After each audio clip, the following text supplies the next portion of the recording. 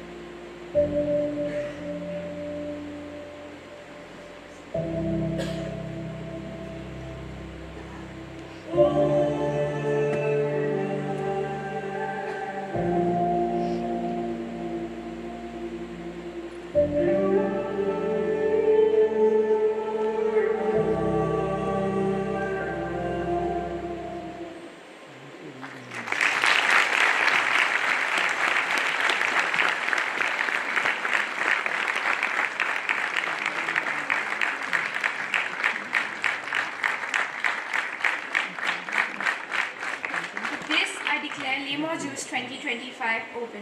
Student escorts, please note the respective venues for each event. The T.W. Phillips and G.D. Lehman, please take your schools to Class 10A for the draw of lots. For the A.G. Meakin Hindi debates, please take your schools to the library for the draw of lots.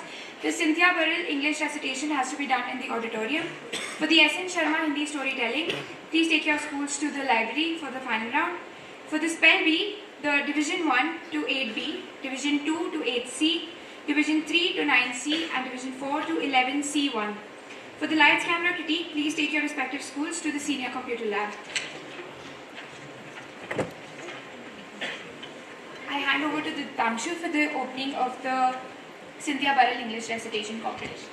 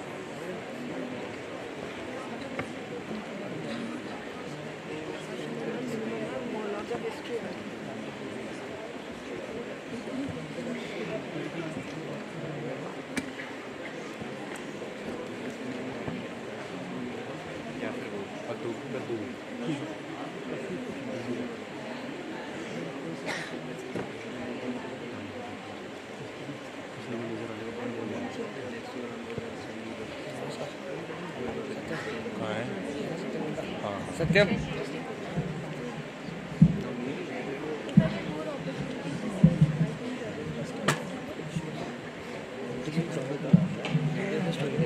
All the students participating in Shilha Inter-School Poetry Competition, please come in front row.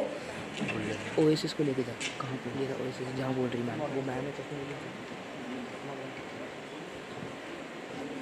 इसको इसको बता देगा question किसका sir केंद्रीय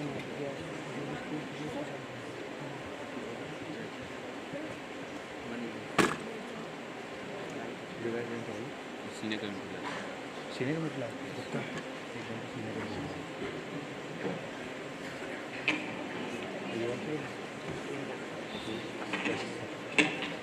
Girwani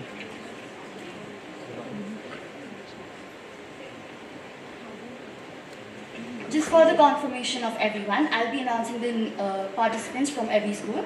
Yadavendra Public School, Paramveer Singh. Doon International City Campus, Arna Pant. Calcutta Boys School, Lakshya Bhattacharya. Masuri Public School, Shivan Shawat. Sri Ram Centennial School, Dehradun, Advika Rana. St. Jude School, Aradhya Dhaula Khandi. The Tons Grade School, Naisha Pardesi. Oak Grove School, Saundati Chakrabarti. Vellum Boys School, Lavit Agarwal. Grace Academy, Shania David. Adroit Progressive School, Shrestha Adhikari. St. Joseph's Academy, Vinayak Bahuguna. Rashtriya Indian Military College, Akshay. The Oberoi School of Integrated Studies, Gayatri Khanduri. Bishop Cotton School, Shimla, Shashwat Karma. Bishop Cotton School, Bengaluru, Amay Karaba. Brains Edge World School, Mishika Gupta. The Kasiga School, Dehradun, Anvika Rao.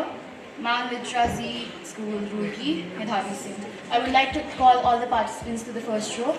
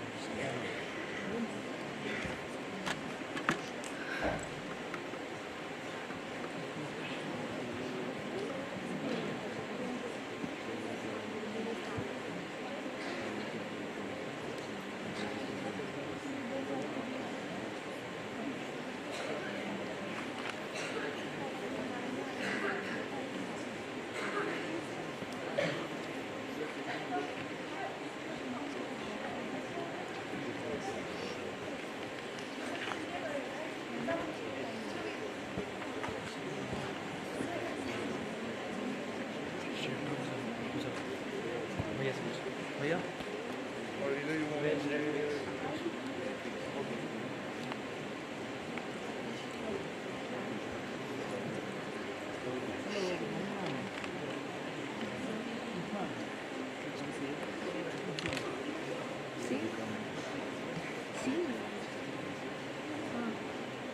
This is C. Because I think that was we have changed certain things. I think that this is C. Do you want to add it again?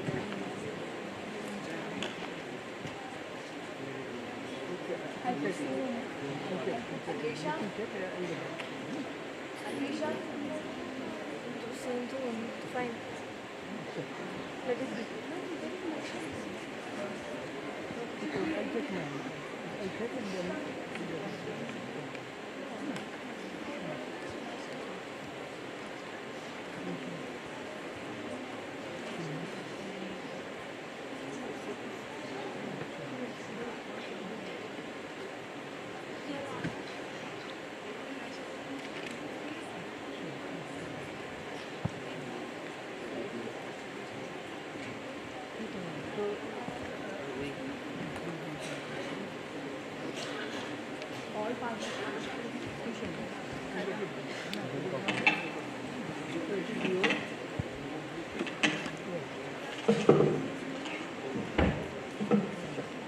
Good morning and a very warm welcome to all present here. It gives me great pleasure to welcome you to this special celebration of language, rhythm and emotion, the Cynthia Burrell Inter-School Poetry Recitation Competition. Today we gather here not just to listen to words, but to feel through voice, expression and imagination. Today we are serving up a feast of words, where rhythm meets recipe and rhyme takes the shape of everything from crunchy cravings to midnight munching. Our theme for this poetry recitation competition is one that unites us all, food and eating habits. We look forward to a morning filled with creativity, heartfelt performances and memorable verses. We are deeply honored to have with us our esteemed panel of judges. They are Mrs. E. Tyndale, Mrs. N. Ratcliffe and Mrs. S. Money. Each of them brings a rich background in literature, language and performance, and they share a deep appreciation for the spoken word. Their keen eye for detailed understanding of poetic nuances and experience in the field make them perfect for this role. We extend our heartfelt thanks to them for being here today and for guiding us with their valuable insights and judgments. For the benefit of the judges, I would like to reiterate the rules. Upon being introduced, the contestants shall proceed immediately. Timing will begin with the contestants' first definite verbal or non-verbal communication with the audience after the contestants has announced the title. This usually will be the first word uttered by the contestant, but would include any other communication such as verbal sound effect by the participant. Participants are allowed to add improvisations in action and voice modulation only. A grace period of 10 seconds is permitted, beyond which one point will be deducted. A contestant will be disqualified if he or she reads or refers to notes, reading materials, or he or she is prompted by any other person. The use of slang and derogatory terms is strictly prohibited. Individual marks will not be disclosed. No props or pre-recorded audios are allowed. No self-written pieces are allowed for the purpose of uniformity. No microphones will be allowed. Stage movements are allowed provided they are not obscene or vulgar. Overshooting the allotted time during any of the debates or recitations will lead to penalization.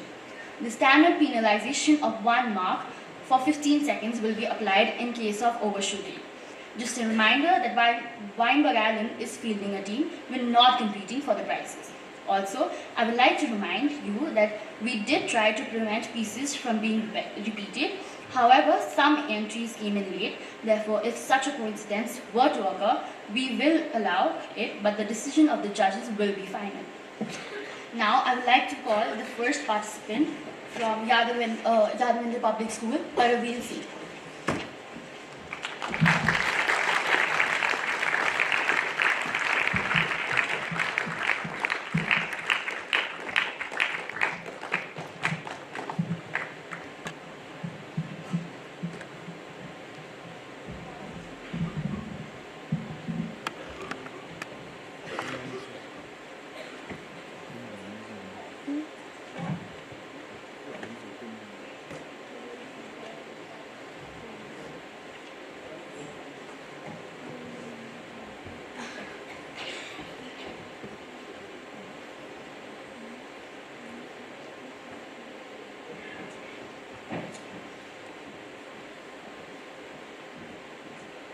Good morning everybody. Today I, Paramveer Singh from YPS Patiala, will be reciting a poem about food and eating habits.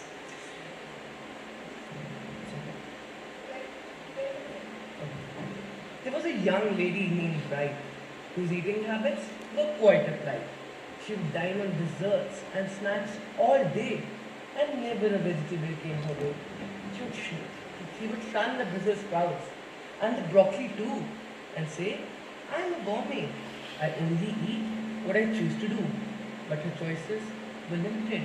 Her diet was a mess, and her body began to show the great distress. Her skin was pale, her energy low, and her doctor said, "You must eat to grow." But she just shrugged and said, "I'm fine. I'll eat what I want and I'll make it all mine."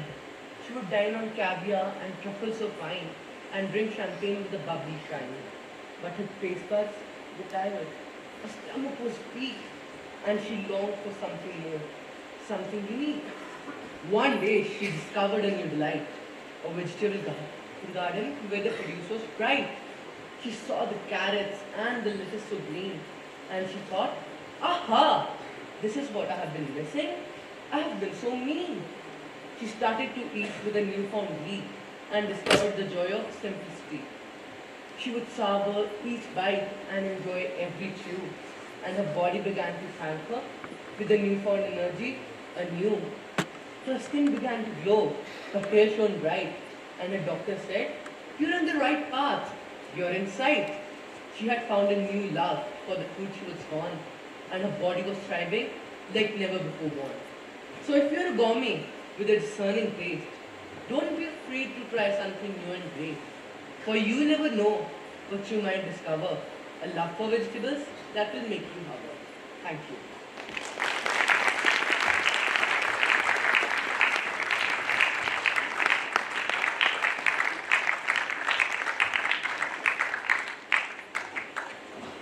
The speaker was well within the time limit. Thank you, Yadavendra Public School. Next up, I would like to call Doon International School, Dehradun, Arna Pant.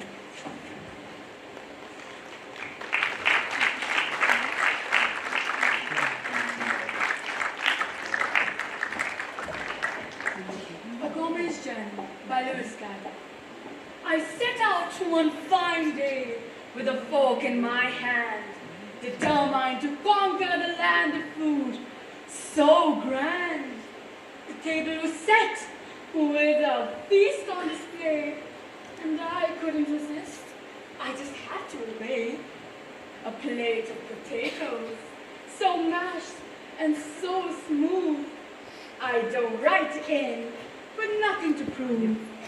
Gravy so thick, it was almost a stew, and the peas were rebellious, as peas often do. "Come here, you villain," I said with a grin, scooping up peas like a righteous wind. But wait, what's this? A loaf of bread? And butter that shine like it was freshly spread? I slathered it on with a flourish and flair, then paused for a moment. What's next, my dear fair? Ah, yes, a salad, a healthy delight. But alas, I was hungry, and that felt light. But then came the meats. Oh, how they did gleam! Roast so tender, it made me want to scream. I carved with delight, my knife ever so bright, while the mashed potatoes whisper, take a bite. I ate with great fervor, without any doubt, for every new dish just made me shout, "More, more, I'm starving!" Oh, what a sight, as I stuffed down the last of chicken with might. For dessert was near. I thought that would grow. A cake, a pie, a pudding, oh no! But who could resist that sweet little treat? I dug into cake and I danced on my feet. I licked, I nibbled, I crunched and I chewed. My stomach now full, but still in the mood. "What's next?" I asked with a most earnest plea. As the waiter approached with, "More food for me? Now enough is enough," I said with a frown. But the waiter just grinned and passed me a crown. "How else could I serve you? oh, king of peace.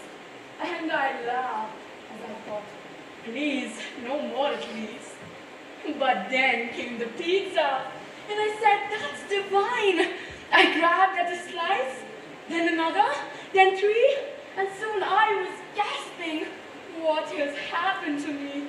My stomach, once flat, was now like a drum, and I thought I had eaten far more than some.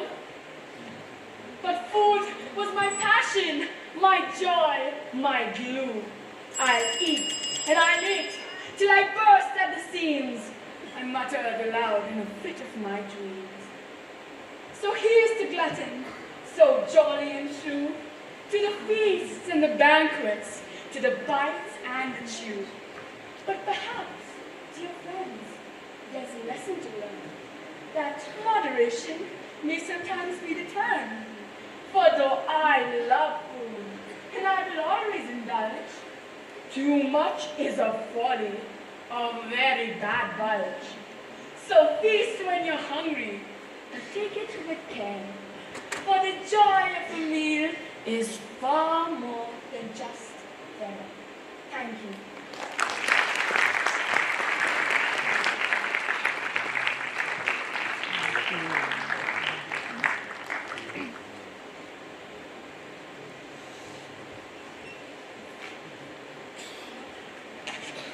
Judges, please note that the speaker overshot the time limit by 57 seconds. Now, I would like to call upon the next speaker from Calcutta Boys School, Calcutta, Laksha Bhattacharya.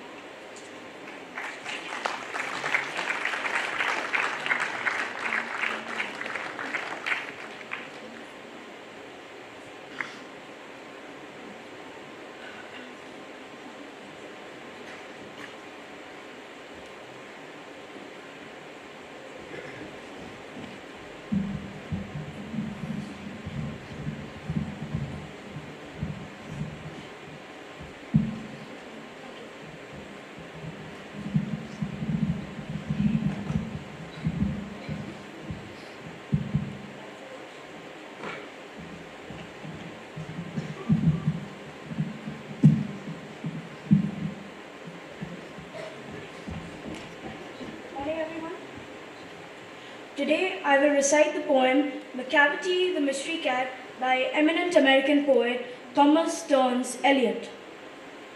Cavity's a mystery cat. He's called the Hidden Paw. For he's the master criminal who can defy the law. He's the bafflement of Scotland Yard, the flying squad's despair. For when they reach the scene of crime, Macavity is not there. Macavity, Macavity. There's no one like Macavity. He's broken every human law. He breaks the law of gravity. His powers of levitation would make a fakir stare. And when you reach the scene of crime, Macavity is not there. You may seek him in the basement. You may look up in the air. But I tell you once and once again, Macavity is not there. Macavity's a ginger cat. He's very tall and thin. You would know him if you saw him, for his eyes are sunken in. His brow is deeply lined with thought. His head is highly domed. His coat is dusty from neglect. His whiskers are uncombed. He sways his head from side to side with movements like a snake. And when you think he's half asleep, he's always wide awake. Macavity, Macavity, there's no one like Macavity, for he's a fiend in feline shape, a monster of depravity. You may meet him in a by-street. You may see him in the square. But when a crime's discovered, then Macavity's not there. He's outwardly respectable. They say he cheats at cards. and his footprints are not found in any file of Scotland Yards. And when the larder is looted, or the jewel case is rifled, or when the milk is missing, or another beak's been stifled, and the greenhouse glass is broken, and the trellis past repair, there's the wonder of the thing. Macavity is not there. And when the Foreign Office find the treaties gone astray, or the Admiralty lose some plans and drawings, by the way, there may be a scrap of paper in the hall or on the stair, but it's useless to investigate. Macavity is not there. And when the loss has been disclosed, the Secret Service say, it must have been Macavity, but he's a mile away. You'll be sure to find him resting, or licking of his tongue, or engaged in doing complicated long division sum. Macavity, there's no one like Macavity. There never was a cat of such deceitfulness and suavity. He always has an alibi and one or two to spare. At whatever time the deed took place, Macavity wasn't there. And they say that all the cats whose wicked deeds are widely known. I might mention Mungo Jerry. I might mention Griddlebone. Are nothing more than agents for the cat who all the time just controls their operations. The Napoleon of crime. Thank you.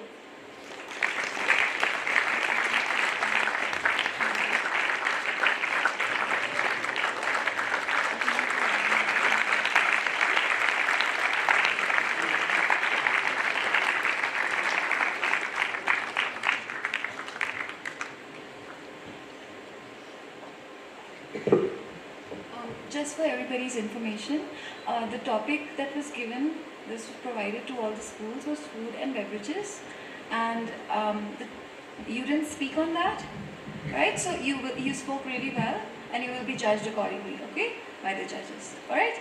Okay. Thank you. Thank you, ma'am.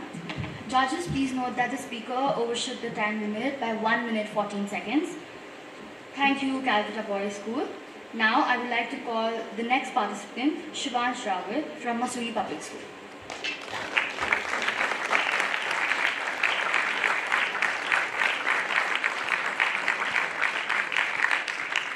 Good morning, everyone. Today I am here to recite the poem Scrutiny by Hilary Bellicum. Master George, who would not think it till he was extremely pained, he said, "Another piece of cake," and then he ate another slice. When he felt extremely sick, he bellowed for his aunt, Miss Bliss. "My George," said she, "you mustn't take such quantities of breakfast cake. Look at your cheeks, how red they are. They are redder than a star. They are redder than a star." Then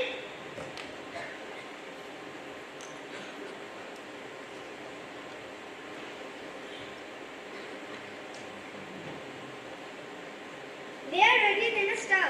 Then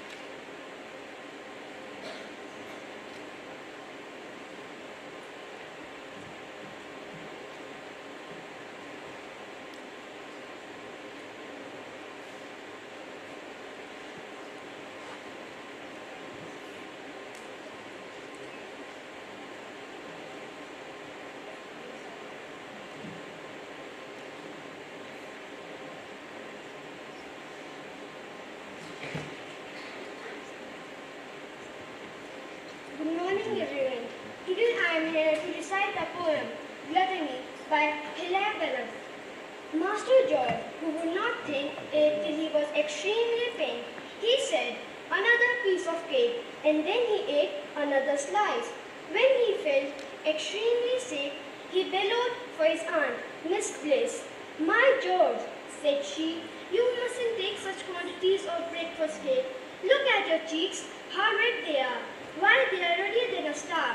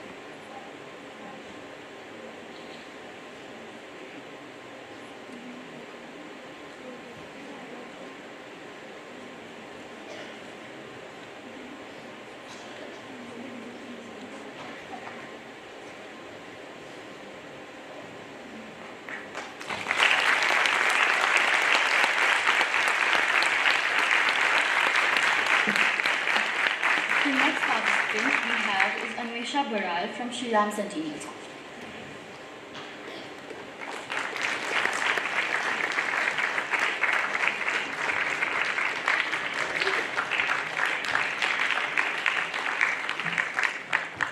A very good morning to everyone present here. My name is Baral and I am from Shriram Centennial School. I am going to be reciting a poem today and its title is Let Food Be Thy Medicine, written by an anonymous poet. Let food be more than taste and art, a healing kind, a healing start, not just to fill, but to restore, to guard the soul and spirit's core. Each seed a spark, each leaf a cure, in nature's gifts, the clean and pure, a golden apple, grains of grace, hold more than time or pills can trace. The colors on your humble plate decide your health, define your fate. A rainbow meal, a mindful spoon, can chase the aches away by noon. No potion holds what herbs can see, no pill can match a home-cooked meal. With roots and fruits, the earth has grown. The strongest roots are softly sown. Your diet's a bank, a vault of care. Each choice a coin, each bite a share.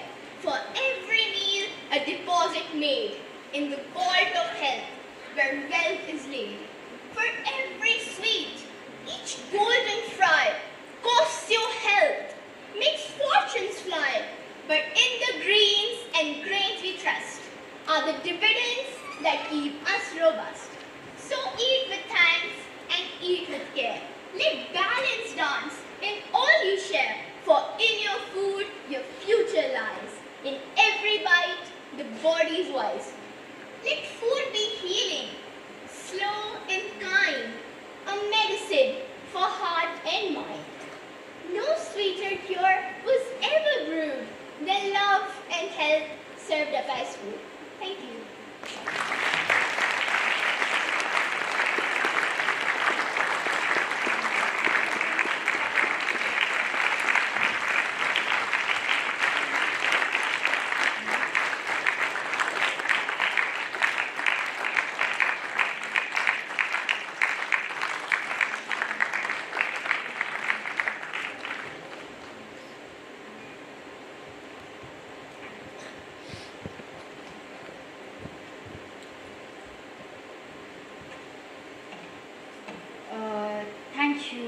Sri Ram Centennial School.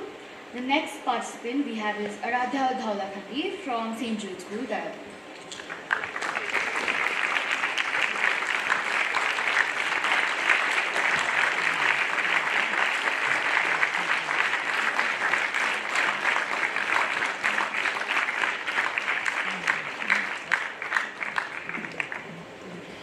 Good morning, everyone. My name is Aradhya Dhaulakhandi and I am from class 8. The title of my poem is Healthy Food for a Healthy Youth, written by Francelet R. Pedios. Don't skip meals. Eat a balanced diet. Be sure you have nutrient-rich food in your every bite. Go foods are energy-giving foods. Make us active in work and play. These fuels our body to move and learn each day. Good foods include grains like corn, rice and wheat, sugarcane, honey, sugar and other foods that are sweet. Root crops like cassava, yam and sweet potato. Fats like oils and margarines will keep you on the go. Grow foods or bodybuilding foods are rich in vitamins and minerals. These can be found in our locally grown fruits and vegetables. Grow foods help to protect us from various diseases. These makes our bodies healthy and fight off illnesses. See to it that you daily drink 8 to 10 glasses of water. Milk is good for teeth and bones. It makes them grow stronger. Our natural fruit juices also a thirst quencher. When you do physical activities, drink more and get fitter. Being overweight or underweight and the growth that is stunted by eating healthy foods, these will be avoided. Proper nutrition is important for a healthy youth. Choose your food wisely. It's the best thing that you can do. Thank you.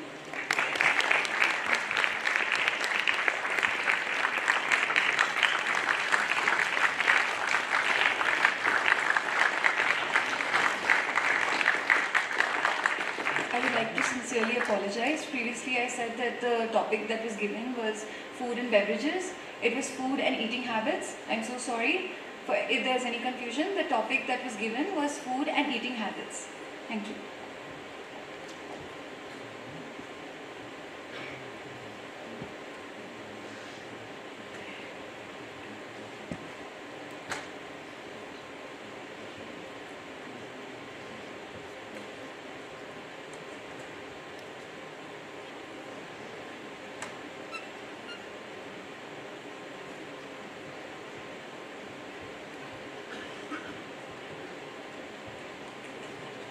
Thank you, St. Jude School.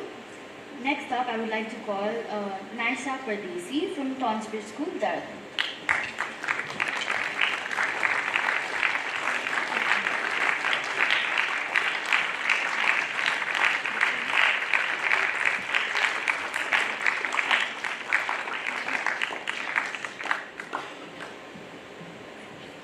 Good morning to one and all present here. Today I, Naisha, from the Tonsbridge School, will be reciting before you the poem Mineral Matter in the Diet by Dora L. Earle. This poem highlights the crucial role of minerals in maintaining human health and well-being. It underscores the need of the balanced intake of various minerals to prevent deficiencies. The time is here for me to save the juice from off the greens, for herein lies the best there is in spinach and string beans. Without the mineral in my food, I could not life retain, and so I'll save the part of it that often goes down the drain. I'll eat the beet and turnip top, the dock and dandelion, and all the fruits and vegetables that I can get my eye on. Then too I'll have both milk and eggs, for they are rich and rare. And then, to save the minerals, my potatoes I'll not pare. But all the breads and breakfast foods I must not here omit, for when from unhulled grains they are made, they have mineral quite a bit. The all-important point is this: I must have mineral matter, and I'll eat anything that has it, from parsley to hard water. Thank you.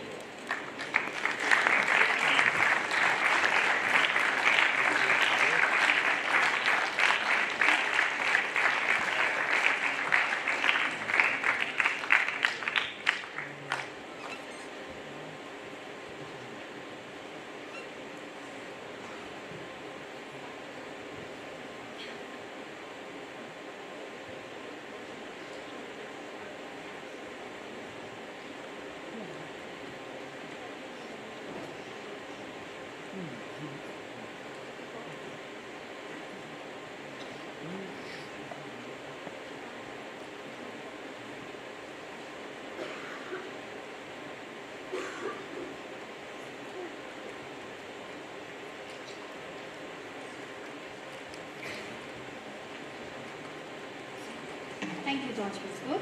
Next up, I would like to call Oak Grove School, Missouri, Samriti Chakraborty.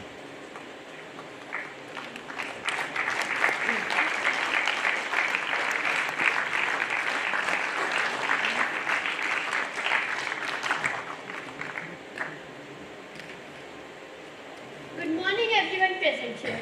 Respected judges, fellow contestants, and all my audience. I'm Samriti from Oak Grove School, and today I'm going to recite a poem named The Chocolate Cake by Michael Rosen. I love chocolate cake, and when I was a boy, I loved it even more. Sometimes we used to have it for tea, and Mom used to say, if there is any left over, you can have it to take to school tomorrow. And the next day, I would take it to school wrapped up in a tin foil, open it up at the playtime, sitting in the corner of the playground eating it. You know how the icing on the top is all shiny and it cracks as you bite into it? And there's another kind of icing which sticks to your hands and you can lick your fingers and lick your lips. Oh, lovely! Anyway, once we had this chocolate cake for tea and later I went to bed. But as I was in bed, I found myself waking up, licking my lips and smiling. I woke up proper. The chocolate cake! It was the first thing I thought of. I could almost see it. So I thought, what if I go downstairs and have a little nibble? Yeah? So I crept out of the door, past Mom and Dad's room, hair full of cheese on pieces of broken toys and Lego. You know what it feels like eating one Lego with your bare foot? Downstairs, into the kitchen, open the cupboard, and there it is! All shining. So I took it out of the cupboard, put it on the table, and I noticed there are a few crumbs lying about on the plate. I licked my fingers, run them over the crumbs, scoop them up and put them into my mouth. Mmm, delicious. Then I look again. From one side where it's been cut, it's all crumbly. I fix it up a bit. I take a knife, cut off all the crumbly pieces, scoop them into my mouth. Mmm, nice. Wait a second. That looks a bit funny now. One side doesn't match the other. I fix it up a bit, take a knife and slice. This time the knife makes a little creaky noise as it cuts through the hard icing on the top. A whole slice this time into my mouth. Mmm, nice. But now I can't stop myself. Another, and then squealing and smacking my lips, and I'm stuffing myself with it. Before I know it, I have eaten the whole lot. The whole lot is gone! They're bound to notice, aren't they? A whole chocolate cake doesn't disappear like that, does it? What should I do now? I know. I'll fix it up a bit. I'll wash up the place with the knife, put them away, and maybe they might not notice. So I do just the same and creep back to bed. Doze off, licking my lips and a wonderful feeling in my tummy.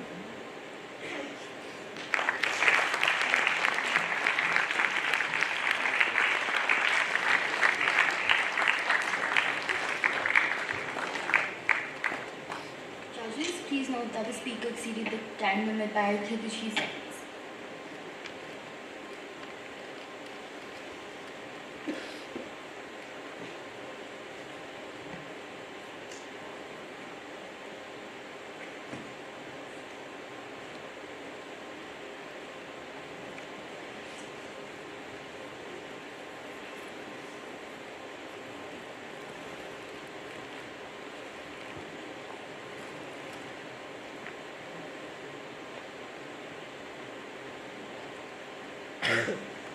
Thank you, Guru School. Next up, we have Abdullah Ryan from Welland Boys School, Dehradun.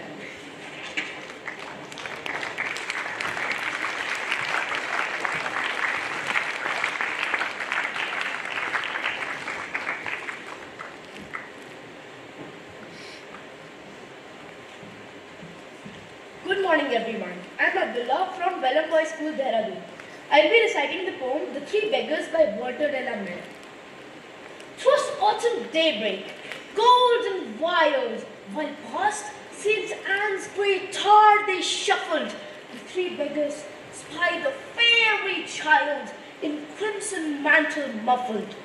The daybreak lighted up her face, all pink and sharp and emerald-eyed. She looked at them a little space, as shrill as Potboy cried, "O three tall foot-sword men of rags, which walking this cold morn, I see, what will ye give me from your bags for fairy kisses three?"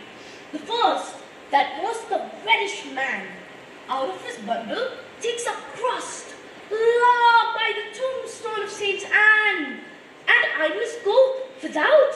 The second, that was the chestnut man, out of his bundle was a bone, la by the angel of St. Anne, and all my breakfast gone. The third, that was a yellow man, out of his bundle picks out a groat, la by the belfry of St. Anne, and I must go without. That changeling wrecked and icy whipped, touched bone and crust and croot and low, beneath her fingers, saber tipped, the magic ran through. And each fair cup was steeped with wine, such was the changeling's charity. The sweet feast was enough for 9, but not too much for 3. That the afternoon, oh plump with scraps each bag, that very afternoon, golden vials, each merry-hearted beggar man dragged deep unto the fairy child, and blessed the good Saint Anne. Thank you.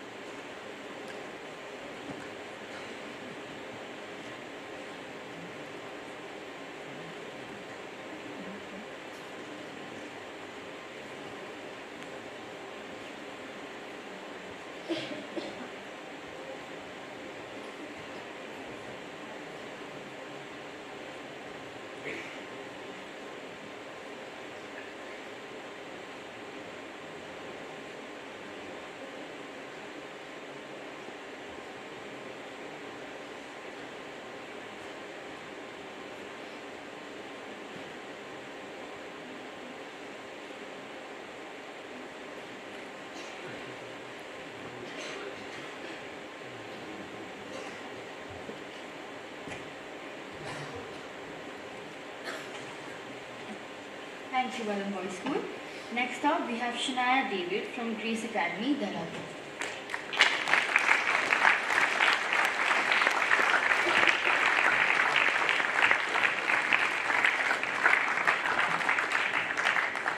Good morning, respected judges, teachers, and my dear friends. I, Shania David of Grace Academy, would like to recite a poem, Onions by William Matthews. How easily happiness begins by dicing onions. A lump of sweet butter slithers and swirls across the floor of the sauté pan, especially if its iron pot crosses a tiny slit of olive oil, a tumble of onions. This could mean soup or risotto or chutney. Slowly, the onions go limp, then nacreous. Especially, and then when cookbooks call clear, as though there were eyes you could see, clearly the cataracts in them. It's true it can make you weep, to peel them, to unfurl them, and to tease.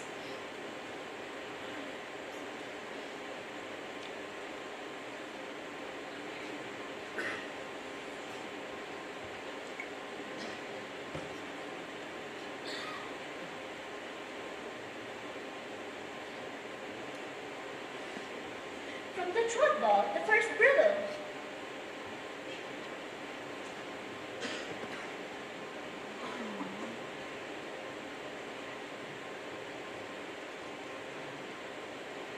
From the trot ball, first bridle, caramel colored and decrepit.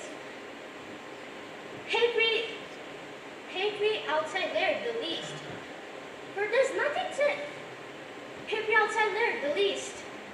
For there's nothing to an onion but skin.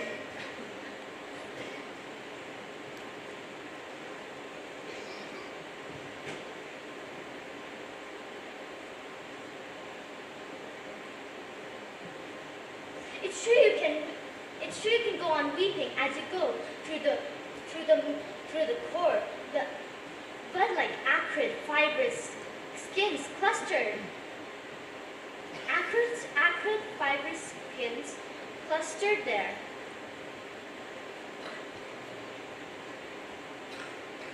Stocky and incomplete, for this not stocky and incomplete.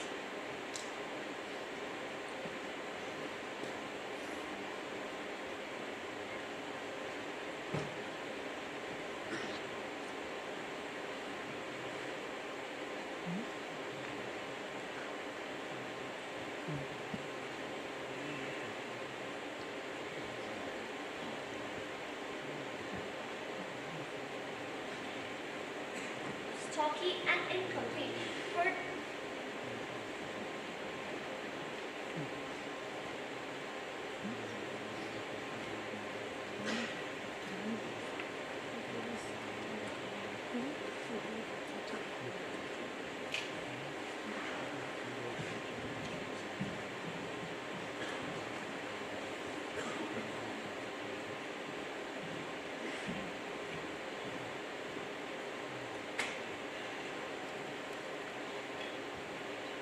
Good morning, respected judges, teachers, and my dear friends. I, Shania David, of Grace Academy, would like to recite a poem about onions by William Matthews. How easily happiness begins by dicing onions. A lump of sweet butter slithers and swirls across the sauté pan, across the floor of the sauté pan, especially if its arrant pot crosses a tiny slip of olive oil, then a tumble of onions. This could mean soup or risotto or chutney. Slowly, the onions go limp, then nacreous.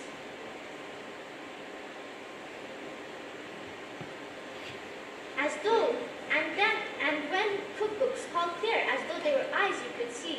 Clearly, the cataracts in them. It's true it can make you weep, to peel them, to unfurl them, and to tease. From the trot ball, the first bridle.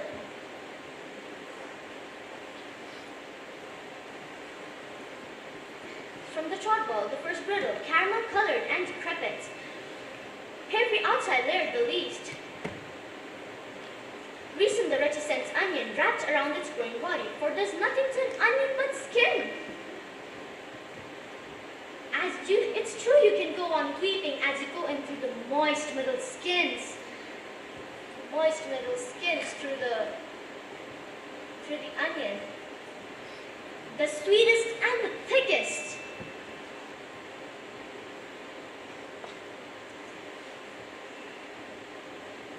As you go on into the core to the bud-like, acrid, fibrous, skins densely clustered there, stocky and incomplete, for this nut stocky and incomplete.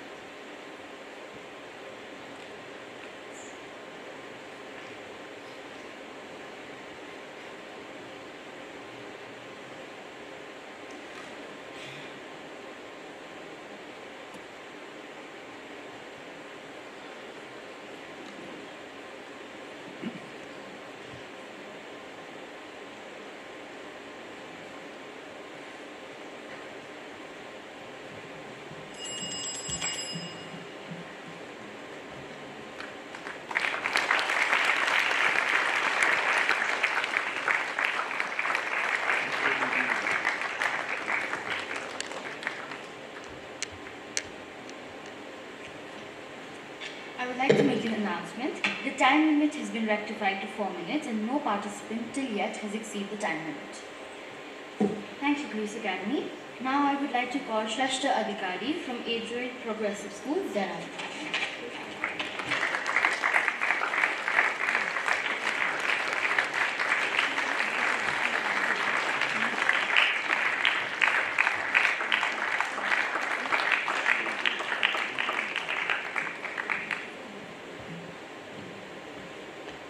Diet is a bank account of our body. Good food choices are good investments for a healthy body. Good morning, everyone.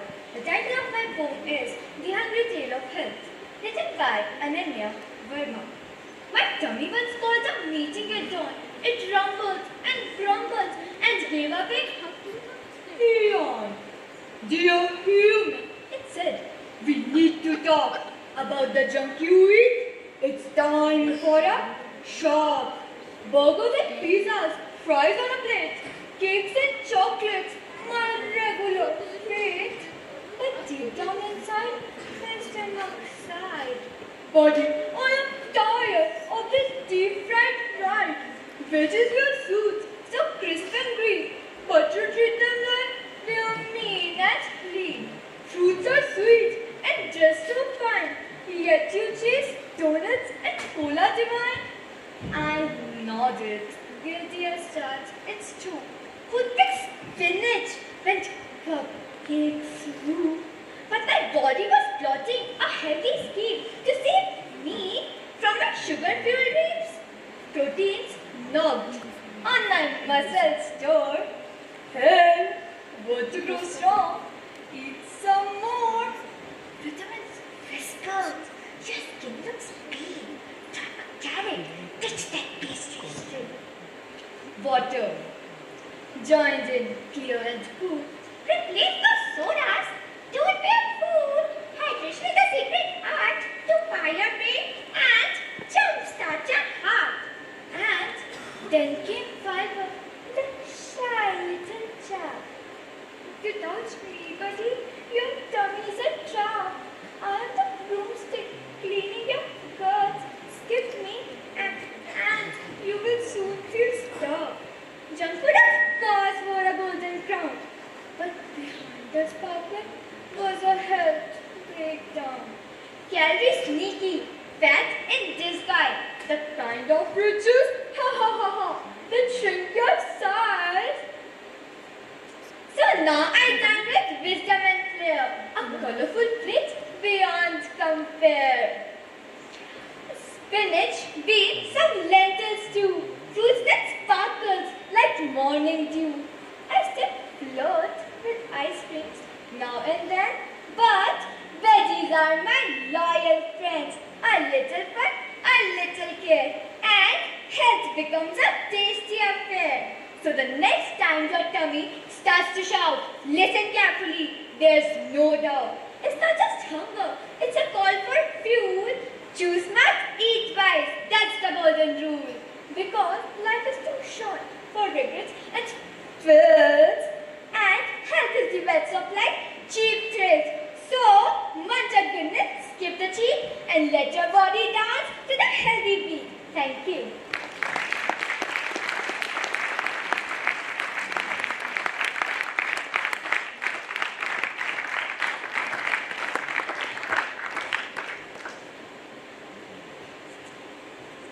Thank you, Juste Progressive School.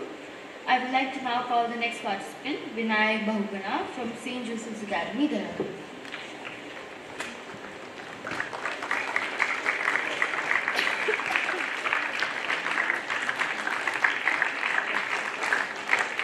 In case we have a participant from Missouri Public School for Hindi storytelling, you need to report to the library. We can't find the child anywhere, so teacher in charge if you're here. Oh, thank you so much. Thank you.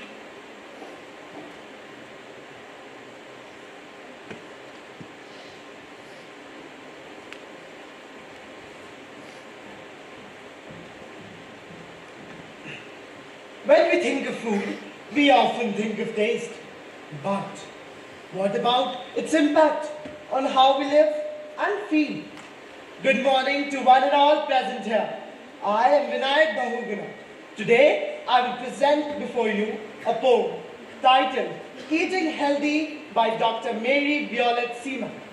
This poem uses food as a metaphor to explore how the things we consume, both emotionally and mentally, shape our well-being. I cook a meal of rage and rule, a mix of existential stew. It binds my stomach in a knot. All my knots feel like rot. I bake a cake of hope and mirth, the sweetest taste there is on earth. I can eat it all year round and never, ever gain a pound. I prepare some envy greens, gussied up with bitter beans, eaten with nostalgic buns. It produces awful runs. I brew a tea of giggling glee, serve it up resentment free. I feel my neck and back unwind. I feel quite warm toward mankind. I toast a bread of guilt and tears, spread it thick with the jam of fears. After I have had one night, I am paralyzed with fright. I broil a steak and laugh it off, tender as beef stroganoff. Spice it up with forget. Amazing how relaxed I get. I make an omelette out of shame, pepper it with bits of blame, aimed at everyone in turn. My stomach at once starts to churn. I eat what's left of last year's disgust, wrapped in hardened, crumbling crust. I start shaking as with chill. These leftovers make me ill. I make a soup of gratitude, free of pose and attitude, free of who is right or wrong. 2-3 sips and I feel strong. I make a dessert of doomed defeat. I make a dessert of doomed defeat. Then I put it on to heat. The smell alone can make you sick. I throw it in the garbage, quick. I cook a dinner for my dear. Or dobro of joy on tray of cheer. We both feel healthier at the end. That's the way to keep a friend. Thank you.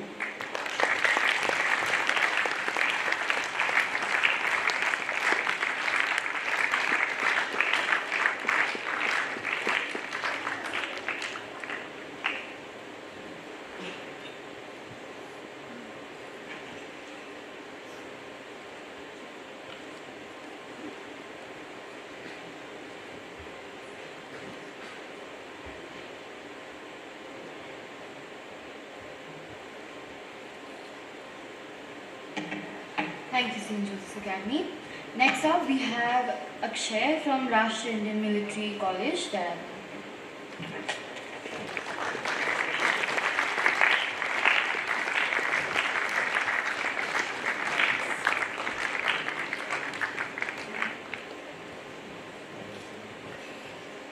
The Diet by Carol and Duffy.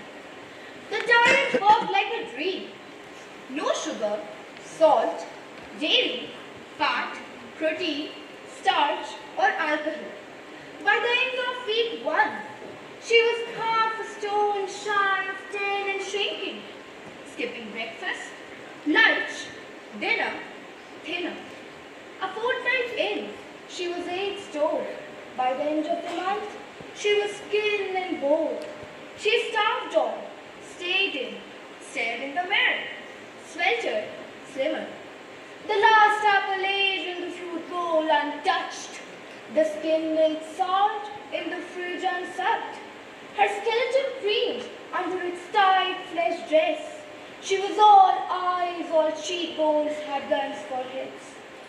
Not a stitch in the wardrobe fitted. What passed her lips? Air, water. She was anorexia's true daughter.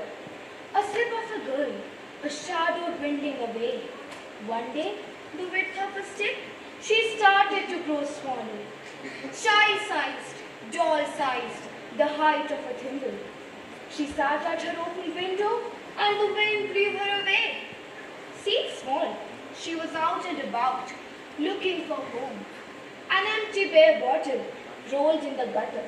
She crawled in, got drunk on the dregs, and started to sing down out nobody's love. Tiny others joined in, they raved all night.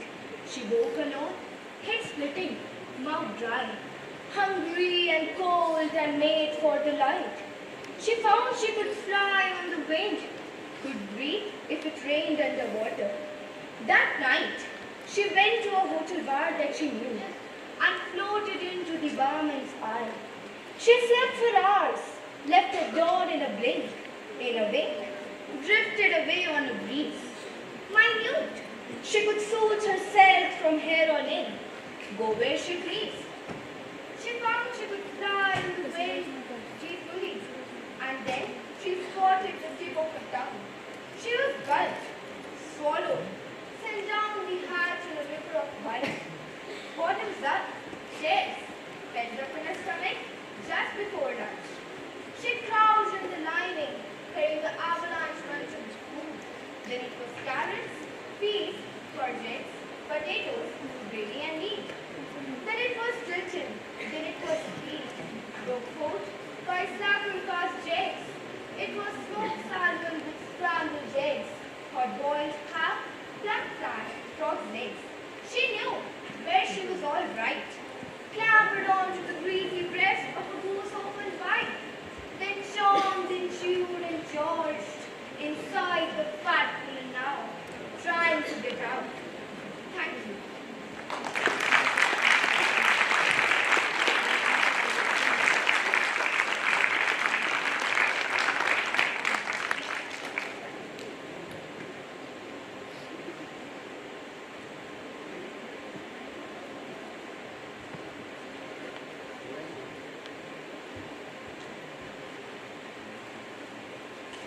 Thank you, Aramsi.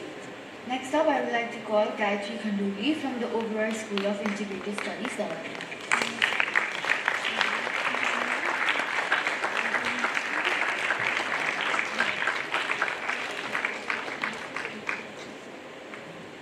Good morning, I am Gayatri Khanduri from the Oasis, and I am going to recite a poem titled The Centipede Song from James and the Giant Peach by Roald Dahl. I have eaten many strange and scrumptious dishes in my time, like jellied gnats and dandy brats and earwigs cooked in slime and mice with rice. They are really nice when roasted in their prime. But don't forget to sprinkle them with just a pinch of grime. I have eaten fresh mud burgers by the greatest cooks they are. and scrambled dregs, and sting-bug eggs, and hornets stewed in tar, and pails of snails, and lizards' tails, and beetles by the jar. A beetle is improved by just a splash of vinegar. I often eat boiled slobbages. They're grand when served beside minced doodlebugs and curried slugs. And have you ever tried mosquito toes and warm fish roes, most delicately fried? But the only trouble is they disagree with my inside. I'm mad for crispy wasp stings on a piece of buttered toast, and pickle spines of porcupines, and then a gorgeous roast of dragon's flesh. Well hung, not fresh. It costs £1 at most, and it comes to you in barrels if you order it by post. I crave the tasty tentacles of octopi for tea and a plate of soil with engine oils, a super recipe. I like hot frogs, I love hot dogs, and surely you'll agree. And I hardly need to mention that it's practically free. For dinner on my birthday, shall I tell you what I chose? Hot noodles made from poodles on a slice of garden hose, and a rather smelly jelly made of armadillo's toes. The jelly is delicious, but you have to hold your nose. Now comes the centipede declared, the burden of my speech. These foods are rare, beyond compare, and some are right out of reach. But there's no doubt I'd go without a million plates of each.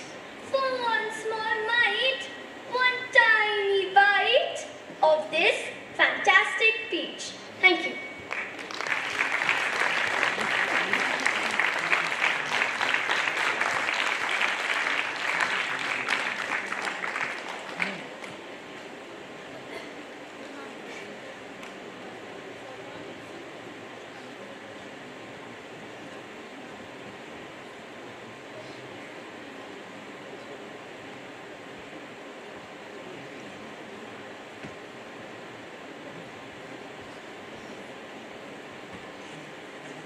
Thank you, Cisco. Next up, I would like to call Bishop Cotton School, Shimla, Shashwat Sharma.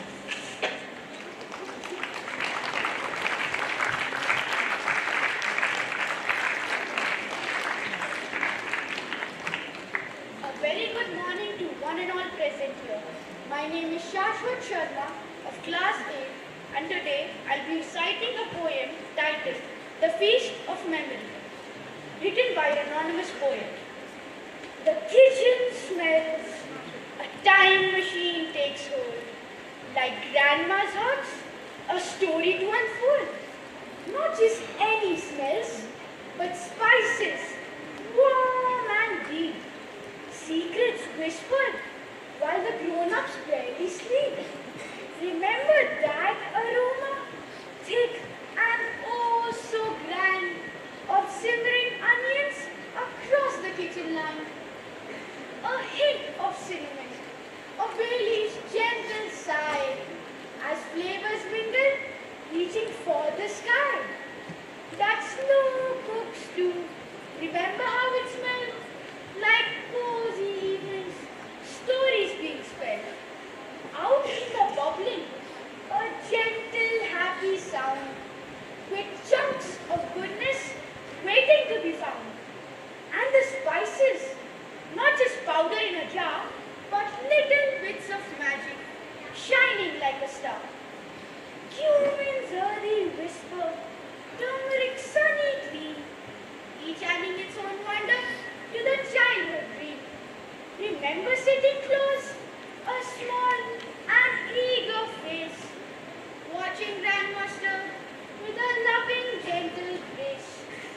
The wooden spoon, a wand within her hand, creating comfort you would almost understand. Each familiar flavor, as it touches your young tongue, a memory jumps up, a happy song is sung, of birthdays bright and holidays so grand, holding tiny hands in that familiar land. So when you taste the dish that feels both old and new, think of the stories held inside that yummy food. The food's not just for filling up, you see. It's a way to hold on to who you used to be. Thank you.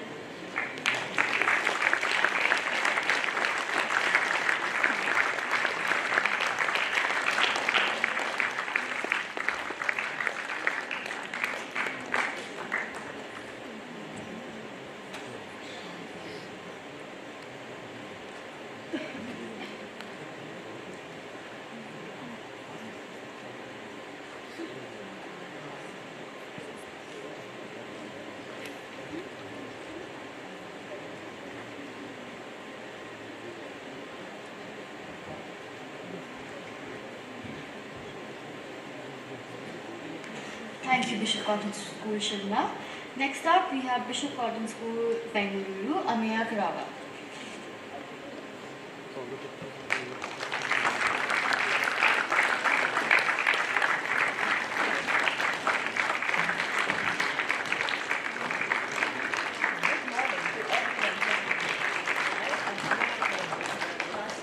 Representing Bishop Cotton Boys School, and I will be reciting the poem Goblin Month by Christina Rossetti.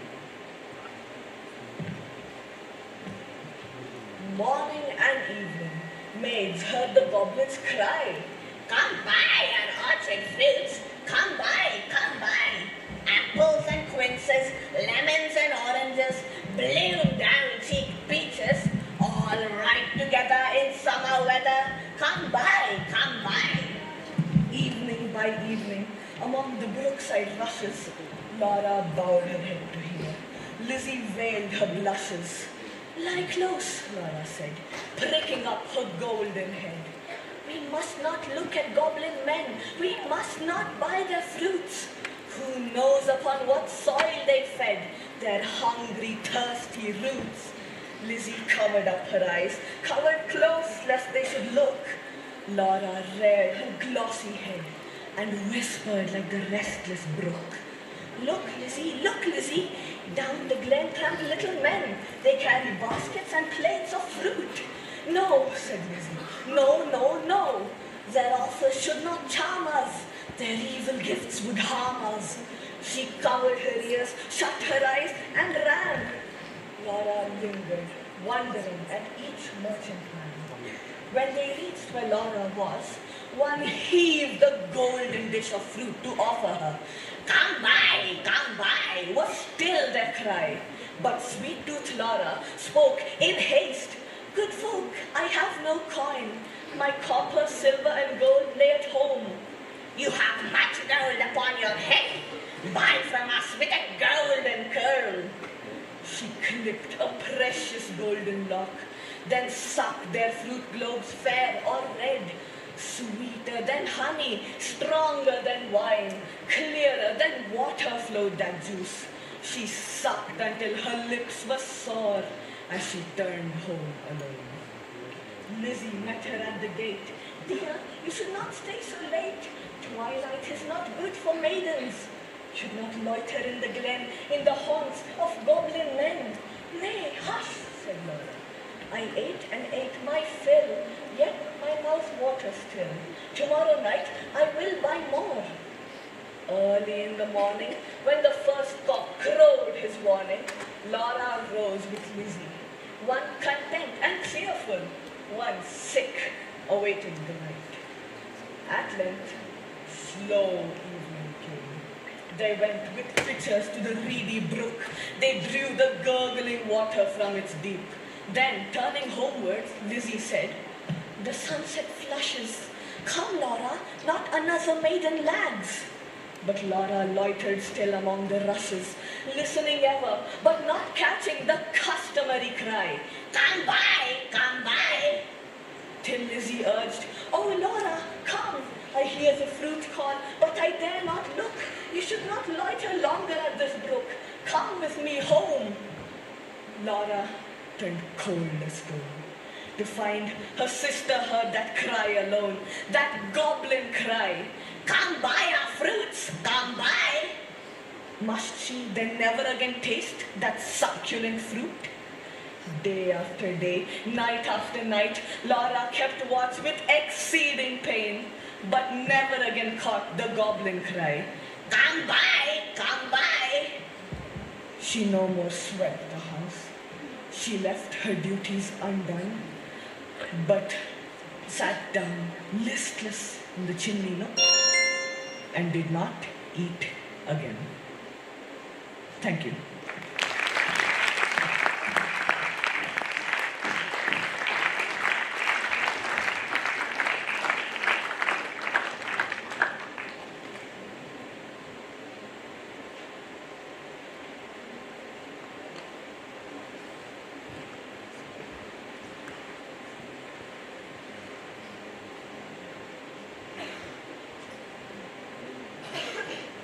The speaker was well within the time limit.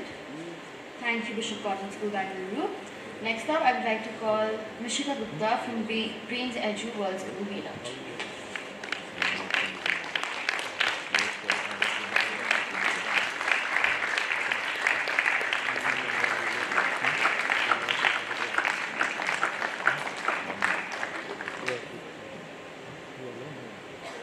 A very pleasant and poetic morning to everybody present. My name is Mishka Gupta and I stand before you today to recite A Tale of Joy, The Chocolate Boy by Michael Rosen. I love chocolate cake, and when I was a boy, I loved it even more. You know, we used to have it for tea, and Mom used to say, if there is any left over, you can have it to take it to school the next day, to have it at playtime or lunchtime. So, the next day, I would take it to school, wrapped up in tin foil. And at playtime, I used to sit in the corner of the playground, eating it. Do you know how the icing on the top is all shiny and it breaks as you bite into it? And there is this other kind of icing which is in the middle and it sticks to your fingers. And you can lick your fingers and you can lick your lips. And oh, it's lovely.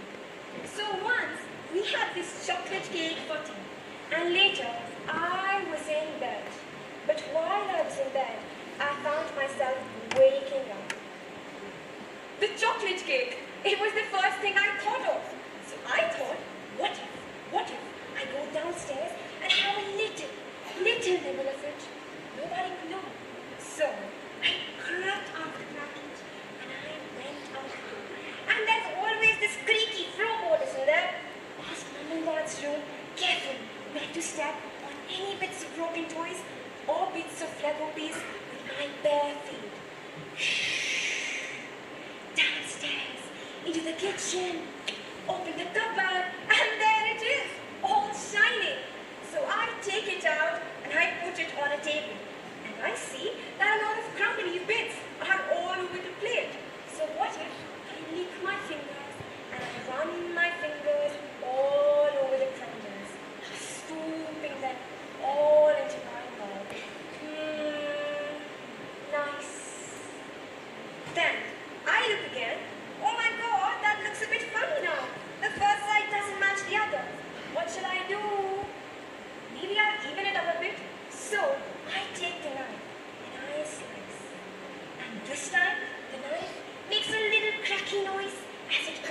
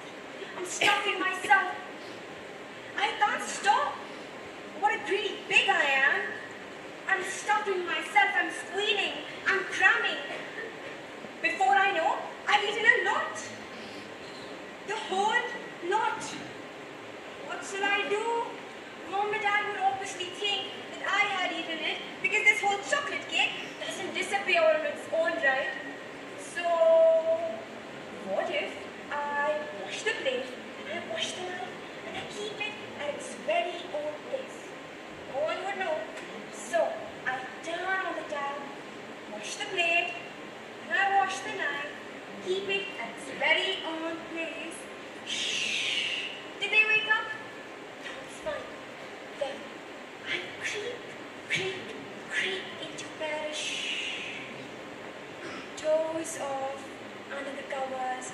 Oh, goody, goody, goody. Chocolate cake in my belly. I doze off, licking my lips, having this amazing feeling in my belly. Thank you.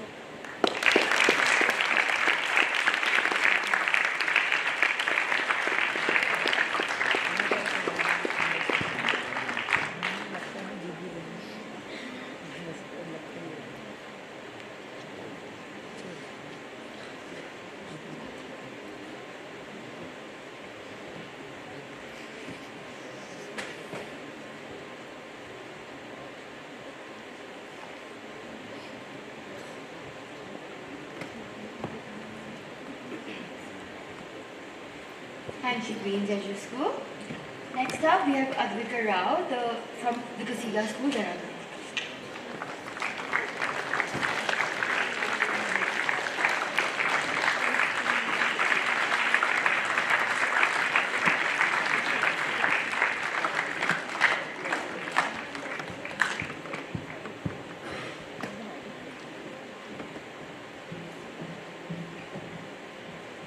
Good morning, everyone. My name is Anvika Singh Rao from Kasila School. Today, I'll be reciting a poem by Michael A. Berryman. The title of the poem is Quick Food. How sad is our food, now so fast. So many dishes, the range so vast. Our food is prepared, so we just heat instant meals, pre-masticated meat. They're all so quick with no delay, one way to serve, and on our way. We've taken the road down and down to the food. Potatoes are instant and thoroughly mashed. The schnitzel crumbed and diligently bashed. We add cold water to gravy and soup. We call ourselves creative. How low can we stoop? Packets of noodles and instant curry.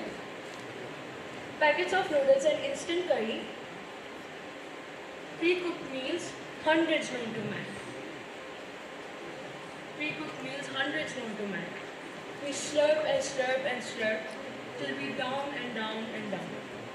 Potatoes are eaten, the schnitzel is finished. Everything is eaten, nothing is left. Look at me, my greedy self. I continue to eat and eat and eat. Thank you.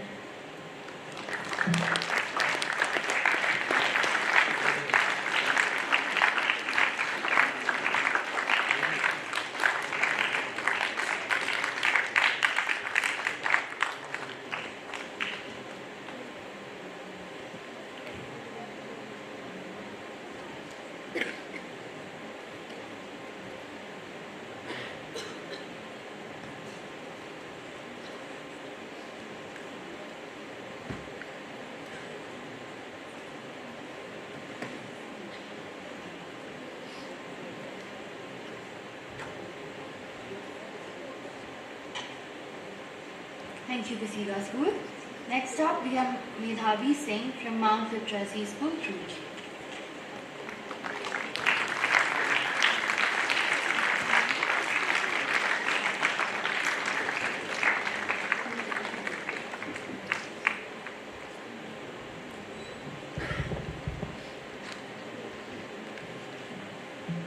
Good morning, everyone. Today, I'm Medhavi Singh of grade 8, representing Mount Literacy School, Roorkee, standing in front of you to recite a poem. The title of my poem is A Feast of Health, a Snack So Right. In the midday rush, in moments tight, a healthy snack, a shining light. Not just fillers, not just fast, but fuel for strength, a joy to last. A bowl of berries rich in hue, antioxidants shining through. Blueberry sharp, strawberry sweet, a juicy burst, a wholesome treat. Crunch of almonds, cashews too, a handful mighty, powerful crew. Every bite a strength renew. Thick Greek yogurt layer tall, topped with honey, nature's call. Chia seeds dancing in the mix, omega boost in perfect fix. Whole grain crackers with seeds inside, with cottage cheese spread with pride. A bite that crunches, builds and fuels. Smart choices are the golden rules. A midday boost, a pick me up. No soda fizz, no sugar cup. Snack with wisdom, snack with care. Healthy habits, right and real. So choose with heart, embrace the best. Good food nurtures, gives you zest. A life well fed, a mind so clear. Healthy snacks bring strength and cheer. Thank you.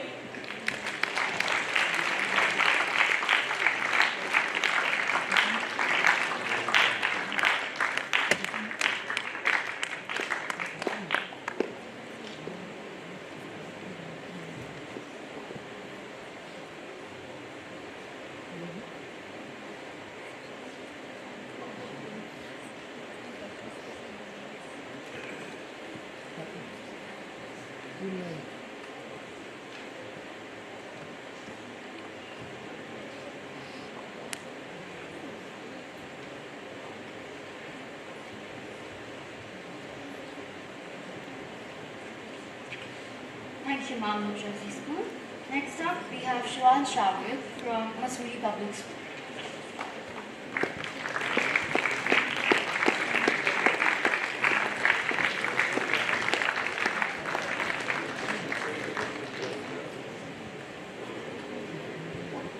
Good morning, everyone. Today I will recite a poem, Gluttony, by Wynberg-Allen. Master George, who would not take it till he was extremely big, he said, another piece of cake, and then he ate another slice. When he felt extremely sick, he bellowed for his aunt, Miss Bliss. My George, said she, you mustn't take such quantities of breakfast cake. Look at your cheeks, how red they are. Why they are redder than a star. I never saw a child so green. But George has paid no sort of heed. He fixed his eyes upon a pear and took it from the china dish. Another pear, he cried aloud. His aunt was talking to the crowd. Miss me, talking to the crowd.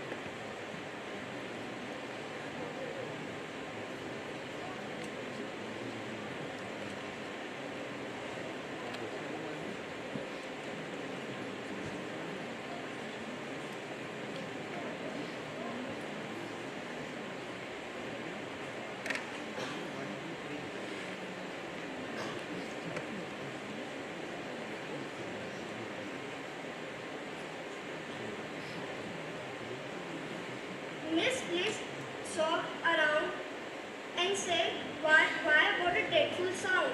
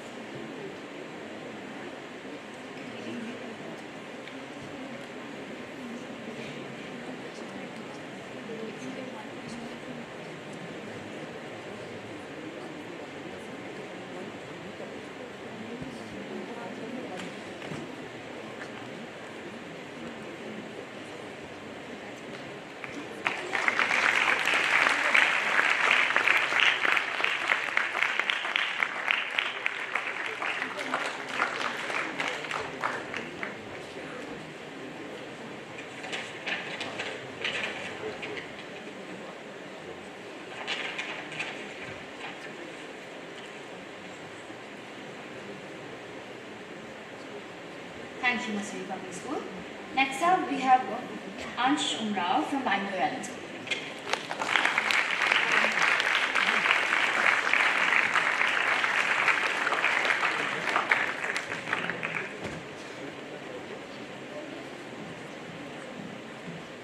Good morning, everyone. Today, I, Anshul Rao of Wynberg-Allen School, will be reciting the poem "My Hand Was in the Cookie Jar" by Dave Cohn. My hand was in the cookie jar, not a soul around, near or far. But Grandma casually wandered in, wearing a smile and cheeky grin. And what do we have here? I knew she'd caught me in the act. There's no way I'd win. It's not my fault, I blurted out. There's nothing I could do. I heard the cookies calling me, as cookies often do. Come to us, come to us. The macaroons sang to me. The nut bars did the same. And chocolate chips may not have lips, but they still called my name. Just one bite. The oatmeal wept. We're warm, we're soft, we're true. We've waited long upon the shelf. We baked just one for you. The nut bars chimed. You need our crunch, our arms seamed with grace. We've held our sweetness far too long. Please take us from this place. The chocolate chips let out a sigh, a whisper rich and deep. We melt for you with every crumb, while let us lose our heat. Just take a bite, it's quite all right. Just try us pretty, please. They pleaded in me, kneeling on their little cookie knees. One nibble won't hurt, they said. Liars! But Grandma wasn't angry. No, she wasn't mad at all. Carefully, she drew me closer and said, You're not the first one to fall. Kids aren't the only ones to hear the cookies fall. Carefully, she took the jar and placed it on the shelf. Jar is empty, she said. I ate the last one myself. Plot twist, Grandma was the real cookie bandit all along. Thank you.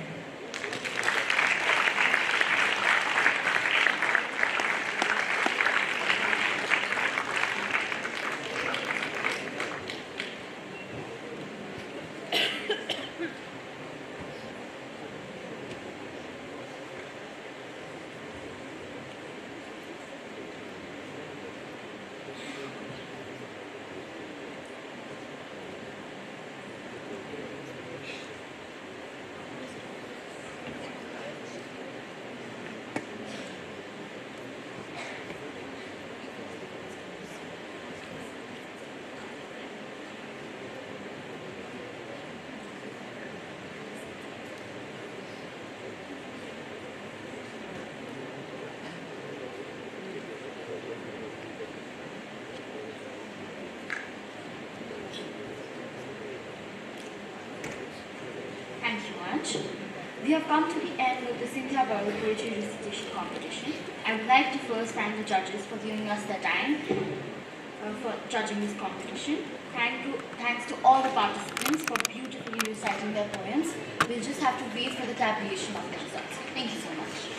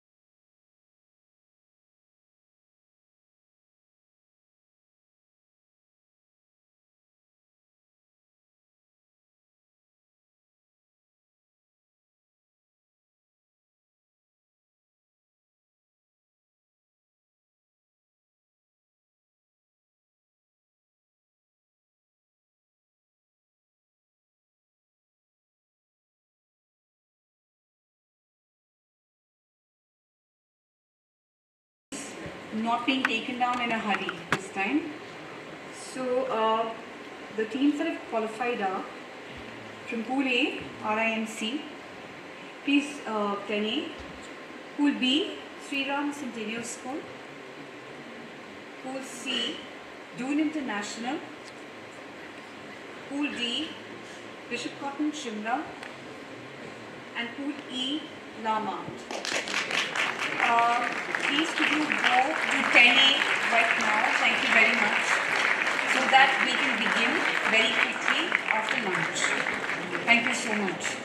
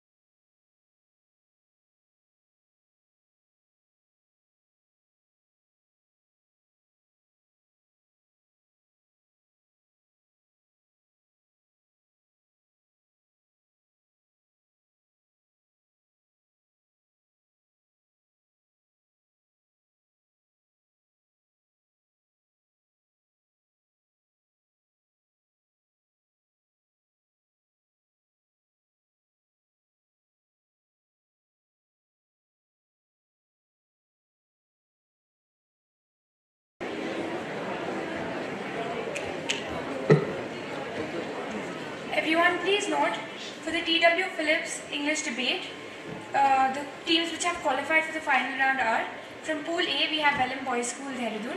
Pool B, DIS City Campus, Dehradun. Pool C, Bishop Cotton Boys School, Bangalore. And Pool D, St. Joseph's Academy, Dehradun. Student escorts, please take your respective schools to Class 10A for the draw of lots for the TW Phillips. Thank you.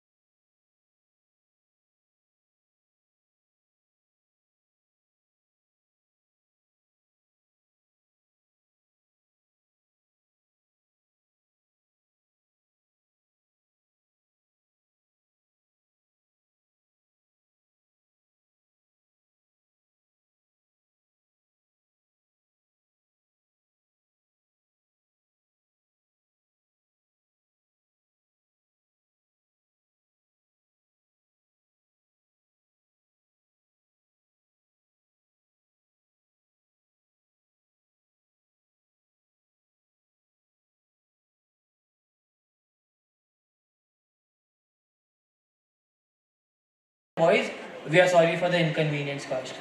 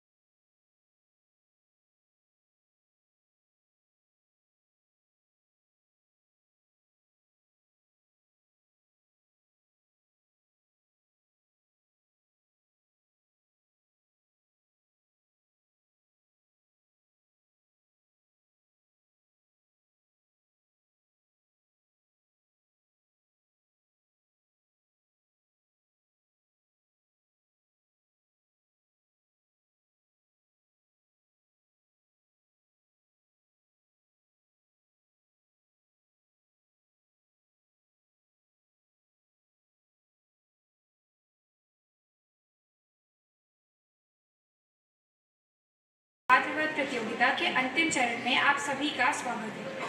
हमारी आज की प्रतियोगिता के निर्णायक मंडल के सदस्य हैं Shri Manoj royal जी, सुश्री मधु मेहरोत्रा जी और श्रीमती भावना गर्ग जी। श्री मनोज रयाल सर महात्मा योगेश्वर सरस्वती विद्या मंदिर इंटर कॉलेज मसूरी में विगत 25 वर्षों से प्रधानाचार्य के पद पर कार्यरत हैं।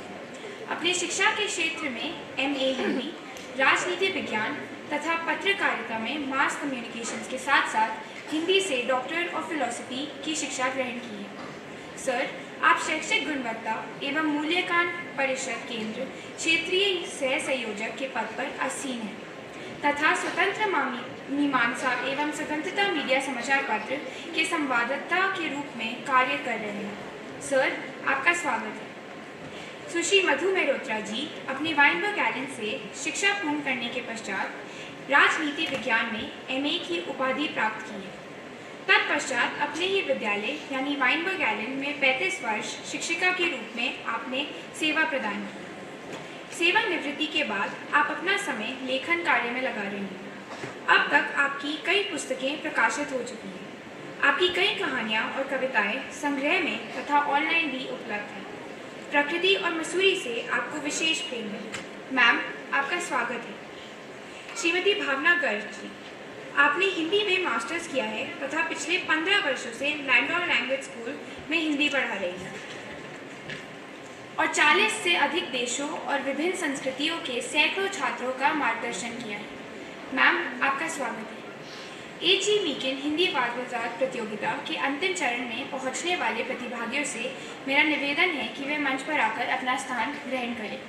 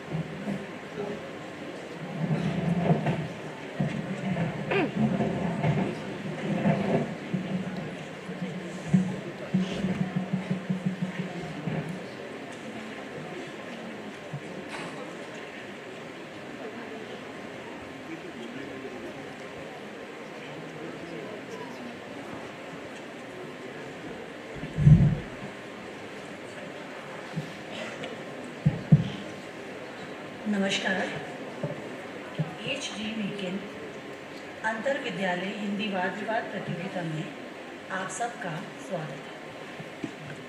सर्वप्रथम मैं आज के निर्णायक मंडल का हार्दिक धन्यवाद देना चाहूँगी कि उन्होंने अपना बहुमूल्य समय हमें दिया। अंतिम चरण की प्रतियोगिता के लिए जो विषय निश्चित किया गया वो है कि कोचिंग संस्थानों पर प्रतिबंध लगा देना चाहिए। प्रतियोगिता के नियम कुछ इस प्रकार से हैं। प्रत्येक विद्यालय जो अंतिम चरण में पहुंचे हैं, एक विद्यालय से 2 वक्ता एक पक्ष में और एक विपक्ष में अपने विचार प्रस्तुत करेंगे। प्रत्येक वक्ता को 3 मिनट का समय दिया जाएगा। 2 मिनट पर पहली तथा तीसरे मिनट पर दूसरी घंटी बजेगी जो समय समाप्ति की घोषणा करेगी। प्रत्येक वक्ता से 2 प्रश्न पूछे जाएंगे। प्रत्येक प्रतिभागी जो यहाँ पर उपस्थित हैं उनसे मेरा निवेदन है कि वो अपने प्रश्न स्पष्ट, संक्षिप्त व वक्ता के वक्तव्य पर आधारित ही पूछें।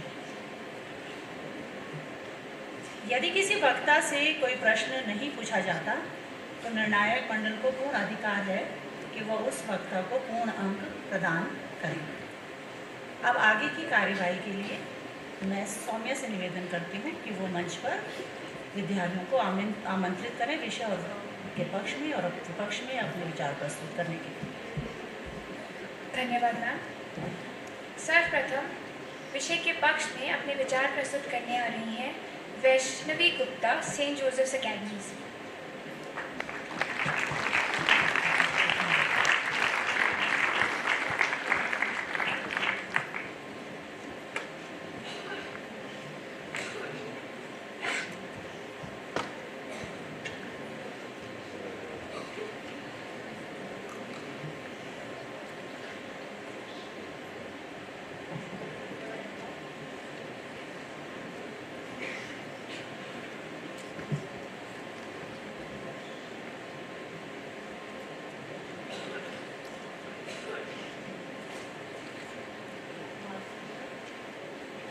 माफ़ कीजिएगा, विषय के पक्ष में अनुभव सजवान अपने विचार प्रस्तुत करने आ रहे हैं।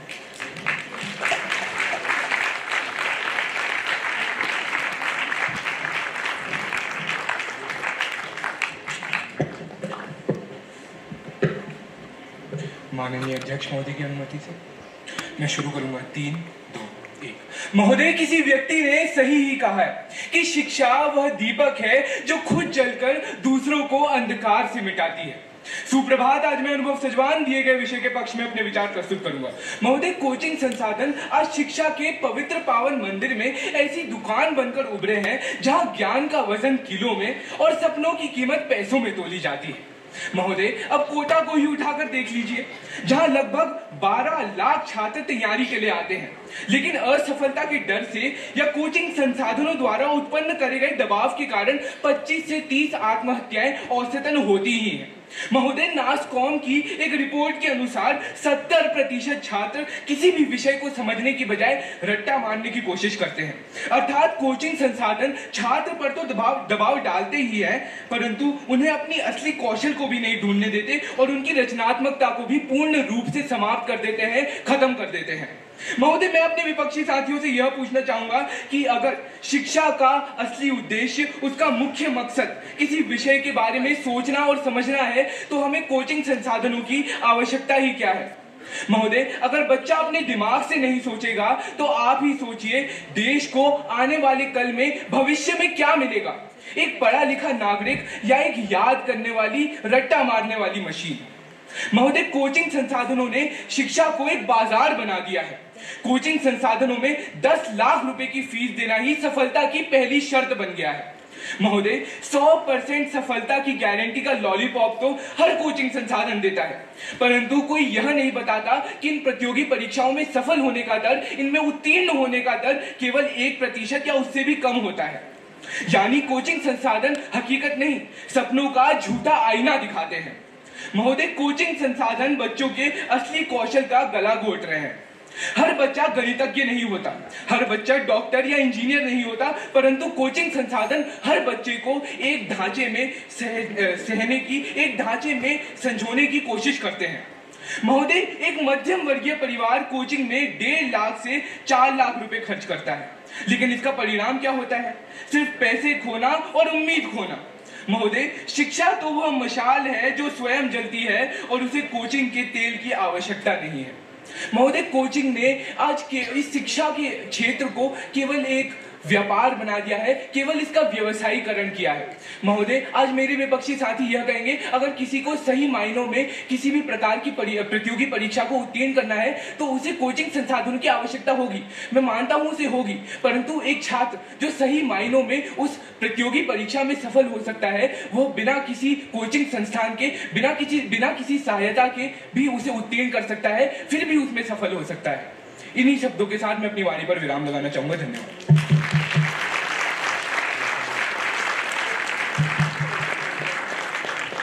प्रश्न पूछिए। महोदय, आपके वक्तव्य के लिए धन्यवाद।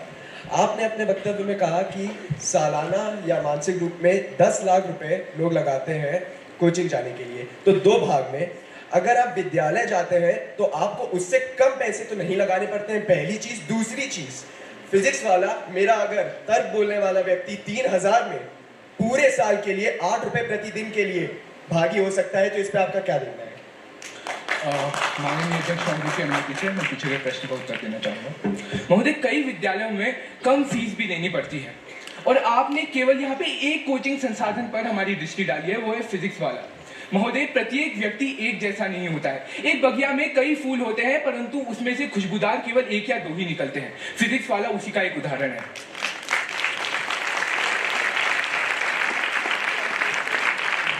वक्तव्य के लिए धन्यवाद।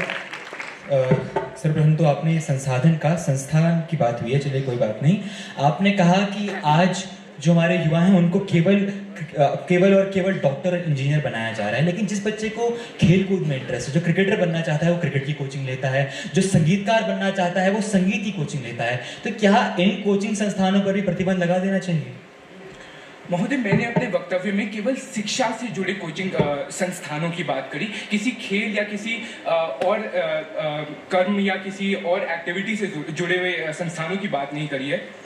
महोदय, मैं मानता हूं कि कोचिंग संस्थानों की आवश्यकता हर किसी को होती है। उनकी सहायता से एक छात्र सही मायनों में किसी भी चीज को उत्तीर्ण भी कर सकता है, लेकिन उन छात्रों को क्या, जिनके पास इसको उत्तीर्ण करने के लिए, जिनके पास इसकी सहायता लेने के लिए सही मात्रा में संसाधन नहीं है, सही मात्रा में पैसे नहीं। धन्यवाद।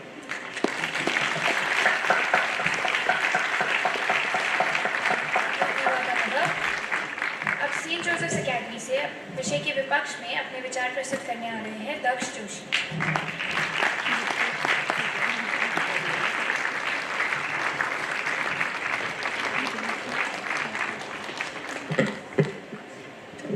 अध्यक्ष महोदय की अनुमति से मैं अपना वक्तव्य शुरू करना चाहूंगा 3, 2, 1 में।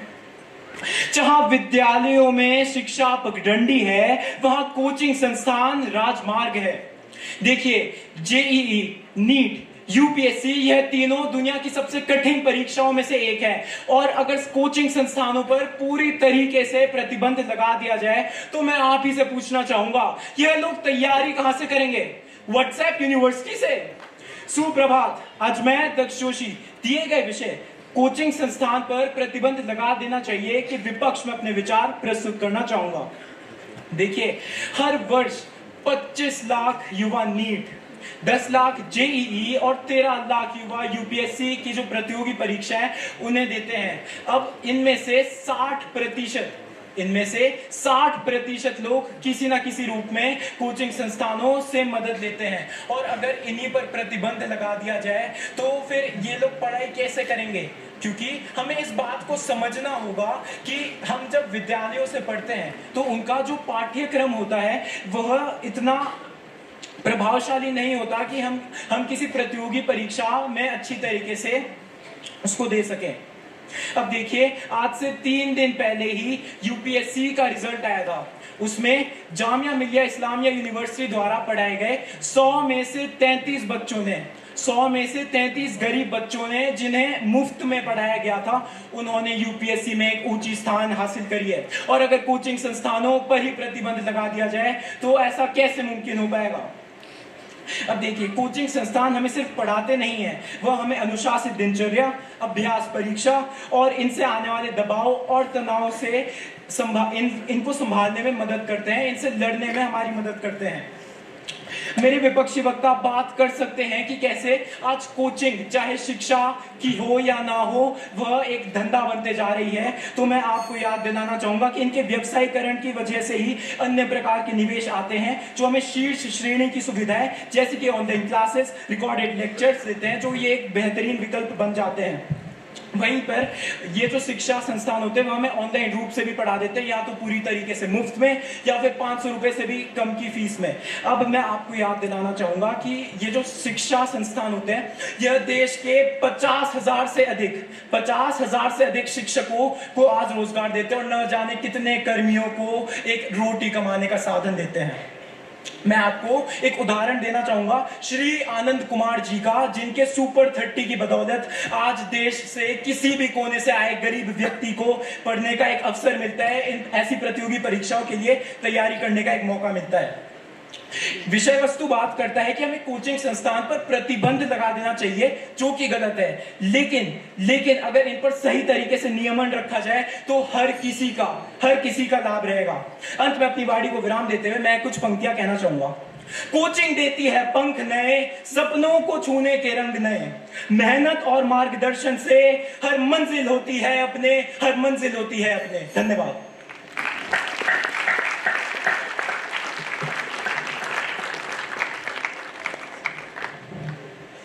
महोदय, आपने अपने वक्तव्य में कहा था कि लाखों बच्चे जेई और नीट देते हैं, जिसमें से 100 से 200 बच्चे नीट या जेई क्रैक करते हैं।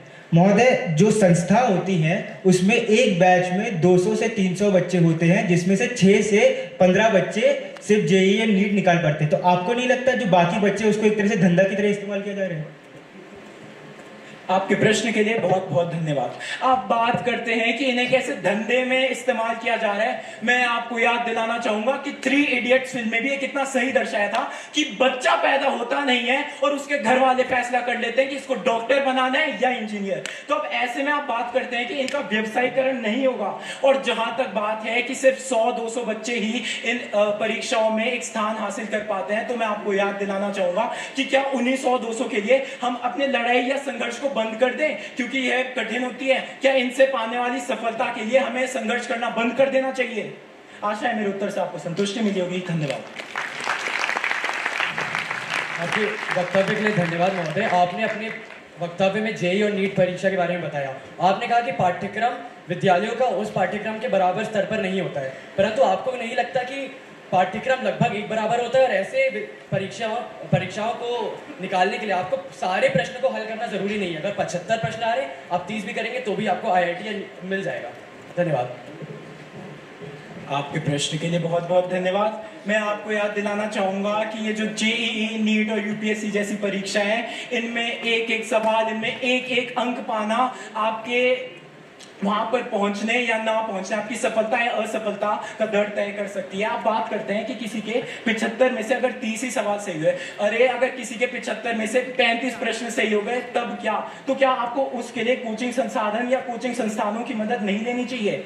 जहां तक बात हुई कि कैसे हमारे विद्यालयों का पाठ्यक्रम इन परीक्षाओं के लिए काफी नहीं है, तो यह सही मायने से काफी नहीं है। आखिर हमारा जो विद्यालय है वो हमें किसी IIT, जेईई या नीट की परीक्षा के लिए नहीं तैयारी करवा रहा है, वो हमें सिर्फ बोर्ड एग्जाम के लिए तैयारी करवा रहा है। आशा है मेरे उत्तर से आपको संतुष्टि मिली होगी। धन्यवाद।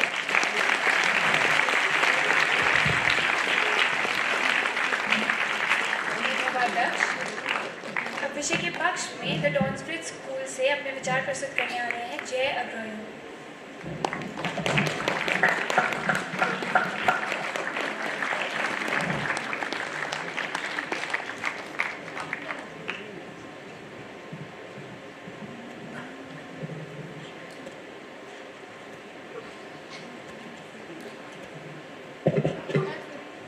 चेक।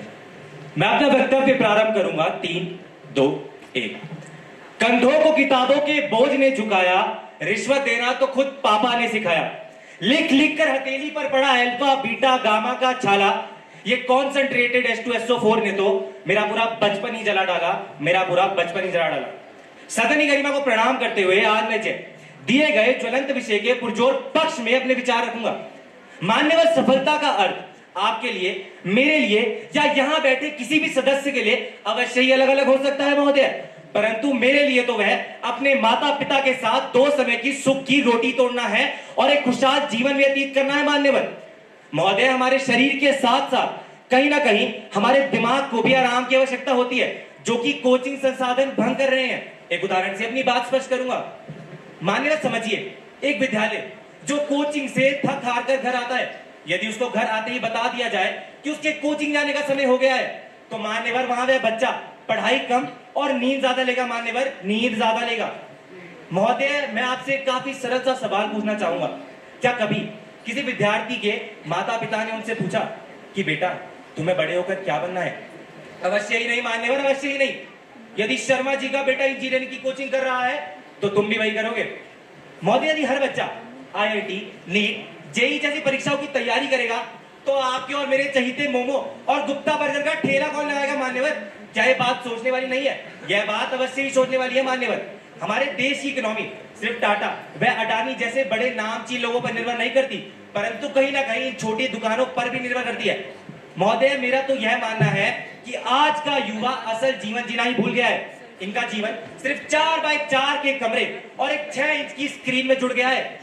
महोदय, अपने घर वालों के बहुत पास होके भी उनसे बेहद दूर है। मान्यवर, कोटा जैसे शहरों का हम उदाहरण ले सकते हैं, जहां हर साल सैकड़ों विद्यार्थी डिप्रेशन व एंजाइटी का शिकार होके आत्महत्या कर लेते हैं। और मान्यवर, मेरा तो यह मानना है, यदि कोचिंग जाने वाले समय को आप अपने माता पिता के साथ व्यतीत करें तो वह कहीं बेहतर होगा। आप अपनी जड़ों को भी नहीं भूलेंगे और साथ में नैतिक मूल्यों को भी नहीं। तो मान्यवर, क्या कोटा जैसे शहरों में बच्चों को सिर्फ नंबरों की आग में झोंका नहीं जा रहा? और क्या ये विद्यार्थियों का जीवन बर्बाद नहीं कर रहा? अंत में मैं एक ही बात बोलना चाहूंगा, इन सब का सबसे बड़ा कारण यह है कि हमारे देश के युवा के गले में ओलंपिक का मेडल कम और रस्सी का फंदा ज्यादा मिलता है, रस्सी का फंदा ज्यादा मिलता है। इसी के साथ मैं अपने वक्तव्य पे विराम लगाऊंगा, परंतु अपने विचारों पे नहीं। जय हिंद, जय भारत।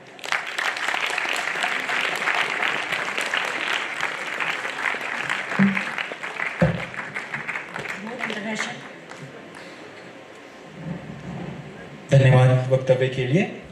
महोदय, आपने कहा कि कोचिंग जाने के बाद जो छात्र है उसको बहुत थकान लगती है। अगर मैं हमारे विद्यालय का उदाहरण लूँ या फिर कई सारे विद्यालय का उदाहरण लूँ, तो सुप्रीम कोर्ट के नोटिफिकेशन के बाद कई सारे विद्यालयों ने अपना जो विद्यालय का समय उसे कम किया है। तो क्या प्रतिबंध लगा देना एक सोल्यूशन है, एक उपाय है, या फिर विद्यालय और कोचिंग को एक डोर में बांधे रखना और समय को डिवाइड अच्छे से भाग देना वो इसका सही सोल्यूशन होगा? टिप्पणी दीजिए। सभापति महोदय के आगे से मैं इस प्रश्न का उत्तर देना चाहूंगा। मान्यवर, मैं आपको एक काफी सीधी और सरल सी बात बताना चाहूंगा। देहरादून, जी हाँ देहरादून में आकाश, एलन और ना जाने कितने कोचिंग संस्थान है मान्यवर, परंतु मैं आपसे सीधा सरल सा सवाल पूछना चाहूंगा कि आखिर स्पोर्ट्स के कॉम्प्लेक्स कितने हैं? महोदय, आप एक बात बताइए, यदि कोई बच्चा जिसको बनना क्रिकेटर है तो वह इंजीनियरिंग की कोचिंग लेके करेगा क्या? और मान्यवर, जहां तक की बात रही स्कूल का समय कम करने की, मान्यवर यह सिर्फ कुछ गिने चुने स्कूलों का नाम है। यदि आप अधिक से अधिक उदाहरण उठाकर देखें तो आपको दिखेगा सुप्रीम कोर्ट की बात को ऐसे ही नकार दिया जाता है मान्यवर। और मेरा तो यही मानना है कि यदि किसी बच्चे को बनना क्रिकेटर है तो वह इंजीनियरिंग की कोचिंग क्यों करेगा, इंजीनियरिंग की कोचिंग क्यों करेगा? धन्यवाद।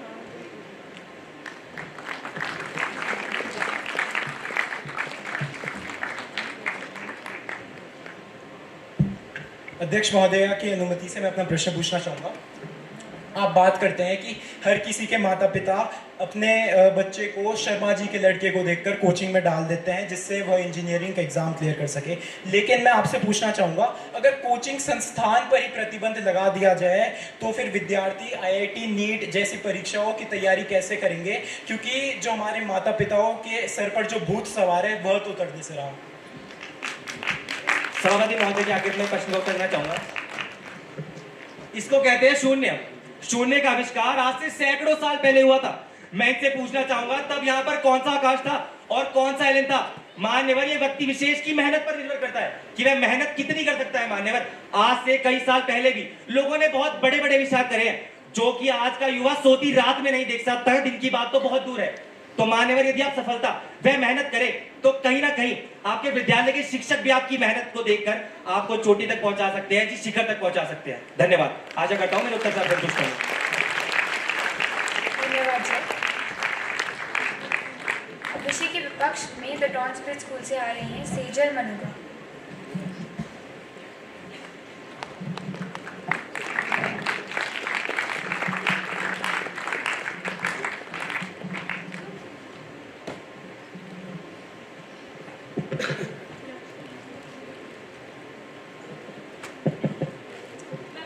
शुरू करूंगी। 3, 2, 1। सदन की गरिमा को प्रणाम करते हुए मैं सेजल मनोगा इस दिए गए विषय के पुरजोर विपक्ष में अपने विचार प्रस्तुत करना चाहूंगी। मान्यवर, सर्वप्रथम मैं आप सभी को यह याद दिलाना चाहूंगी कि बच्चों के भविष्य की नींव रखने वाले जिन कोचिंग संसाधनों की मेरे विपक्षी यहाँ निंदा कर रहे हैं वे भी विद्यालयों की भांति शिक्षण स्थल ही तो है। यदि बच्चों से उनका भविष्य छीनने के नाम पर मेरे प्रतिपक्षियों के अनुसार कोचिंग संसाधनों पर प्रतिबंध लगना चाहिए, तो मैं इन बुद्धिजीवी लोगों से पूछना चाहूंगी कि क्या विद्यालयों पर भी प्रतिबंध लगना चाहिए? मान्यवर, एक पल के लिए कल्पना कीजिए देश के दुर्गम इलाके में पढ़ रहे उस विद्यार्थी की जो पढ़ाई में तो रुचि रखता है किंतु ना ही विद्यालय में और ना ही अपने आसपास किसी ऐसे शिक्षक को ढूंढ पा रहा है जो पढ़ने में उसकी सहायता करे। अब मान्यवर, ऐसी स्थिति में फंसे कई छात्र ऑनलाइन कोचिंग लेना पसंद करते हैं जो JEE व नीट जैसी परीक्षाओं में उन्हें सफलता प्राप्त कराते हैं। महोदय, इस बात से तो हम सभी अवगत हैं कि सभी विद्यार्थी मेरे और मेरे अन्य प्रतिभागी मित्रों की तरह किस्मत पाकर तो नहीं आए हैं जो द टॉन्स ब्रिज, वाइनबर्ग या देहरादून के अन्य प्रतिष्ठित विद्यालयों में पढ़ने का सौभाग्य प्राप्त कर पाए। आज भी, जी हाँ मान्यवर, आज भी कई ऐसी प्रतिभाएं हैं जो केवल कोचिंग से मिले मार्गदर्शन के बल पर ही अपने माता पिता व देश का नाम रोशन कर पा रहे हैं। अब मान्यवर, मेरे विपक्षी JEE व नीट जैसी प्रतियोगी परीक्षाओं का उदाहरण देकर कहेंगे कि कोटा जैसे शिक्षण स्थल बच्चों को इतनी मानसिक प्रताड़ना दे रहे हैं कि वह आत्महत्या करने के लिए मजबूर हो रहे हैं। किंतु महोदय, इसका दोष किसी शिक्षा संसाधन या संस्थान का नहीं, बल्कि प्रथम पाठशाला कहे जाने वाले परिवार व स्वयं शिक्षा व्यवस्था का है, जो बच्चों को मानसिक रूप से सशक्त बनाने में नाकामयाब हुए हैं। मान्यवर, विषय के समर्थन में मेरे विपक्षी बड़ी बड़ी बातें कर यह तो कह रहे हैं कि कोचिंग संसाधनों पर प्रतिबंध लगना चाहिए, किंतु इनसे मैं यह पूछना चाहूंगी कि क्या ये अपने हृदय पर हाथ रखकर यह दावा कर सकते हैं कि क्या आज के इस प्रतियोगिता वाले युग में ये बिना कोचिंग संसाधनों के अध्ययन कर पाते? मैंने विषय के विपक्ष में खड़े होने का चुनाव भी इसीलिए किया है मान्यवर, क्योंकि आप सभी के प्रतिनिधि के रूप में मैं प्रतियोगी परीक्षाएं तो दूर, विद्यालयों की परीक्षाओं में भी सफलता बिना कोचिंग संसाधनों के नहीं प्राप्त कर पाती। अपने विपक्षियों से तो मैं यह प्रश्न पूछना चाहूंगी कि क्या 10वीं कक्षा की बोर्ड परीक्षा में भी इन्हें कोचिंग संसाधनों की कभी आवश्यकता नहीं पड़ी? घबराइए नहीं, आपसे इस प्रश्न का उत्तर पूछकर मैं आपको आपके ही विषय के विरुद्ध नहीं करूंगी। इसी के साथ मैं अपनी वाणी पर विराम लगाना चाहूंगी, किंतु अपने विचारों पर नहीं। धन्यवाद।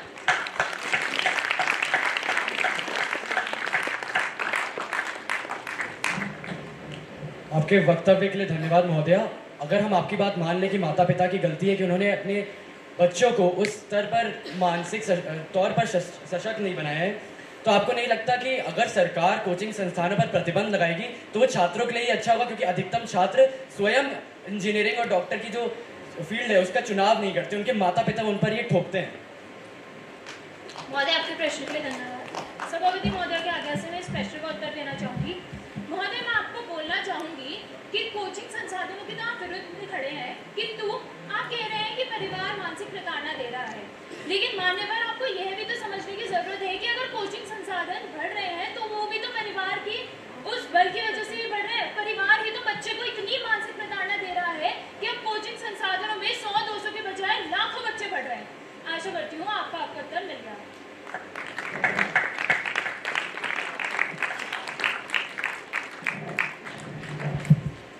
मान्यवर, यदि कोचिंग संस्था इतने आवश्यक हैं तो इन्हें मुफ्त में क्यों नहीं लाया जाता? सरकार द्वारा इन्हें मुफ्त में हमारे समाज में लाया क्यों नहीं जाता? तथा क्या आज आप शिक्षा के व्यवसायीकरण का समर्थन करती हैं? महोदय, आपके प्रश्न के लिए धन्यवाद। सभापति महोदय के आज्ञा से मैं इस प्रश्न को उत्तर देना चाहूँगी। महोदय, आप कह रही हैं कि कोचिंग संसाधनों और संस्थानों की वजह से पढ़ाई एक व्यवसाय बन गया है, किंतु आप यह नहीं मानेंगी कि सर्वप्रथम ये काम तो विद्यालयों ने ही शुरू किया है। बच्चों की फीस बढ़ाकर, उन पर बल डालकर ही तो विद्यालयों ने शिक्षा को एक व्यवसाय बनाया है। जहाँ तक बात रही कोचिंग संसाधनों की, तो मैं आपको बोलना चाहूंगी कि पांचों उंगलियां बराबर नहीं होती, हर बच्चे की बुद्धि समान नहीं होती। कुछ बच्चों को कोचिंग की अत्यंत आवश्यकता होती है, वहीं कुछ बच्चों को नहीं होती। आशा करती हूँ आपको उत्तर मिलेगा। धन्यवाद।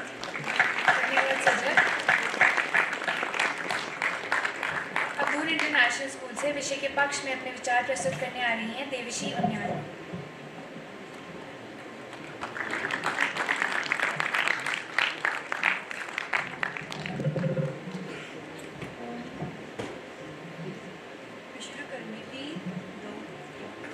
बांधी तकदीर चलती डोर से, आशा को छोड़ आऊं कहा, वेता मन की सही जाती नहीं, ये जहर लेके उगल आऊं कहा। मान्यवर, आज हमारे समाज की परिस्थिति कुछ ऐसी है कि युवाओं को अमृत के नाम पर जहर परोसा जा रहा है, और उसे परोसने वाला कोई और नहीं, ये कोचिंग संस्था है। नमस्कार। जो संस्था कभी विद्यालयों की विद्यालय पाठ्यक्रम के साथ सहायता करने, प्रतियोगी परीक्षाओं के साथ प्रतिक्रिया परीक्षाओं की तैयारी कराने एवं अध्ययन से संबंधित सभी क्षेत्रों में तैयारी कराने के उद्देश्य से कभी स्थापित करी गई थी, तो आज वर्तमान में ये सहायक के रूप नहीं परंतु विद्यालयों की प्रतिस्पर्धा बन चुका है। मान्यवर, विद्यालय जहाँ बच्चों को केवल किताबों का ज्ञान ही नहीं देता, बल्कि उन्हें सामाजिक समझ, नैतिकता मूल, रचनात्मकता और नेतृत्व जैसे जीवन कौशल में भी विकास कराता है, तो वही आज कोचिंग संस्था एक बच्चे को तोते की तरह रखवाता है, जिससे परिणाम स्वरूप ये होता है कि एक बच्चा अपने जीवन में आते हुए साधारण एक समस्या को भी कठिन मान बैठता है।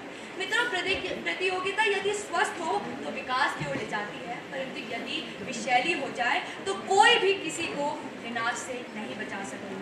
एक कोचिंग संस्था में समय का पता नहीं चलता कि कब छात्र का सपना अव्वल आना, प्रगति करना दूसरों को हराने में बदल जाता है। छात्र सहयोग, नैतिकता और मित्रता जैसे मूल्यों से दूर हो जाता है। आज मैं दबाव की नहीं बल्कि अत्यधिक दबाव के खिलाफ खड़ी हूँ। एक विद्यालय को एक बच्चे जीवन में आने वाले सारे दबावों के महत्व को समझाता है एक सक्षम रूप से, परंतु वही कोचिंग संस्था उस स्वास्थ्य दबाव की रेखा को पार कर देता है, जिसका परिणाम हमने नेशनल क्राइम रिकॉर्ड्स ब्यूरो की एक रिपोर्ट से पता चलता है कि हर साल 2000 से अधिक बच्चे अपनी जान ले लेते हैं सिर्फ और सिर्फ इस अधिक दबाव से। मान्यवर, दबाव से हीरा जरूर बनता है, परंतु यदि ये दबाव ज्यादा हो जाए तो हीरा नहीं, वे राख बन जाता है। आज लाखों बच्चे कोचिंग संस्था में दाखिला लेकर इतने व्यस्त हो जाते हैं कि विद्यालय भी नहीं जाते, जिसे डमी स्कूल कहा जाता है। इसके खिलाफ सिर्फ आज प्रस्तावना पक्ष नहीं, परंतु दिल्ली का उच्च न्यायालय भी खड़ा होता है और कहता है कि इसके विरुद्ध कड़ी से कड़ी कार्रवाई करनी चाहिए। मान्यवर, जब हर सवाल का उत्तर बाहर से मिलेगा तो भीतर का विवेक कब जागेगा। आज कोचिंग संस्था एक सहायक न रहकर बच्चों की स्पून फीडिंग करते हैं, जिससे एक बच्चा आत्मनिर्भरता, आत्मसहायता और स्व अध्ययन जैसे आवश्यक गुणों से भूल जाता है और आगे बढ़ जाता है। परंतु जब उनकी असल जिंदगी में कोई संकट आती है तो वो बच्चा स्वयं आगे बढ़ने की क्षमता को खो बैठता है। तो ये कैसे संस्थान है जिसकी हानि के सामने उसके स्वयं के कोई लाभ नहीं दिखते। मित्रों, युवा हमारे देश का भविष्य है। यदि वे सर्वांगीण विकास नहीं करते, आत्मनिर्भरता जैसे मूल्यों से दूर हो जाते हैं, सहयोग और एकता की भावनाओं से नाता तोड़ देते हैं, तो हमारा देश या ये पूरा विश्व आगे नहीं बढ़ पाएगा।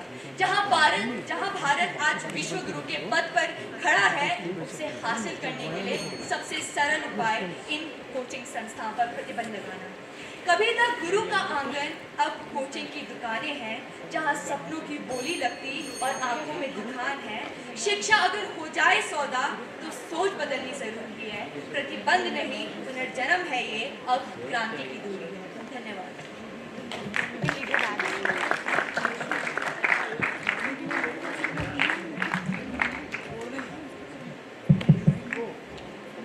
महोदय, मैं आपसे प्रश्न पूछना चाहूंगी कि कल्पना कीजिए आपको विद्यालय से 1 माह का अवकाश लेना पड़ा, तो कौन सा अध्यापक अस्पताल में आकर आपके पाठ्यक्रम की भरपाई करेगा? जरूरत तो आपको कोचिंग संस्थानों की ही पड़ेगी और संसाधनों की ही पड़ेगी। टिप्पणी कीजिए। मान्यवर, यदि कल्पना करते हुए बच्चा विद्यालय एक हफ्ते के लिए नहीं जा सकता, तो उनके पास विद्यालय से दिया गया संसाधन होंगे, जिनको किताबें कहते हैं। उससे बच्चा वो स्वयं अध्ययन करके अच्छे से बेहतर तरीके से समझ सकता है, आगे प्रगति कर सकता है। उसे किसी कोचिंग संस्थान की आवश्यकता नहीं है। धन्यवाद।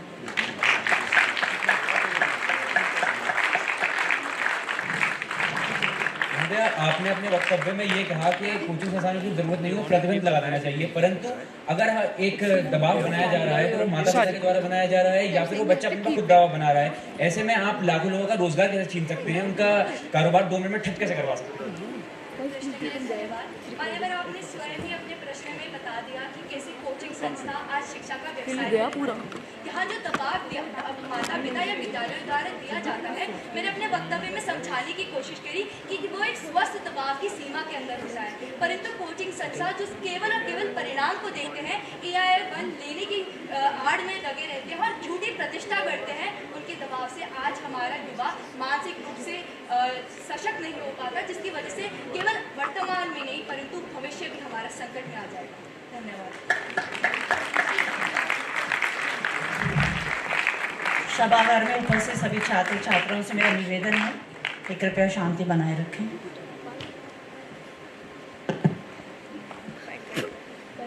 धन्यवाद देवशी। अब तो दूर इंटरनेशनल स्कूल से विषय के विपक्ष में अपने विचार प्रस्तुत करने आ रहे हैं आदित्य देवचंद।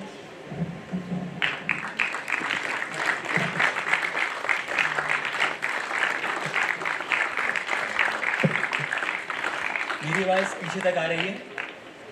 हेलो, निर्णायकगण की अनुमति से माँ शारदा को नमन करते हुए मैं अपना वक्तव्य शुरू करूंगा। 3, 2, 1। साथियों, भीगती मसों और फूलती नसों के दिनों में अपने घर से सैकड़ों मील दूर एक 10 बाय 10 के छोटे से कमरे में निपट अकेले बैठकर रो रहे किशोर की दशा को समझने का प्रयास है। ये युवा जो हमारे देश का भविष्य है, जितना परेशान होगा वह देश भी उतना ही परेशान होगा। यह युवा जितना प्रताड़ना सहेगा, भारत का भविष्य उतना अंधकार में होगा।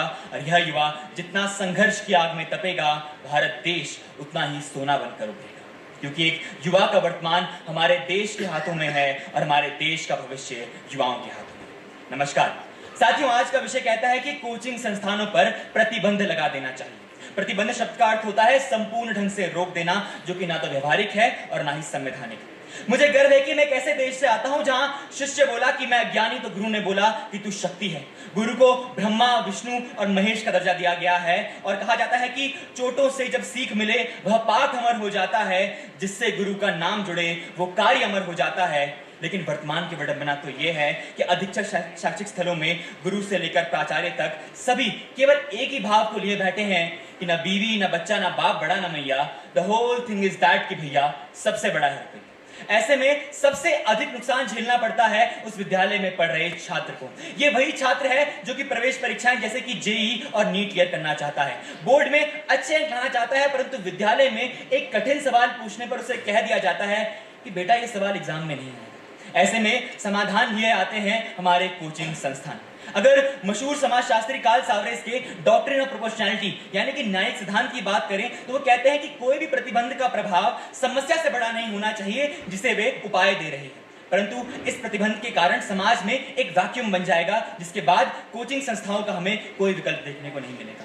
अगर संवैधानिक दृष्टिकोण से देखें तो आरटीई यानी कि राइट टू एजुकेशन एक्ट में सिर्फ 6 से 14 वर्ष के छात्रों की बात की, परंतु प्रवेश परीक्षाएं जैसे कि यूपीएससी, नेट, नीट, जेई इनको 4 से 14 वर्ष के युवा नहीं देते हैं। तो यहाँ पर राइट टू एजुकेशन नहीं, राइट टू लर्न की बात होनी चाहिए, जो कि हर उम्र में संभव होता है। अगर हम TMA foundation with state of Karnataka के केस की बात करें तो इसमें सुप्रीम कोर्ट ने कहा था कि संविधान के अनुच्छेद 19(1)(g) और अनुच्छेद 30(1) के तहत शिक्षा केवल राज्य का एकाधिकार नहीं है, इसे प्राइवेट इंस्टीट्यूशन जैसे कि कोचिंग संस्थान भी एक नियमित ढांचे में रहकर चला सकते हैं। आज मैं ये स्पष्ट कर देना चाहता हूं कि मैं किसी विद्यालय के विरुद्ध नहीं हूं, परंतु विद्यालय एक छात्र की अकादमिक मांगों को पूरा करने के लिए कारगर नहीं है।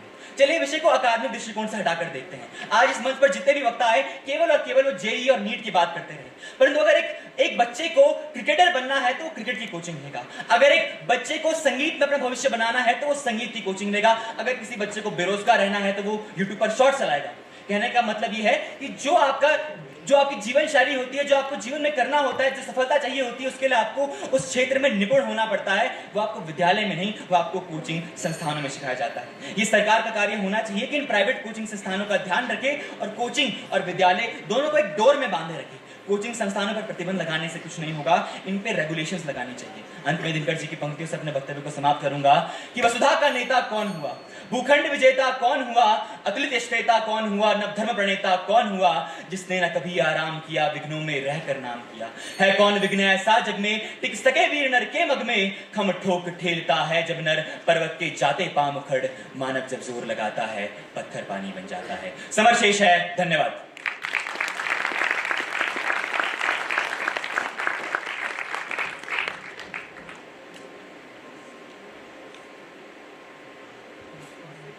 अध्यक्ष महोदया की अनुमति से मैं अपना प्रश्न पूछना चाहूंगा।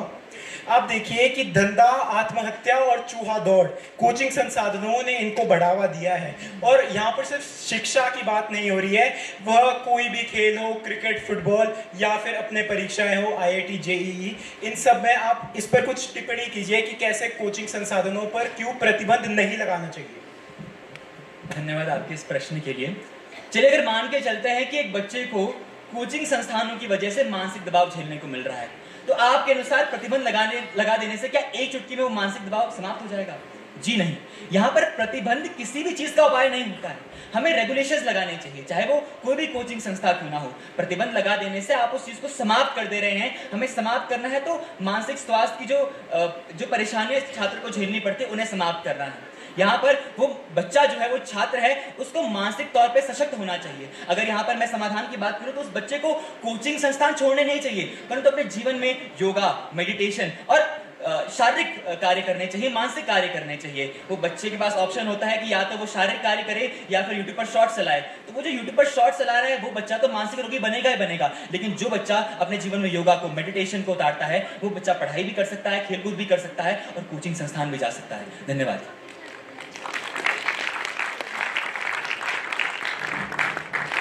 आपके वक्तव्य के लिए धन्यवाद महोदय। आपने अपने वक्तव्य में कानून की बात कही।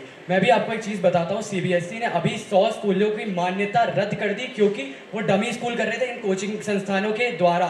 तो ये तो आपके पूरे विषय और आपके पूरे वक्तव्य का ही खंडन आपने स्वयं ही कर दिया। धन्यवाद आपके इस प्रश्न के लिए, इस कथन के लिए। देखिए, सर्वप्रथम तो आपको यह समझना पड़ेगा कि जिन डमी स्कूल्स को हटाने की बात करी है, ये डमी स्कूल्स इलीगली ऑपरेट कर रहे थे। अगर मैं सुप्रीम कोर्ट के केस की बात करूं तो ये हाई कोर्ट का केस था, पहली बात। दूसरी बात, इसमें ये कहा गया था कि डमी स्कूल्स हैं, इनको कोचिंग संस्थाओं द्वारा फंड नहीं किया जाता है। ये डमी स्कूल्स प्राइवेट ओनरशिप के अंदर आते हैं। सुप्रीम कोर्ट ने कोचिंग संस्थानों के बारे में कहा है तो एनईपी में, नेशनल एजुकेशन पॉलिसी, राष्ट्रीय शिक्षा नीति में, जिसमें कहा है कि कोचिंग संस्थान भी शिक्षा का ही एक भाग है, उनको ऑपरेट करना चाहिए रेगुलेशंस के अंदर। तो यहाँ पर आपके प्रश्न का उत्तर मिलता है। धन्यवाद।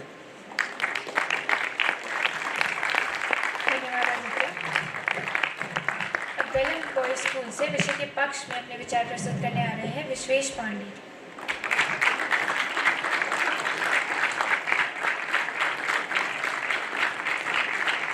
नमस्कार आदरणीय अध्यक्ष महोदय, गुरुजन एवं मेरे हमसफर दोस्तों। आज मैं विश्वेश पांडे सदन में दिए गए विषय कोचिंग संस्था पर प्रतिबंध लगा देने चाहिए के पक्ष में अपने विचार प्रस्तुत करने हेतु आपके समक्ष उपस्थित हुआ हूँ। शीशे की अदालत में पत्थर की गवाही है, शीशे की अदालत में पत्थर की गवाही है, जालिम ही लुटेरा है, जालिम ही सिपाही है। महोदय, सर्वप्रथम अपने विषय का अर्थ समझते हैं।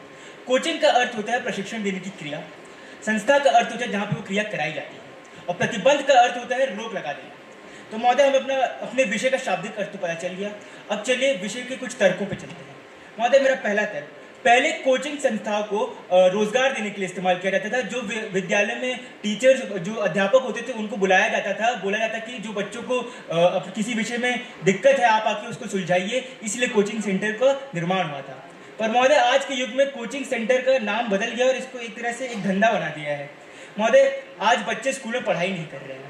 आज शिक्षक उस विद्यालय में या उस कक्षा में ठीक से पढ़ा नहीं रहा है, क्योंकि वो जानता है कि शाम में जाके उसी कोचिंग सेंटर में मुझे यह वापस पढ़ाना है और उन्हीं बच्चों को पढ़ाना है। पर महोदय, गौर फरमाइएगा, ये अमीर बच्चों की बात कर रहा है, हम जैसे लोगों की बात कर रहा है, गरीब लोगों की बच्चों की बात ही नहीं कर रहा है। महोदय, वो गरीब बच्चे क्या करेंगे? महोदय, जिसके पिता रोज सुबह साइकिल से उठकर दूसरों के घर पे अखबार देना चाहते हैं ताकि वो देखें कि उनका बेटा पढ़ाई कर रहा है, उनका नाम रोशन कर रहा है, जिनकी माताएं रोज सुबह दूसरों के घर जाके बर्तन मांजती हैं, झाड़ू लगाती हैं, पोछा लगाती हैं, इस आस में कि उनका बेटा एक बड़ा आदमी बनेगा। पर महोदय, एक शर्म की बात यह है कि आज इन संस्थानों ने गरीब बच्चों का उम्मीद छीन लिया है, उनका आगे का प्रकृति छीन लिया है। महोदय, आज समाज में हमने काफी माफियों के बारे में सुना है। भू माफिया जो जमीन को हड़पते हैं, धन माफिया जो धन को हड़पते हैं। आज एक नए माफिया निकले हैं, शिक्षा माफिया और कोचिंग माफिया।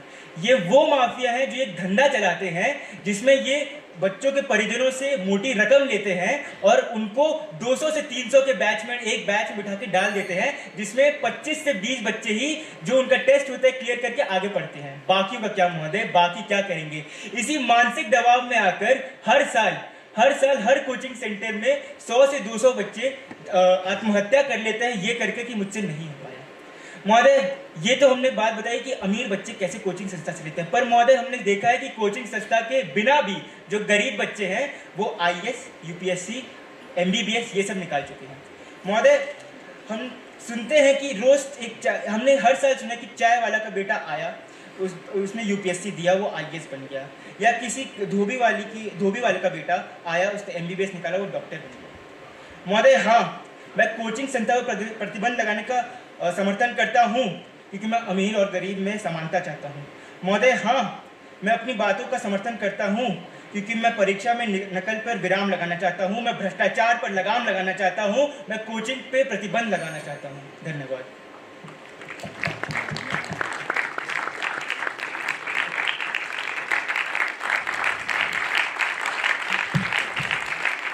सभापति महोदय के आगे सवाल प्रश्न पूछना चाहेंगे।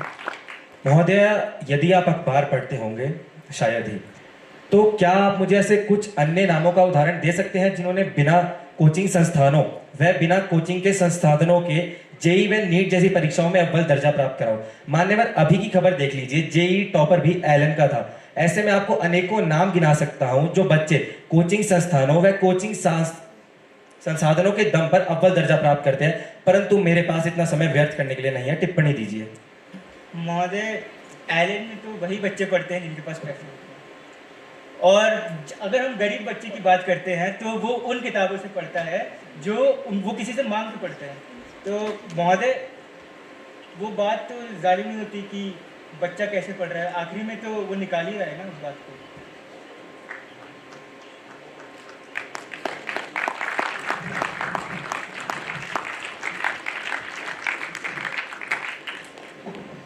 वक्तव्य के लिए धन्यवाद।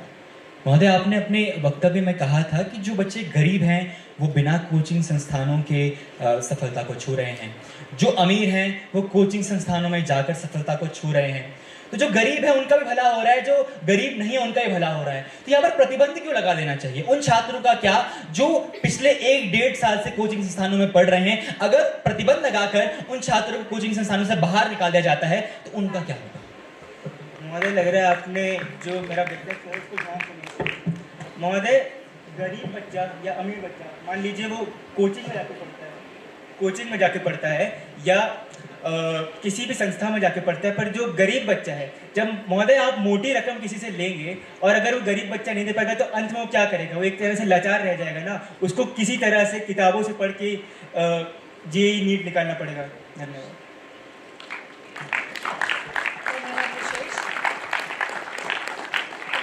स्कूल से विषय के विपक्ष में अपने विचार प्रस्तुत करने आ रहे हैं हसन फैजल।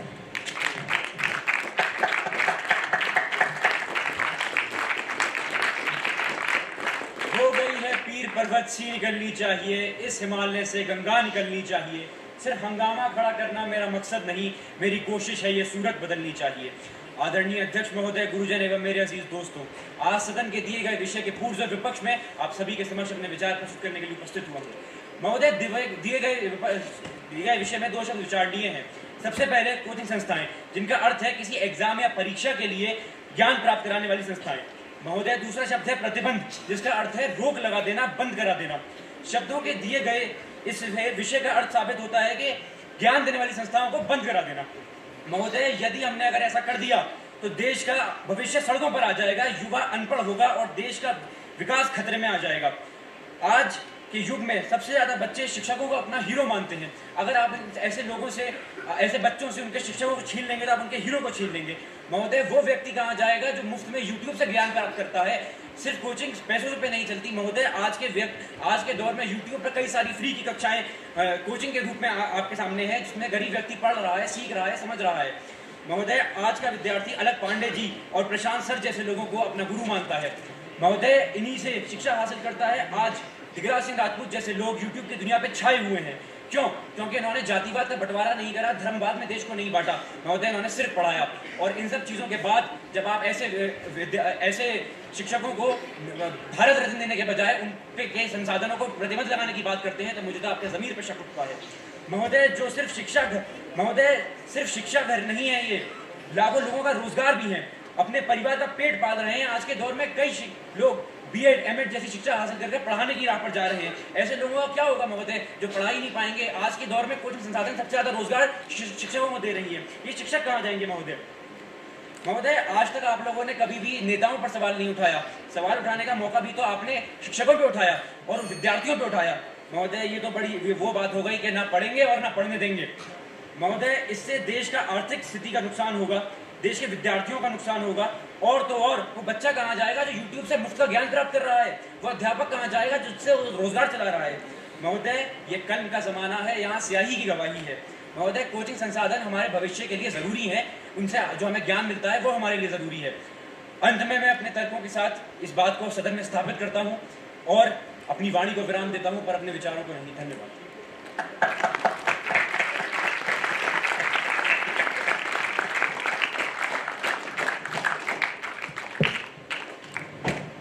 मान्यवर, आज प्रस्तावना पक्ष शिक्षकों पर नहीं पर उन उद्योगपति पर सवाल उठाता है जो कोचिंग संस्था में शिक्षा का व्यवसायीकरण करते हैं। चलिए कोई बात नहीं, आप ये बताइए कि YouTube पर 10 घंटा पढ़ना युवा के भविष्य के लिए बेहतर है या फिर विद्यालय में जाके पढ़ाई के साथ शारीरिक और मानसिक रूप से भी विकास करना? हमने कभी भी ये बात तो नहीं करी कि सिर्फ कोचिंग जाओ और विद्यालयों को छोड़ दो।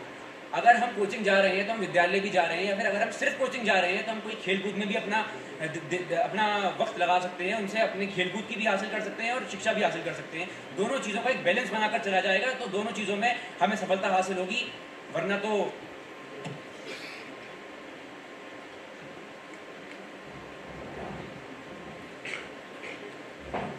महोदय के आगे से मैं प्रश्न पूछना चाहूँगा। महोदय, क्या आपको ऐसा नहीं लगता कि आज के कोचिंग संस्थान और कोचिंग संसाधन बच्चों को सिर्फ एक रोबोट या मशीन बनाकर छोड़ दे रहे हैं? क्योंकि एक युवा खुद के कोई भी विचार प्रस्तुत नहीं कर पाता। मान्यवर यदि उसके पास 10 रुपए हो तो वह तो यही सोचता रह जाता है कि मैं 10 के चिप्स लूं या कुरकुरे। इस पर टिप्पणी दीजिए। महोदय, अगर कोई भी व्यक्ति कुछ भी करना चाहता है तो सबसे पहले वो अपना मन उसमें लगाता है। अगर उस पर वो चीज़ थोपी जा रही है तो वो चीज़ बिल्कुल गलत है, लेकिन वो चीज़ थोपी किस पे जा रही है? एक व्यक्ति को इतना सशक्त होना चाहिए कि वो अपनी बात कह सके, उसका बात का समर्थन अपनी तर्कों से कर सके। अगर वो ऐसा नहीं कर पा रहा है तो मानसिक प्रभाव उसको पड़ना अनिवार्य है, ज़रूरी हो जाता है, और उसके पास कोई दूसरा चारा भी नहीं है कि वो उसको कैसे छुटकारा पाए। इसमें सिर्फ मानसिक सशक्त होना ज़रूरी है, और बाद में कोचिंग का समर्थन तो करना ही पड़ेगा जब उनको क्या वो पढ़ाई की रही है, वो ज़रूरी है।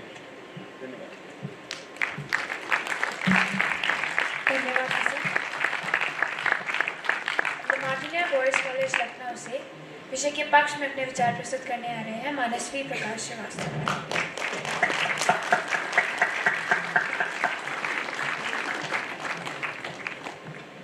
अध्यक्ष महोदया की अनुमति से मैं अपना वक्तव्य 3, 2, 1 में प्रारंभ करूंगा। नमस्कार।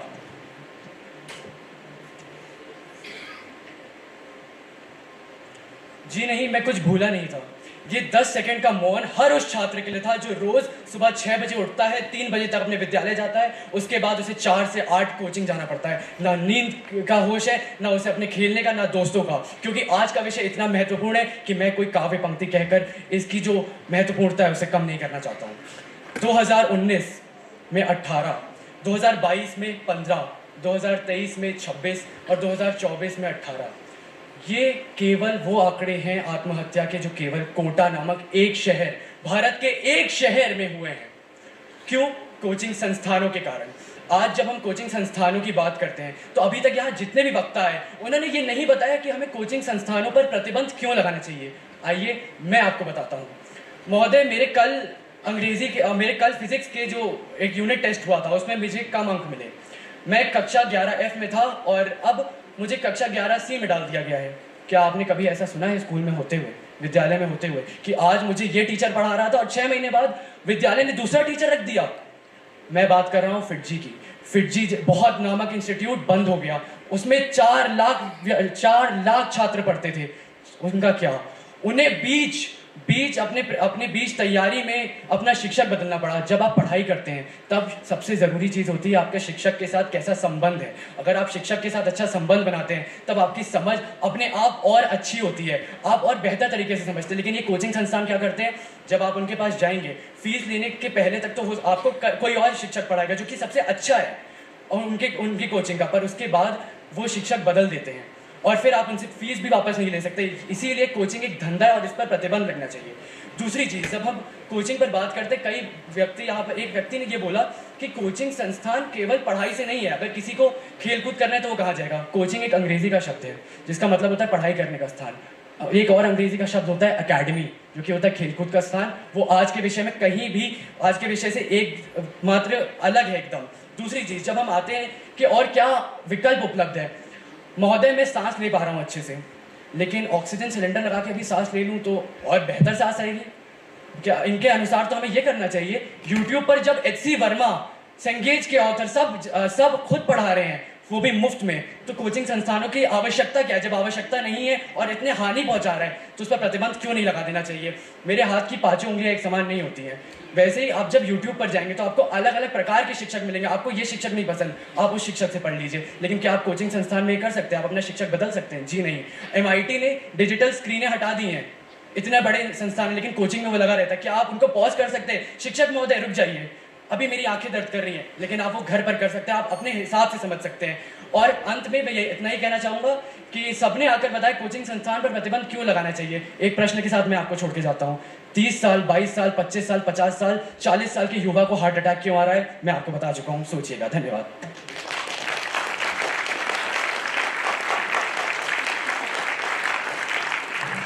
मुझे आपके वक्तव्य के लिए धन्यवाद। आपने अपने वक्तव्य में ये कहा कि हम किसी भी अध्यापक को रोक नहीं सकते कि तुम पढ़ाओ मत, या फिर मैं आजकल आ नहीं पाऊंगा।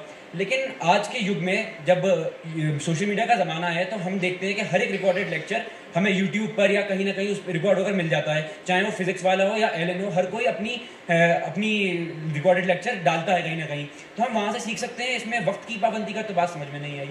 महोदय, आपने मेरे ही समर्थन में कह दिया। मैं यही तो कहना चाह रहा हूँ, जाने की क्या आवश्यकता है जब घर पे मिल रहा है। जब मुझे ऑक्सीजन मुफ्त में मिल रहा है तो मैं ऑक्सीजन सिलेंडर लगा के क्यों घूमूं? और दूसरी चीज, ये आपका हो सकता है आपको वो शिक्षक पसंद ना आया हो, जैसे फिटजी ने अपना शिक्षक बदल दिया बीच वर्ष में। ये बहुत आम चीज है। कोचिंग संस्थान में शिक्षक रुकते नहीं अगर उन्हें कोई अधिक पैसा देगा। आपने बोला एक वक्ता यहाँ आया कि एक रोजगार का साधन होता है। अगर ये केवल रोजगार का साधन है तो फिर शिक्षक को जहां अधिक पैसा मिलेगा वो वहां जाएगा, फिर छात्र के बारे में नहीं सोचेगा। लेकिन YouTube पर वैसा नहीं होता है। अगर अलग पांडे ने मुफ्त में चालू किया तो उन्हें पढ़ाना पड़ेगा, वरना लोग उन्हें देखना बंद कर देंगे, तो उनकी वो मजबूरी बन जाता है। अगर मुझे एक शिक्षक नहीं पसंद तो मेरे पास हजारों शिक्षक है जिनके साथ मैं सीख सकता हूँ और अपने अनुसार सीख सकता हूँ, क्योंकि हाथ की पांचों उंगलियां एक नहीं होती। जरूरी नहीं एक शिक्षक मुझे सब कुछ सिखा पाए। धन्यवाद।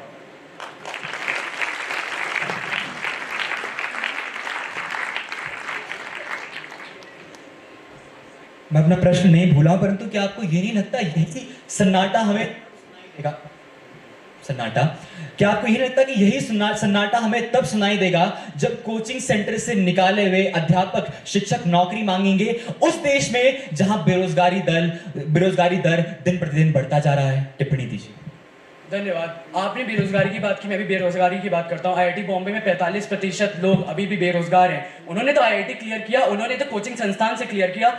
अगर आप एक गधे को कहें कि यहाँ से सामान लटका कर वहां तक जाओ तो वो गधा ले जरूर जाएगा, लेकिन वो कभी घोड़ा नहीं बनेगा।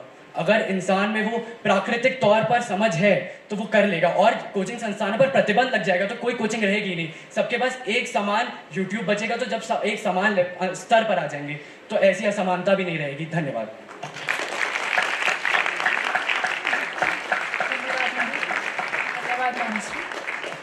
अंतिम वक्ता के रूप में टमाटर कॉलेज लखनऊ से अपने विचार प्रस्तुत करने आ रहे हैं यशवर्धन सिंह।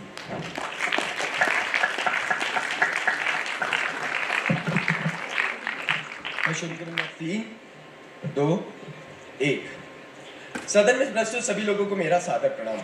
आज के मेरे इस विपक्ष के वक्तव्य में एक चीज जो मेरा सबसे बड़ा औजार है वो है प्रतिबंध। हम प्रतिबंध किस चीज पे लगाते हैं? सोचने में कोई बहुत बड़ी बात नहीं है। प्रतिबंध हम उस चीज पे लगाते हैं जिसकी हानि हो। मैं चाहूंगा और मैं आपसे पूछता हूं, कोई बता पाया है कि कोचिंग संस्थानों की सिर्फ हानि होती है, उनके कोई फायदे नहीं थे? अगर ये है तो मैं अपना वक्तव्य यही खत्म करना चाहूंगा, परंतु ये तो हुआ ही नहीं। दूसरी चीज, एक चीज कहूंगा आगे इस्तेमाल आएगी। सुई से हम किसी को भोग भी सकते हैं, सुई से हम कांटे भी सिल सकते हैं। श्री कृष्ण ने कहा है कलयुग वो होगा जो फूलों की द्वारका नहीं होगी, कांटों का नरक होगा। इंसान कितना परिश्रम करता है, इंसान की सफलता कितनी है, वही प्रमाण है कि वह उपयुक्त है, उसकी कितना परिश्रमी, कितना श्रेय मिलता है उसे। हम ये नहीं देखते हैं कि उसमें कितनी नैतिकता है। आगे बढ़ते हैं। यहाँ पे आके लोग कहते हैं कि हम कोचिंग संस्थान जाते हैं, हम विद्यालय अगर ना जाए तो विद्यालय में हम लोगों को नैतिकता नहीं मिलती। मैं भी विद्यालय जाता हूँ, आप सब भी विद्यालय जाते हैं, और हम सबको इतना मालूम है कि विद्यालय में लोग अगर सबसे पहली कोई चीज सीखते हैं तो वो गाली ही होती है, वो कोई अच्छी चीज तो नहीं होती। तो नैतिकता बनना तो ये बहुत बड़ी चीज हो गई।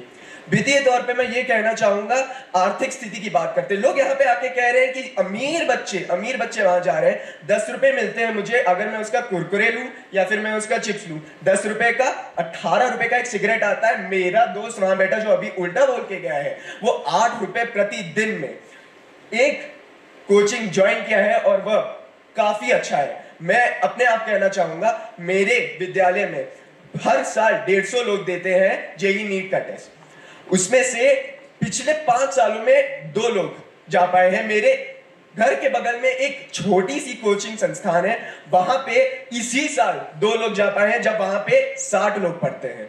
तो आप कहना चाहते हैं कि कोचिंग संस्थान जाने से आपको कोई फायदा नहीं होता, तो वह तो मैं क्या कह सकता हूं। और फिर यहाँ पे अगर हम कहें कि कोचिंग से मानसिक दबाव बनता है, अगर हम कोचिंग प्रतिबंधित कर दें तो क्या हमारा मानसिक दबाव खत्म तो नहीं हो जाएगा? मानसिक दबाव बढ़ेगा। मानसिक दबाव बढ़ेगा हमारे पुरुषों से, मानसिक दबाव बढ़ेगा हमारे विद्यालय से। तो अगर हम इससे तो कहें तो हमें विद्यालय भी बंद कर देना चाहिए, और हमें मानसिक दबाव खत्म ही कर देना चाहिए, क्योंकि हम कैसे उसको अपने रूप में अपने हित में इस्तेमाल करते हैं वह महत्वपूर्ण है। एक सुई है जिसमें हम कांटे से अपने को सिल भी सकते हैं और उसको भोग भी सकते हैं। अंतिम लाइन में, अंतिम विराम में मैं यह कहना चाहूंगा, समय का पहिया ऐसा है और वो ऐसी धारा है जिसमें काफी बह जाते हैं, जो तैर पाते हैं वही इतिहास रच जाते हैं। बहुत बहुत शुक्रिया।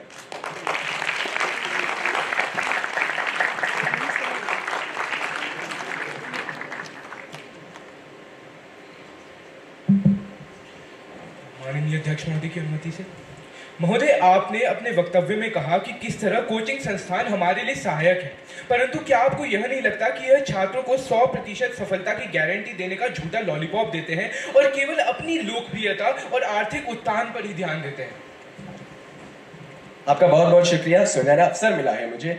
यहाँ पे आके लोगों ने धंधे की बात की थी। आपको क्या लगता है कि अगर कोचिंग संस्थान बंद कर दें तो लोग ये जो निकालते हैं वो निकाल लेंगे? कोचिंग संस्थान सिर्फ जेई नीट के लिए नहीं होता। मेरे विद्यालय में 5वीं कक्षा का एक लड़का है जो एक छोटी कोचिंग जगह जाता है और वह अंतर्राष्ट्रीय लेवल की प्रतियोगिता में अच्छा करके आता है। तो इससे हम ये तो नहीं कह सकते कि ये व्यवहार और वो झूठे वादे करते हैं, क्योंकि कोचिंग से वही नहीं जो हमें बड़े लेवल जेई नीट इस सब के लिए पढ़ाए, लेकिन हमें छोटे से जो सही चीजें बता पाए वही होती है असली कोचिंग संस्थान। शुक्रिया।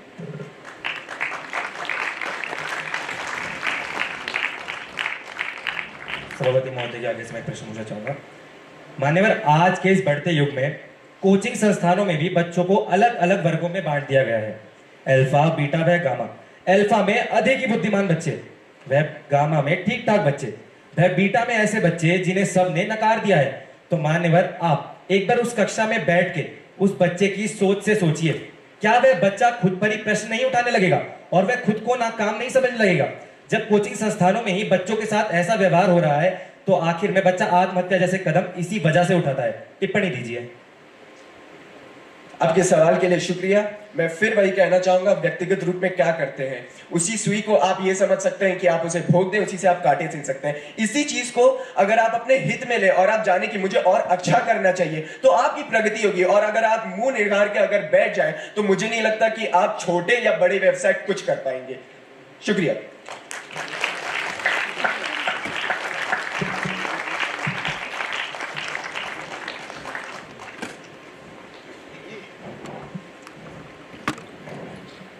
सभी प्रतिभागी बधाई के पात्र हैं कि उन्होंने बखूबी अपने विचारों को हम तक पहुंचाया।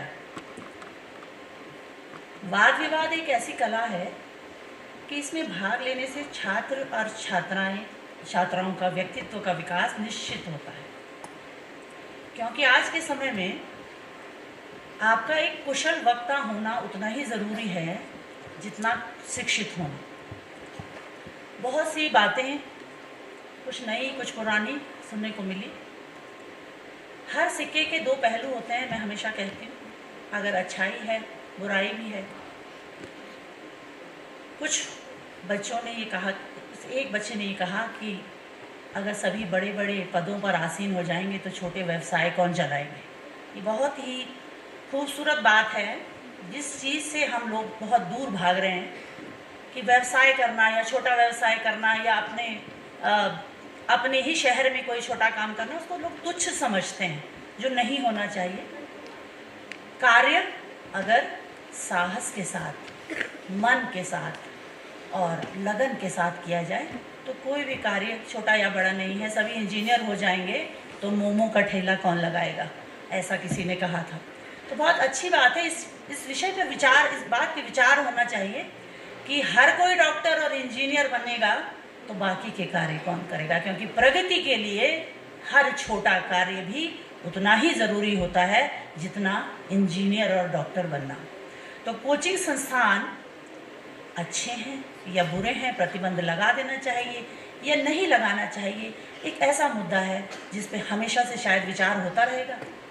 और अपने अपने विचारों में लोग कुछ बेहतर कहेंगे, कुछ खराब कहेंगे। मेरा ये मानना है कि सशक्त होना, जैसे कि किसी बच्चे ने कहा कि मानसिक और शारीरिक रूप से सशक्त होना एक छात्र के लिए बेहद ज़रूरी है। चाहे आप कोचिंग संस्थान जा रहे हैं या विद्यालय जा रहे हैं या यूट्यूब से आप कोई वीडियो देख के पढ़ रहे हैं, आपका मानसिक रूप से स्वस्थ होना, शारीरिक रूप से स्वस्थ होना बेहद ज़रूरी है।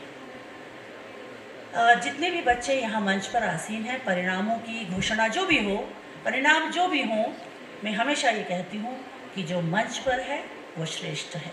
तो बहुत बहुत बधाई आप सबको, बहुत अच्छे तरीके से आपने अपने विचार हम तक पहुँचाए। अब मैं श्री मनोज रयाल जी से निवेदन करती हूँ कि वो 2 शब्द कहें।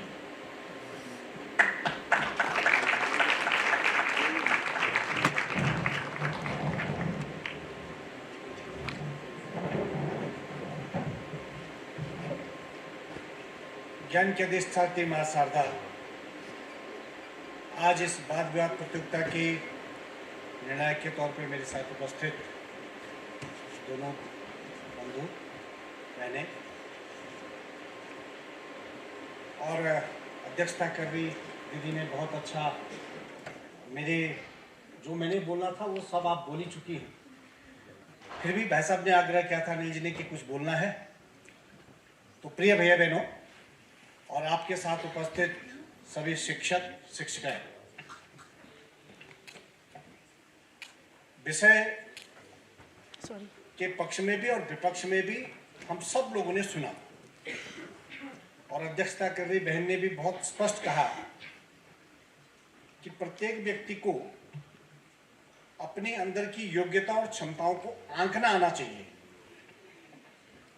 और जब हम अपनी योग्यता और क्षमताओं को आंकते हैं तो उस योग्यता और क्षमता को पहचानने का जो भी केंद्र है वह हमारा विद्यालय भी हो सकता है, वो हमारा कोचिंग इंस्टीट्यूट भी हो सकता है, और वो हमारा घर भी हो सकता है। अगर हमको हमारे घर से भी हमारे अंदर छिपी प्रतिभाओं को पहचानने में सहायता मिलती है तो निश्चित तौर पे वह भी एक कोचिंग इंस्टीट्यूट ही है, और माँ बाप से बड़ा कोचिंग इंस्टीट्यूट कोई नहीं है। इसलिए अपने माता पिता के प्रति विश्वास रखते हुए, श्रद्धा रखते हुए, अपनी क्षमताओं पर विश्वास करते हुए जीवन में आगे बढ़ना, ज्ञान आपको कहाँ से मिलता है वह प्रत्येक व्यक्ति के जो संसाधन है उन पर निर्भर करता है। कोई बहुत अच्छे स्कूल में पढ़ता होगा, कोई सामान्य स्कूल में भी पढ़ता होगा। आपको ज्ञान अर्जित करना है, आप YouTube से भी कर सकते हो, आप अपने मित्र से भी कर सकते हो, बशर्ते आप सबका लक्ष्य एक होना चाहिए, और वह कि मेरे को अच्छा क्या प्राप्त हो सकता है। आप सब जितने भी यहाँ पर प्रतिभागी थे बहुत अच्छा बोले। आप सब एक बार अपने जोरदार ताली बजाइए जरा। आप सब लोगों ने बहुत अच्छा बोला। अब क्योंकि हम लोग बैठे थे, कॉपी पेंसिल मीनाक्षी मैडम ने दे दिया हमें, तो स्वाभाविक है मैं अपनी बुद्धि से, अपनी क्षमता से जो मेरे को समझ में आया होगा उस आधार पर मैंने अंक दिए होंगे। ये अंक आपके लिए कोई निर्धारण नहीं करते। ये अंक आपकी योग्यता और क्षमता को भी निर्धारण नहीं करते।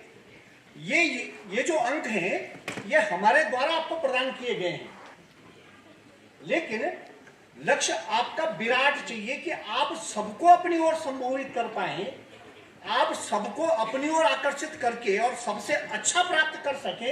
यह प्रयास आप सब लोगों ने किया, इसके लिए आप सब बधाई के पात्र हैं। मेरा आप सब लोगों को और जितने भी यहाँ भैया बहन बैठे हैं, आप सब लोगों के उज्जवल भविष्य के लिए बहुत सारी कामनाएं। बहुत बहुत धन्यवाद, और भाई साहब का बहुत धन्यवाद कि आपने अवसर दिया मुझे यहाँ पर आप सब लोगों के बीच में उपस्थित होने का। मैंने अपने आप में बहुत सारा ज्ञान इन सब छात्र छात्राओं से प्राप्त किया, इसके लिए आप सब लोगों का भी हृदय से आभार। बहुत बहुत धन्यवाद। नमस्कार। धन्यवाद सर। अब मैं अपने विद्यालय के कैप्टन और वाइस कैप्टन मान्या रावत और नंदिनी चौधरी से निवेदन करती हूँ कि वो हमारे आज के निर्णायक मंडल के सदस्यों को विद्यालय की ओर से भेंट प्रदान करें।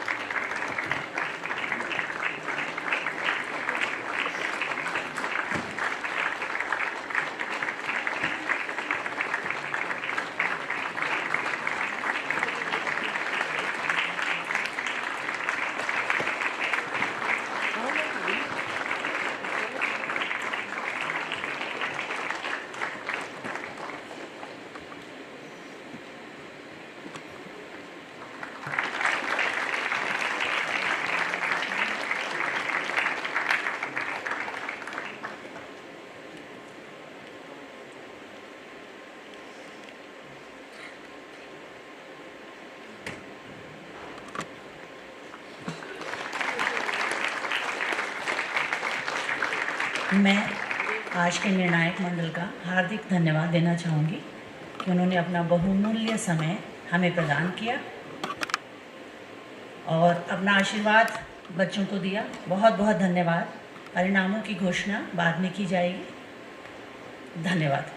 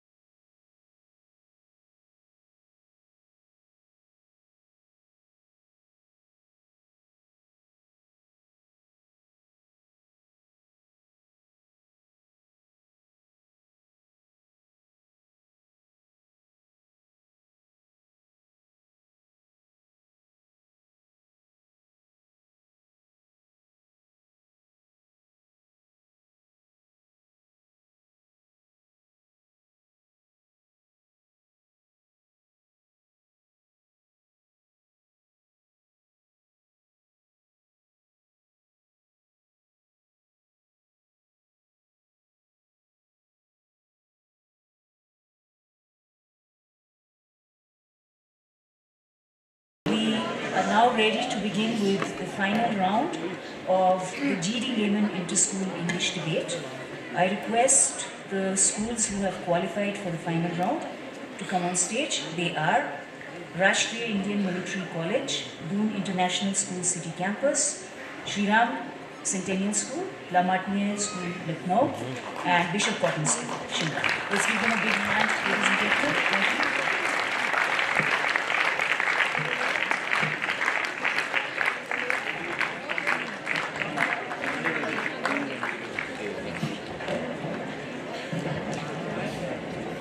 Congratulations, all schools that have made it to the final round.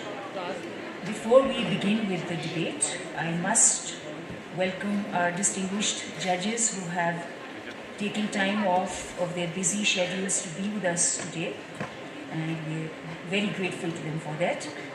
Our judges are Mrs. Joyita Mukherjee, an experienced English teacher, former head of the department at Welham Boys School and former director at Mussoorie Public School. Thank you for being with us, ma'am. Our second judge, Mr. Shubhankar Roy, is the Director of Teaching and Learning at Woodstock School, Mussoorie. Thank you so much for being with us, sir. Our third judge, Mr. Akshit Batra, is the founder of I Can India. It's a pleasure to have you with us, sir. Our fourth judge is Mr. Yatharth Chauhan, the Creative Director and Head of Lifestyles Videos at Times Network. We truly appreciate your being with us, sir. Thank you. So, without further ado, we will begin with today's debate. Before I invite the first speaker to come and express his views, I would like to announce the topic, which is on the screen at the back, but I'll read it out nonetheless. Insta culture is lowering human standards, and when we say Insta culture, we refer to instant culture or a culture characterized by speed. It could apply to food, relationships, travel, creative endeavors, or even education. The rules for the debate are pretty simple. Each speaker gets 3 minutes to express their views. At the end of 2.5 minutes, a timekeeper will indicate to one of the gentlemen here who will ring the bell. And in fact, Ishan, why don't you ring the bell for us so that they don't get started when they hear this sound? There, nice musical sound. So speakers, when you hear this sound, the first time you know that you've reached 2.5 minutes, and then when you hear it a second time, it means it's 3 minutes and you really should wrap it up. In fact, at the end of 2.5, it's time to kind of think about wrapping up your debate. And after a speaker has expressed their views, they will have to face 2 questions from the other teams. I must urge all speakers to ask questions, because if you don't, then your opponent will be awarded full marks for rebuttal. If no question is asked in 30 seconds, the speaker will be awarded full marks for rebuttal. So, before we start, does anyone have any questions? Is everyone clear about the rules? Fine. So, Shriyansh, I will need you to let me know if further speakers on the far end raise their hands, because I cannot see them too clearly. Right? So, I will... yes, ma'am. So, if they overshoot the time limit, we will announce it, and you could just make a note of it next to the child's name, and then the gentleman who's doing the tabulation for us, the overall tabulation, will then penalize the child accordingly. The judges don't need to deduct anything. That will be done by the tabulation team. Thank you so much, sir. So without further ado, I invite the very first speaker for this final round, of the GD Lemon Inter-School English Debate, Cadet Arjun Singh Baweja of RIMC to express his views for the motion.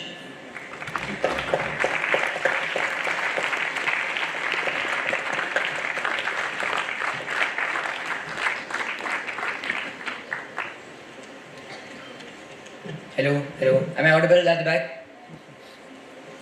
Okay, with the due permission of the chair, I would like to start in a self count of 3, 2, 1. Too fast is the world today, too fast its people. Too fast is the world today, too fast its lives. Too fast is the world today, yet faster are its lists.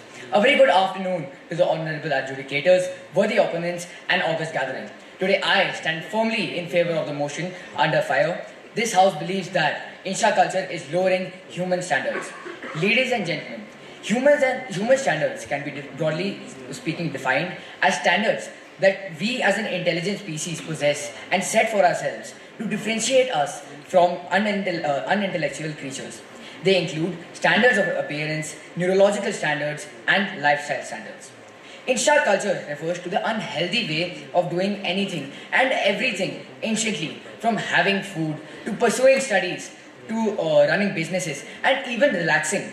While doing everything quickly might seem ideal, it might seem a very interesting thought, but at the end of the day, it is far from ideal because some things just require time to happen. Some things require time to grow and thrive.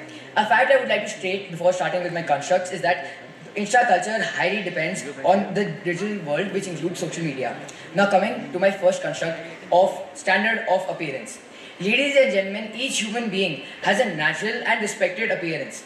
Whereas Insha culture, on the other hand, proposes unreal beauty standards, lowering the standard of appearance. Let us see how this works. As we have all seen, there are various models and influencers on social media apps, and these models go through regular Botox surgeries, they use fake filters, and with this added amount of unreal beauty and unreal appearance, they make other people insecure, they make other people feel as if they are not enough, and this lowers the standard of appearance.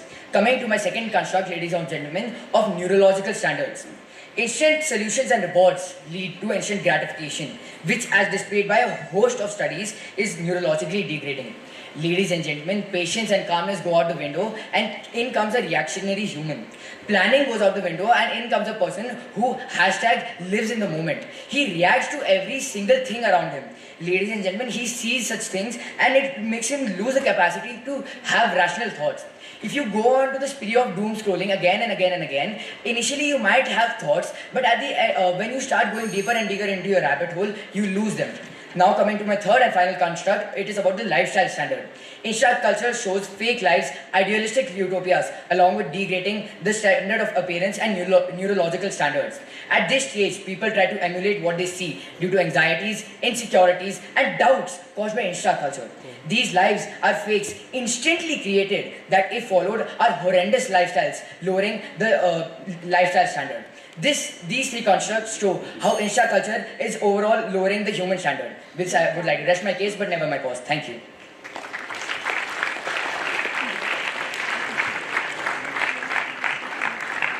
Questions?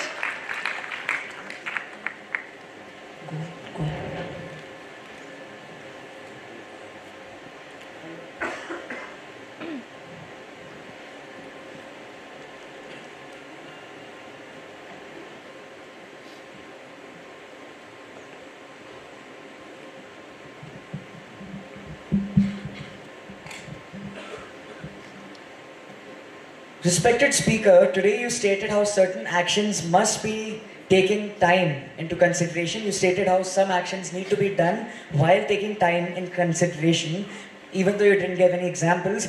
However, today we talk about how Insta culture affects any and all aspects of our lives today. Please comment. Could you please rephrase your question? Respected speaker, today you stated how certain actions need to be done while taking time into consideration, even though you didn't give any examples.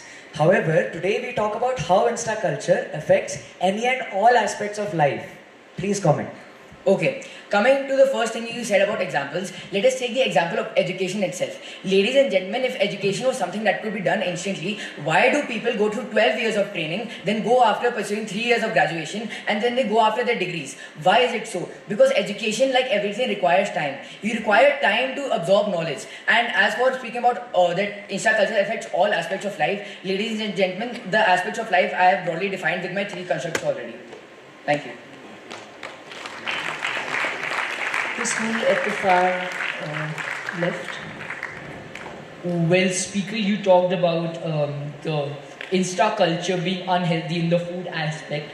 So what are your thoughts on that same Insta culture that provides fitness coaches and online diet plans? Okay, you talk about fitness coaches and online diet plans, ladies and gentlemen. We have seen that with these fitness coaches and online diet plans, there are obviously some fitness coaches who are not really after getting you fit, but are more after getting your money, number one. And as for the dietary plans, it is a simple fact that not everyone has enough self-discipline to go around following these dietary plans. And as for the food needs, Insta culture goes about getting foods like instant foods which you just preheat and then have, which are extremely unhealthy for our body. Thank you. Thank you so much, Cadet Doveja. I now request Cadet Siddharth Pandey to express his views against the motion.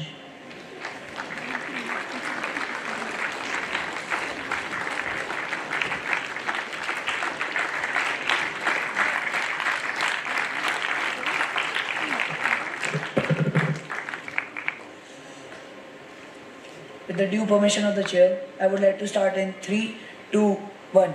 Speed for travel. Speed for food. Speed for studies. Speed for thoughts. Speed for all. Greetings to the house at large and good morning to my side of proposition. Today I, Cat Siddharth, will be speaking against the motion of the topic that this house believes that Insta culture is lowering human standards. First of all, I would like to redefine human standards. Today, my side proposition has spoken so much about human standards that we are confused what are human standards itself. So, simply, they are just life in all its aspects for humans. So, first, let us look at Insta culture in some work fields. Justice. Justice is provided much faster than before it could be. Think about it like this way. Do you know people like Vijay Mallya, Nirav Modi? They had to fled away from India just in 2 days because they were caught doing scams. Because if they were here, they would have been annihilated by the judiciary system. Media.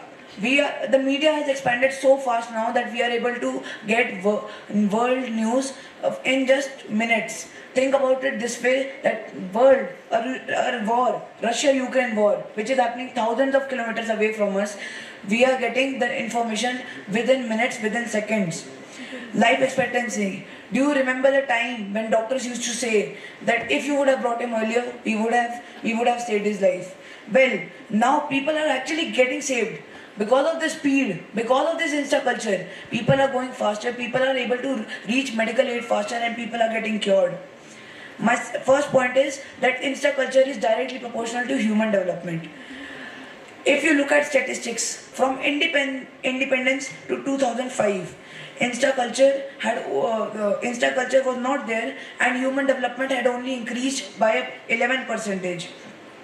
From 2005, which was the boom of Insta culture, we have seen a 12% increase in human development rate in just 1/3 amount of time. How is it this possible? Is it not possible because of the speed? Is it not possible because of the fast moving world? Yes, it is, my friends. Yes, it is. My second point is that Insta culture is the new normal. Blinkit, it supplies food in minutes. Farm Easy, it provides medicine in minutes. Together, you have a world where you can get all your commodities, where you can get all your supplies within minutes, where people can be saved, where people can have food, where people can live a happier life. So, in the end, I would just like to say that Insta culture is a train. So, I would request everyone sitting in this hall to sit tight and please buckle up. Otherwise, you will be left behind, sleeping like my side proposition. Thank you. Questions? Shriram?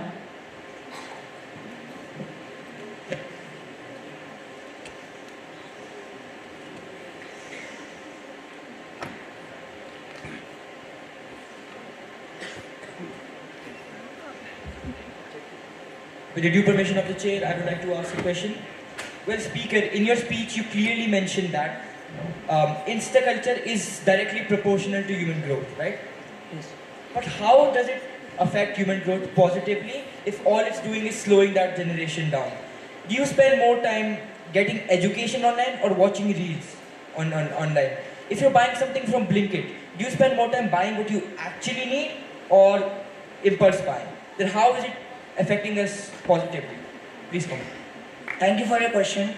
Today, I think the person who asked the question has targeted humans more than Insta culture, and I would like to tell him that topic is of Insta culture. So he better speak on Insta culture rather than the fault of humans. Thank you. I would request interjectors to frame their questions in a concise manner. Bishop Cotton. Thank you for your speech, Speaker. Speaker, if the train of Insta culture is so great, then why are mental health issues rising with it? Thank you for your question. Again, isn't mental health issues rising when people are watching more reels, when people are wasting time due to the speed they are getting? It is all because of humans, my friend. Today, we must understand that every good and bad thing, it can be utilized by humans. Everything has two sides, and humans are the ones who make it dangerous. Humans are the ones who utilize it for good.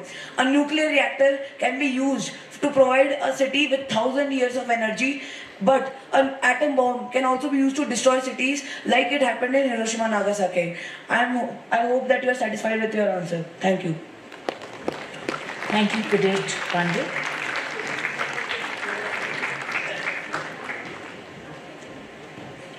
I now request Sudhya Kandari of Doon International School to express her views for the motion.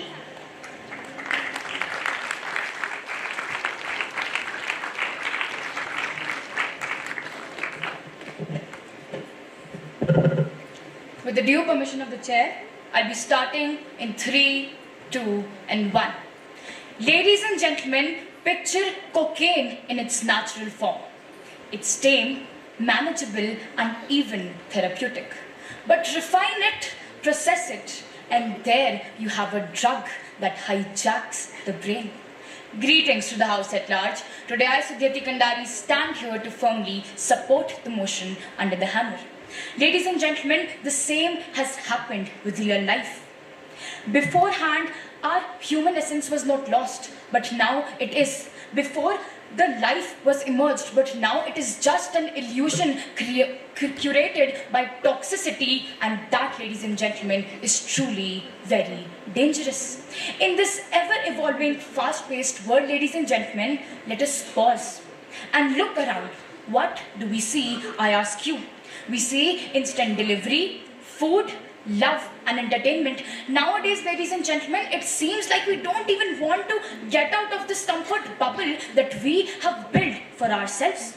This culture of immediacy, ladies and gentlemen, is making our patience, our resilience, and emotional investment obsolete. Let's talk about relationships, ladies and gentlemen, that once emerged from deep-rooted connections and understanding are now just limited to some shallow text and some shallow messages.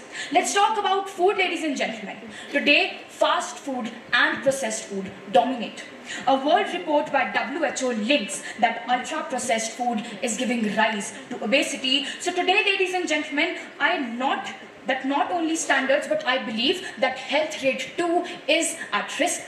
Let's take example, ladies and gentlemen. According to this research that was done, it was found that attention span has dropped from being 12 seconds in 2000 to being 8 seconds in 2022, and that, ladies and gentlemen, mind you, is less than of a goldfish. So what does this truly state, ladies and gentlemen?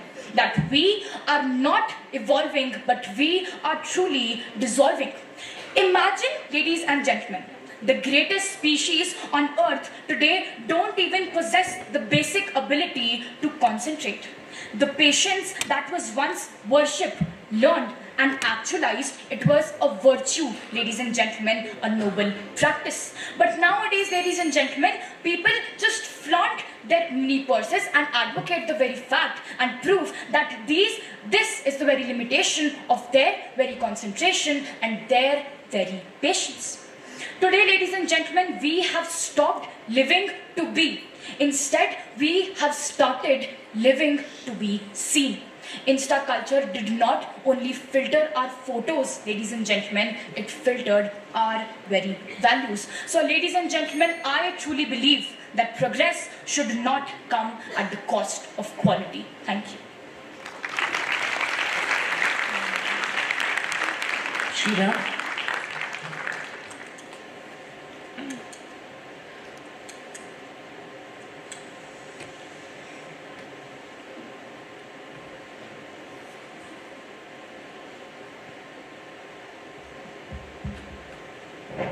With the due permission of the chair and the judges, I would like to ask a question.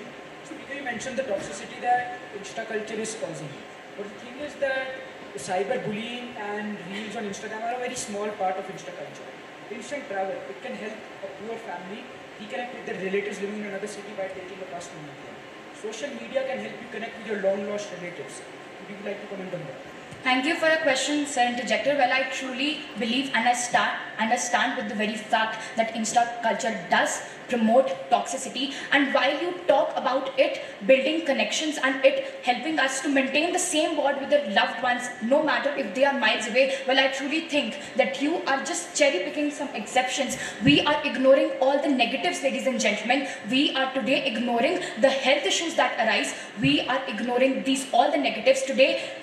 Opposition is all fighting on whites and blacks, ladies and gentlemen, but today, as I stand here, I truly advocate that reality thrives in the shades of grey. I hope that answers your question well. Namat.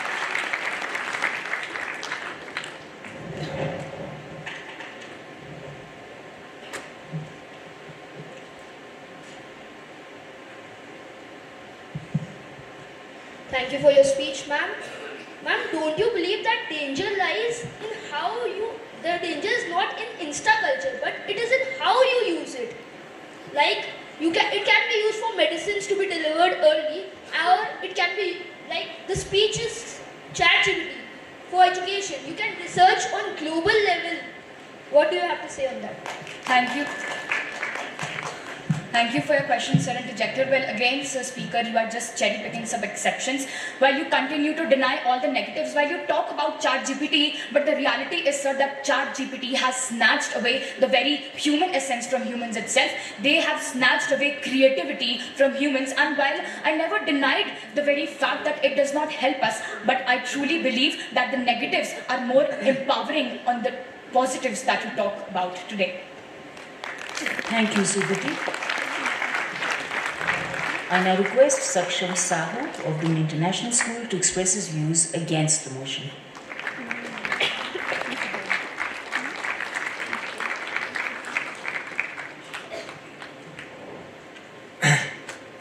Hello.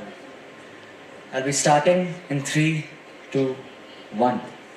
Today we are at war, ladies and gentlemen, and side proposition wishes to divide the house today to join their side of this very war against the rise of technology. However, I ask you this today. Ladies and gentlemen, who decides what our standards are? In fact, who decides when our standards are lowered? Greetings to the house at large. Today I stand here simply to reaffirm the obvious that while ladies and gentlemen we obtain instant culture, we have not lowered anything, rather we have raised our speed, raised our reach, and more importantly, ladies and gentlemen, raised our power of change. Firstly, ladies and gentlemen, let us realize that instant tools in today's world have provided a voice to the voiceless. Protests like Black Lives Matter and so many others in our generation generation today have raised awareness, raised our standards of knowledge, and ladies and gentlemen, lowered the helplessness of people against their very own government. In fact, let me tell you, ladies and gentlemen, digital payments in our nation today have increased by 76% in these 2 years alone, ladies and gentlemen, from 2023 to 2025. This shows that instant culture today provides a platform for MSMEs and other small-scale entrepreneurs. So what I am not able to understand in this debate today, ladies and gentlemen, and most certainly, yet unfortunately, what side proposition is not able to clarify is what standards are being lowered at all. Secondly, ladies and gentlemen, let us realize that during the pandemic of COVID-19, rapid communications, instant sharing of data through various pharmaceutical companies across the globe led not to the lowering of medical standards, rather to the making of a vaccine within a single year, ladies and gentlemen. That stands as medical history in our world today. Yet side proposition here talks about lowering of our standards, whereas, let me tell you, my friends, the only thing that was lowered through the usage of Insta tools today, ladies and gentlemen, was the number of casualties a nation faced during any and all medical emergency. If we talk about mental health today, ladies and gentlemen, let me inform my dear side proposition that mental health app usage increased by 200% in our globe post-pandemic, ladies and gentlemen. Today, this shows side proposition that people in our generation today do not want slow and sudden deaths. Rather, they do indeed want instant help. So at the end of the day, ladies and gentlemen, let us realize that technology is best because it brings people together. More than 5 billion people have access to smartphones today. So let us realize that global inclusion will most certainly result in a better world. So let us not fear speed, my side proposition, but let us fear stagnation. Because as Khalil Gibran had once so rightly said, and I quote, "Progress lies not in enhancing what is, but advancing towards what can be." Thank you. RNC. With the due permission of the chair, Sir Speaker, you spoke that who decides what our human standards are, but do you not believe that we are blind to our weaknesses? How would we see if our human standards are being lowered? Please justify. Ladies, thank you for your question, respected speaker. Ladies and gentlemen, today my side speaker is confused regarding a very important term which may not be highlighted in the motion and the hammer today, but is certainly very crucial for understanding it, and that is subjectiveness, and most certainly subjectiveness. For every single person considers his own standards, his own moral ethics to be different as compared to the other, ladies and gentlemen. That is a significant factor which clearly confirms the very fact that indeed, ladies and gentlemen, Insta culture is not lowering our standards, rather is raising it subjectively. Thank you. Inamat. Mr. Speaker, in your speech, you mentioned that the usage of Insta culture has raised our speed and raised our power. How can you say all this? How can you justify saying this? When in times like these, attention spans of children are at an astronomically low number. Is it really worth sacrificing the future generation's attention span for a little bit of efficiency in the adults' lives? Thank you. Thank you for your question, respected speaker. Ladies and gentlemen, let us realize that the little bit of efficiency which my side speaker has stated in his question today, ladies and gentlemen, has certainly resulted in the development, in the raising of our infrastructural standards. We see in our world today, ladies and gentlemen, fast-paced infrastructure, fast-paced construction is what determines our development in our society today. And as for these very cherry-picked exceptions my side speaker talks about, ladies and gentlemen, let us realize that exceptions are not examples, and that is most certainly what I have advocated for today. I have given you subjective, yet most certainly popular examples in our society, and that is what I propose today. Thank you. Thank you, Section.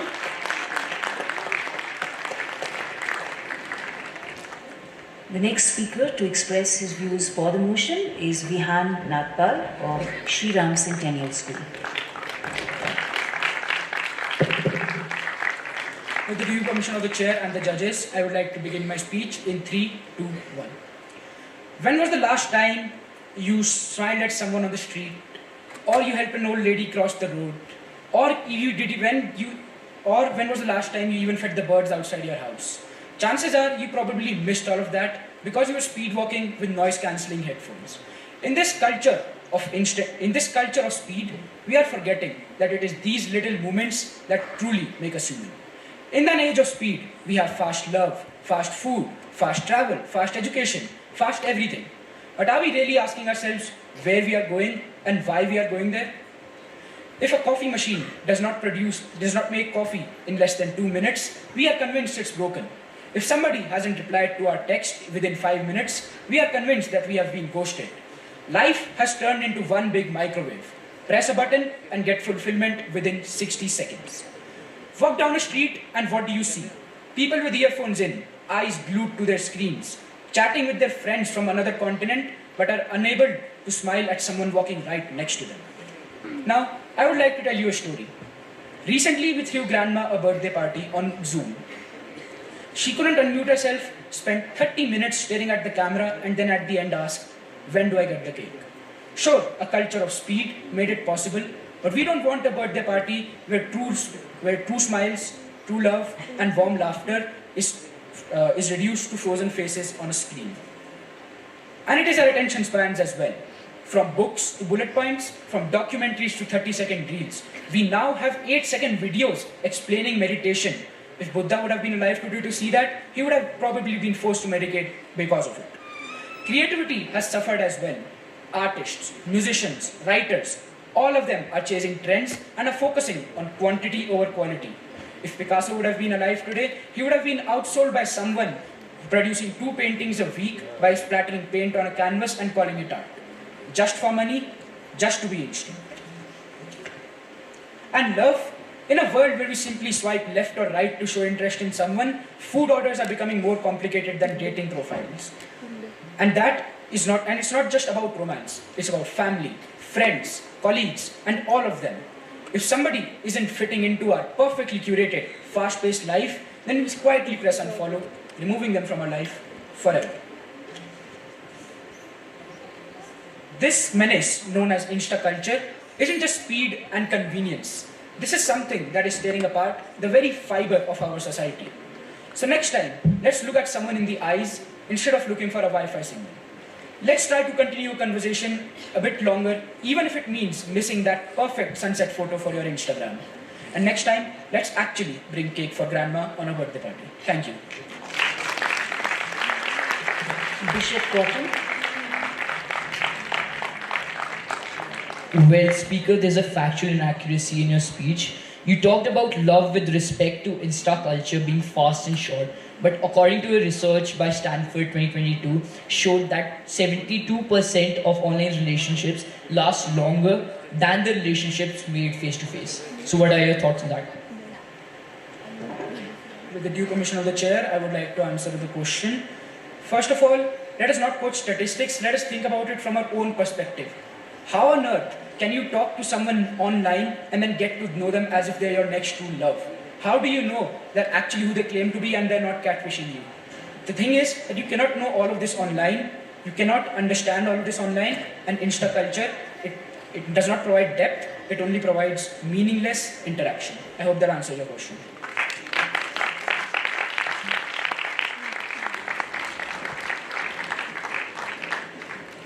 Respected Speaker, today you stated how we may not have felt the birds outside our house, but don't you think that being so narrow-minded and taking such irrelevant examples, instead of this we should focus on healthcare, infrastructure and development, which are the true standards of our nation? Please comment. With the due permission of the chair, I would like to answer the question. You talked about how I'm too focused on small things like not focusing on the birds outside our house. But the thing is, it is those two little moments that truly show acts of kindness. It is not an act of kindness to like a patriotic video on Instagram. It is not an act of kindness to spread a WhatsApp forward about someone. It's an act of kindness if you are actually helping those in your community, if you are willing to contribute towards your community, and if you are willing to do that in a way that has meaning and has sufficient meaning towards what you're actually contributing. I hope that answers your question. Thank you, Vihan. And coming to express his views against the motion is Rivan Verma of Shri Ram Centennial School.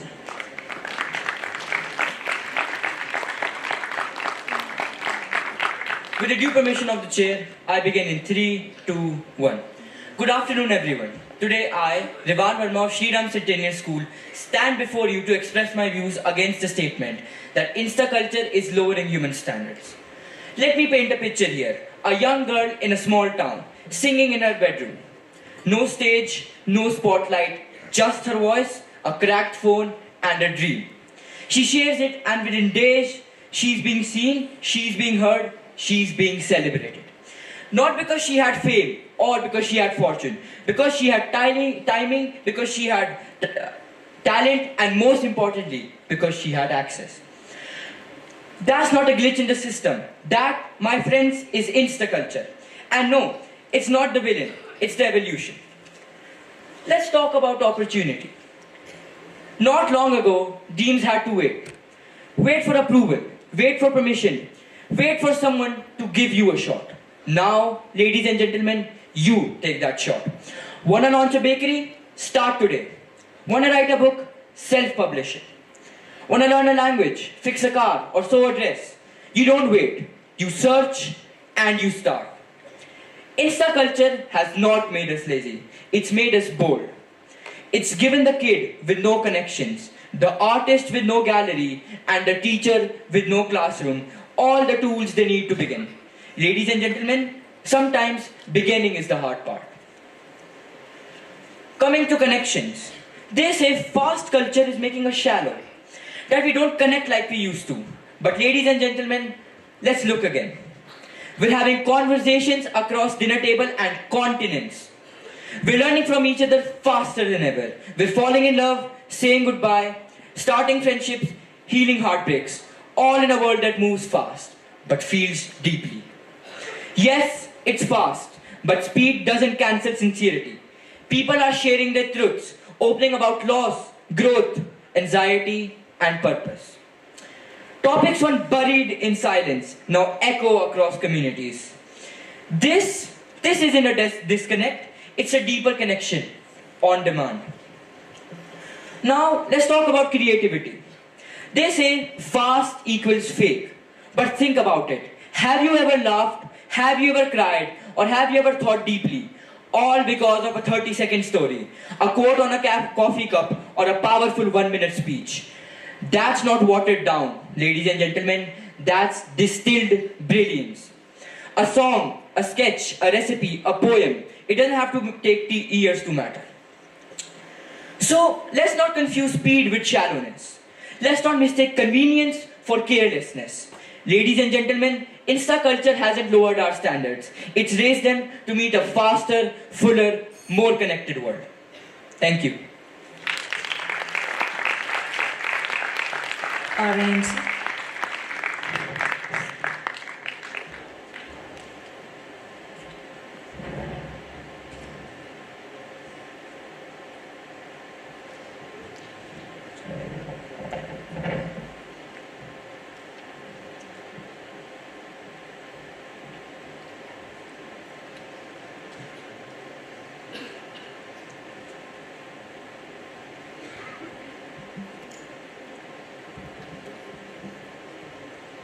So speaker, he spoke about people not having to wait. He spoke that people.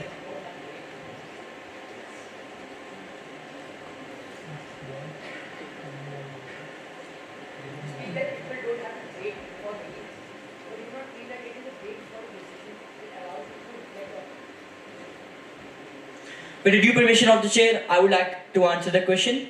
Thank you for the question. I did not mention anything about not waiting before making decisions. Waiting before making decisions is one of the most crucial parts of making decisions. The stuff we should not wait before is starting. Starting a business, starting a brand, starting to work. That is something not to wait about, not decisions. I hope that answers your question. Bishop Potter.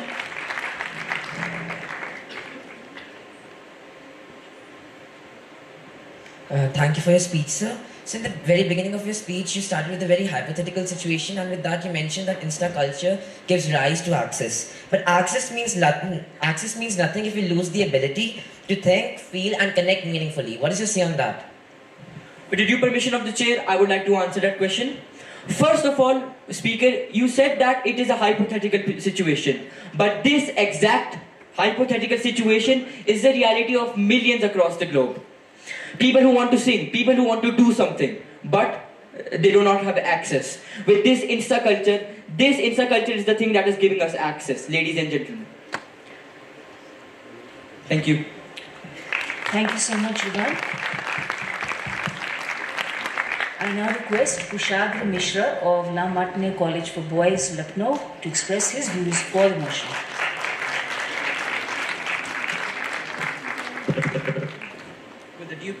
With the due permission of the chair, I would like to begin my speech in 3, 2, 1. Salutations, members of the House, respected judges, and of course, my worthy opponents. In today's world, it is very, very common for things like internet bullying, cyber harassment, and all these sorts of things to happen. Why am I bringing this up? Well, it's quite simple. Before all these shorts and short form contents, such as reels or shorts, started plaguing this multiple sites, we had long form contents, and in these long form contents, people had a lot of time to get their point across, to really leave no space for any questions or any miscommunications.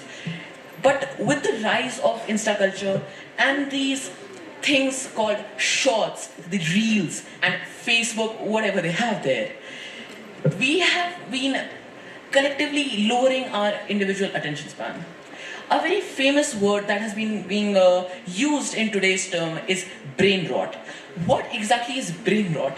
Well, in modern years, if we show a funny, let's say a child shows a funny video that he finds funny, of course, to his parents, what are the chances that the parent laughs in that video? Very low, because we have lowered our standards. People have started to lower their expectance so much that people can actually laugh at a video as silly as a fish spinning for 3 hours. People actually find entertainment in that. Why? Because we have lowered our expectations to this level. Now, but there are also some positive sides. Yes, I agree. Maybe a small creator has some platform. But, ladies and gentlemen, one of the other speakers mentioned a very, very little wholesome and cute example of a girl who wants to start a singing career with a broken phone and a heartfelt dream. Well, that's a very, not to sound cynical, however, in today's world, that's a very grim discussion. The truth is, according to the Wall Street Journal, 1 in 3 teenage girls have severe body image issues because of constant harassment and constant showing of what others' perfections of the bodies are. Other people on YouTube, on Shorts, Instagram, and etc. are displaying their version of perfection and not leaving any space for imperfections, because nobody wants to see imperfections. So, to conclude, I would basically like to ask you all this one question.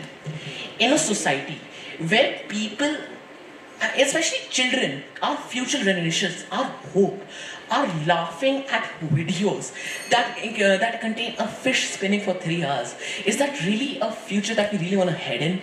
Thank you. Beam International.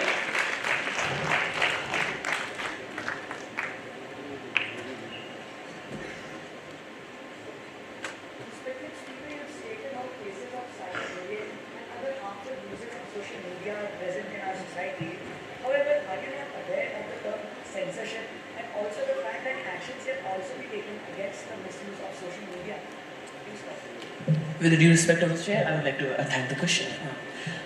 Mr. Speaker, I would like to give you an example of a common game platform, let's say, that's being used by millions of children worldwide. It's called Roblox. Have you heard of that? Now, if you are aware of the controversies that this platform has, it is notorious for exposing children to severely disgusting and downright not safe for work content with little to no moderation. I am asking, why am I giving an example of this in a topic such as Insta culture, you may ask?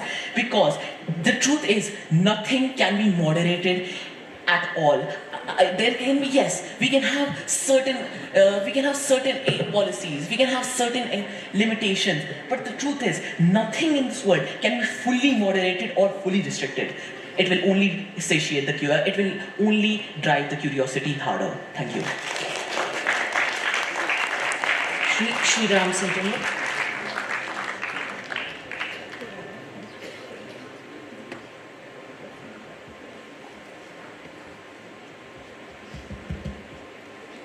With the due permission of the chair, I would like to ask a question. Well, Speaker, in your speech you clearly mentioned the importance of long-form content. But what importance does the long-form content have if the same message can be portrayed in a matter of seconds? What is the form of that? What is the meaning of that content? Thank you for your question, Speaker. To put it in a concise manner, I would simply like to say, within the 2 minutes that a video such as the one I gave an example of, let's say it's a simple formula in clear physics.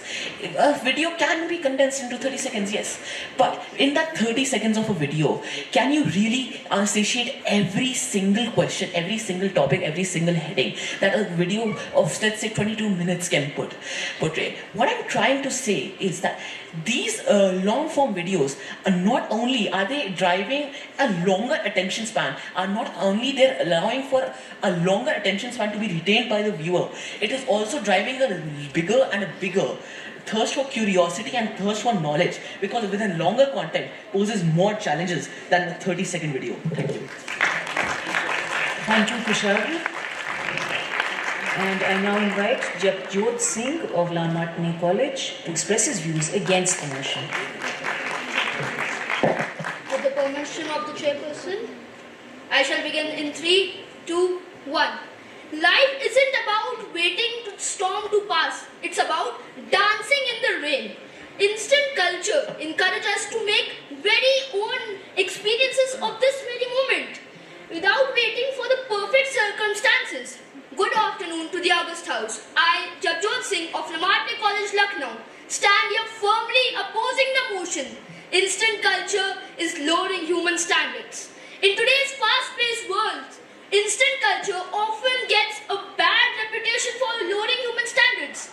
But who are we to define someone else's standards? Their standards can be different. The side proposition can like girls dancing on the stage, whereas I don't like that. It's my standards, it's how I express my views. Now instant culture has made us, truly to be present in very of that moment. It's not cutting corners, it's actually using the technology to innovate new things. Can we ignore the very own use of instant platforms that kept our society connected during hard times of pandemics? Studies that were conducted in USA prove that it improves education. If education and communication is improved, what is the problem? Instant culture, you think like food, it's always shallow. But may I ask you, how is it shallow? If the same food is given to you in a restaurant after 30 minutes, you may say, wow, freshly baked food. But the same food, if you get in packed form online, you say, oh, it's instant, it must have chemicals, bad chemicals, harmful for health. With that, I would like to bring a quote by Albert Einstein. Progress is impossible without change. And those who cannot change their minds, cannot change their thoughts, cannot proceed forward. Thank you.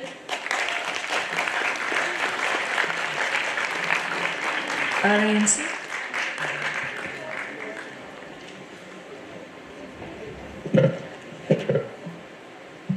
So Speaker, you told about dancing in the rain. But what would happen if you got struck by dancing in your so-called rain?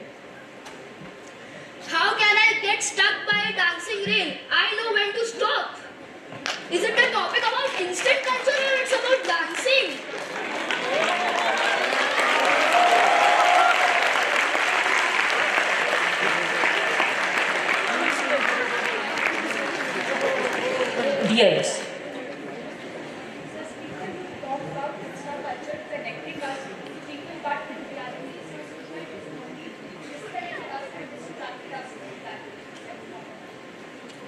Have you heard by platforms like Zoom, Google Meet? Well, that's not, they are not even listened. Thank you. Thank you, Juste. I would like to point out that Juste spoke for 2 minutes 3 seconds. And so 2 minutes 3 seconds, we'd just like to point that out. And the next speaker to come and express his views for the motion, Dev Moon Jhaji of Bishop Cotton School, Shimla.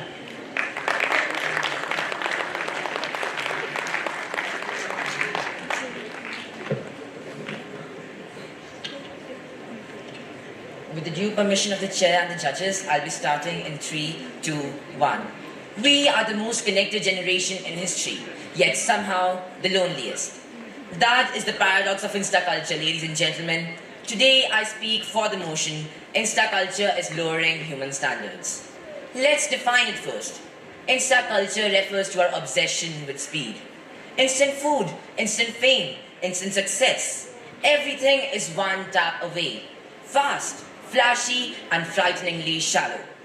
Now, what do I mean by human standards? I mean the qualities that uplift our society, our souls, depth in relationships, integrity in action, resilience in learning, originality in creativity, and above all, to pause, reflect, and grow with intention. Now, let's break the illusion. Instant food. It fills your stomach, but empties your health. Obesity, heart disease, a lifestyle where nutrition is sacrificed for a few saved minutes. We've turned meals of love into packets of preservatives. Instant relationships, one text, hey, next text, I'm done. Commitment is out, ghosting is in. We chase butterflies, not bonds. We want soulmates without souls. Instant success, we glorify 15-second fame on Instagram and TikTok while burning those who don't blow up. Hard work is now seen as too slow. Everyone wants to go viral. Nobody wants to go deep. Even education has become a race. We've replaced textbooks with TikToks. Learning used to be about understanding. Ladies and gentlemen, it is a proven fact that 30-second reels, you might see 10 reels and the next day you won't even remember 10 of them. You won't even remember one. Now it's about memorizing keywords for likes. And yet the opposition has come up and said, but it's convenient. Yes, but so is junk food. So is skipping gym. So is lying. Convenience should not come at the cost of character, creativity, and connection. We once built cathedrals that took decades. Now we build content that disappears in 24 hours. We used to value legacy. Now we chase likes. This Insta culture has given us speed but stolen our patience. It's given us content but killed our curiosity. It's made life faster but emptier. So no, ladies and gentlemen, Insta culture is not progress. It's packaging mediocrity in glitter and calling it gold. We don't need more speed. We need more substance. Because in the end, it's not how fast you live, it's how deeply you live. Thank you.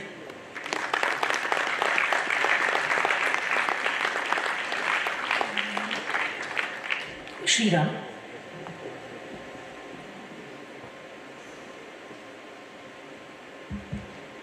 With the due permission of the chair, I would like to ask a question.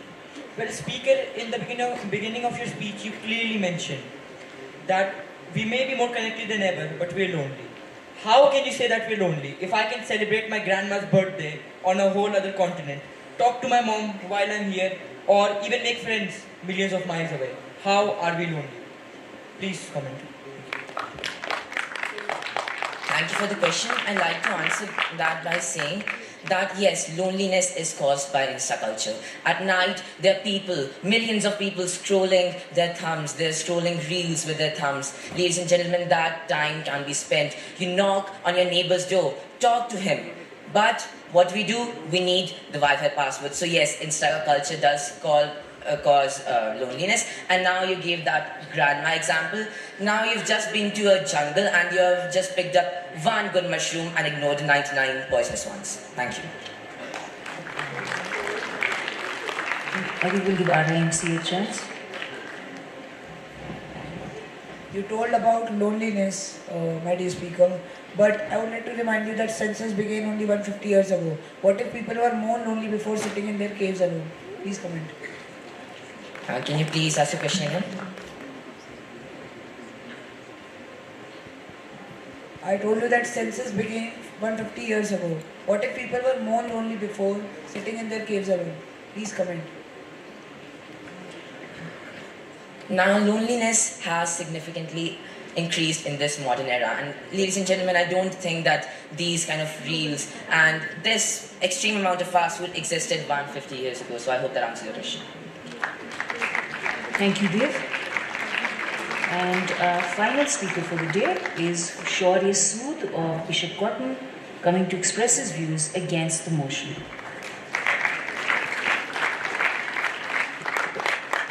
Judges, am I audible? I'll be starting my speech in 3, 2, 1. Insta culture is instant culture, defined by speed. And speed isn't the enemy of quality. It is the driver of progress. Respected judges, chair, and fellow debaters, I stand firmly against the motion that Insta culture is lowering human standards. Insta culture is simply life accelerating in food, in relationship, travel, creativity, and education. And faster doesn't mean shallower. Take food for instance. Today, local farmers and home chefs use Instagram to reach global audience instantly. According to Meta's 2022 report, over 25 million businesses thrive because of social media. Many of them small food ventures. Speed isn't destroying quality, it's upraising opportunities. Relationships have evolved too. A Stanford study 2019 shows that 39% couples met online. Social media is making connections faster, more inclusive, and often more meaningful by breaking traditional barriers of distance and access. Travel has been revolutionized too. 84% of Gen Z travelers use social media to discover new cultures and destinations. Instant exposure builds curiosity, not superficiality. It drives a more connected global generation. Creativity has exploded. Artisans, musicians, writers, people who struggle for exposure now instantly share their work worldwide. This isn't lowering standards, it's unleashing hidden talents. And most importantly, education has become accessible. Pew Research 2023 found that 61% of users use social media to access educational content from mental health to entrepreneurship. Insta culture isn't about instant gratification, it's about instant access to learning. Critics fear that it dilutes depth, but the truth is, speed demands adaptability, creativity, and innovation. Insta culture isn't about lowering human standards, it's about challenging old times and raising new possibilities. Instant doesn't mean inferior, instant means infinite. Thank you. Yes, Dune International. Go ahead. Dune International. So, Speaker, you talked about speed in your very speech, but the examples that you state today are cherry-picked and you completely ignore all the negatives of the topic itself, like health hazards and mental health problems that arise from bullying online. Comment on that. Oh, well, cyberbullying that you are talking about is not for the convenience of people, it's for troubling them, so it doesn't include convenience anywhere. And Insta culture is doing making your life faster for convenience. I hope that answers your question. K. Sriram.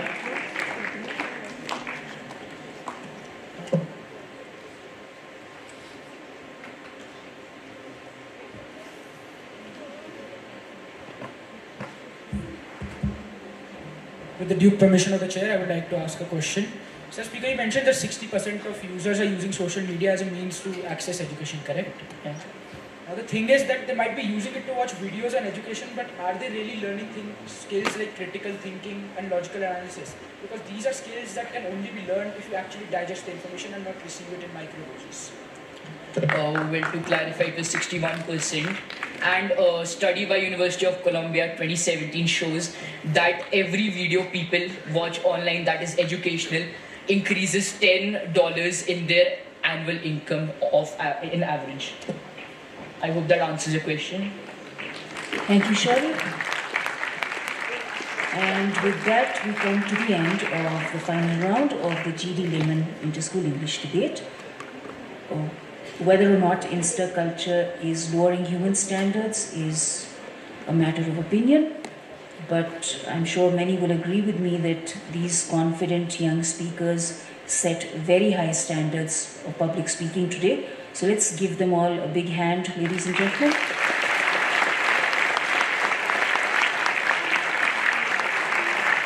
Thank you.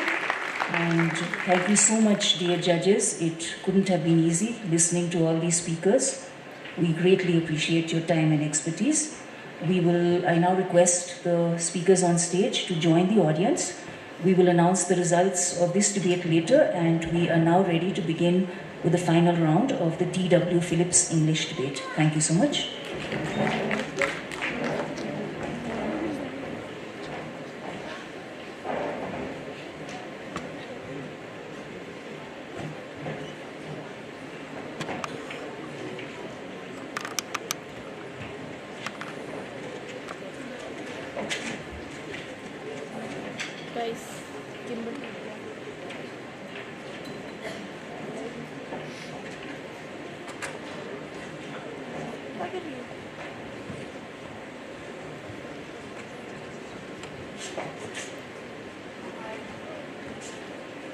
I'd request the teams to please sit in the second row. That'd be great. Welham Girls, Dune International School, because your bout is first, and then St. Joseph's Academy and Bishop Cotton School, Boys School, Bangalore. Because we don't intend to wait at all. We'll start right away. देखो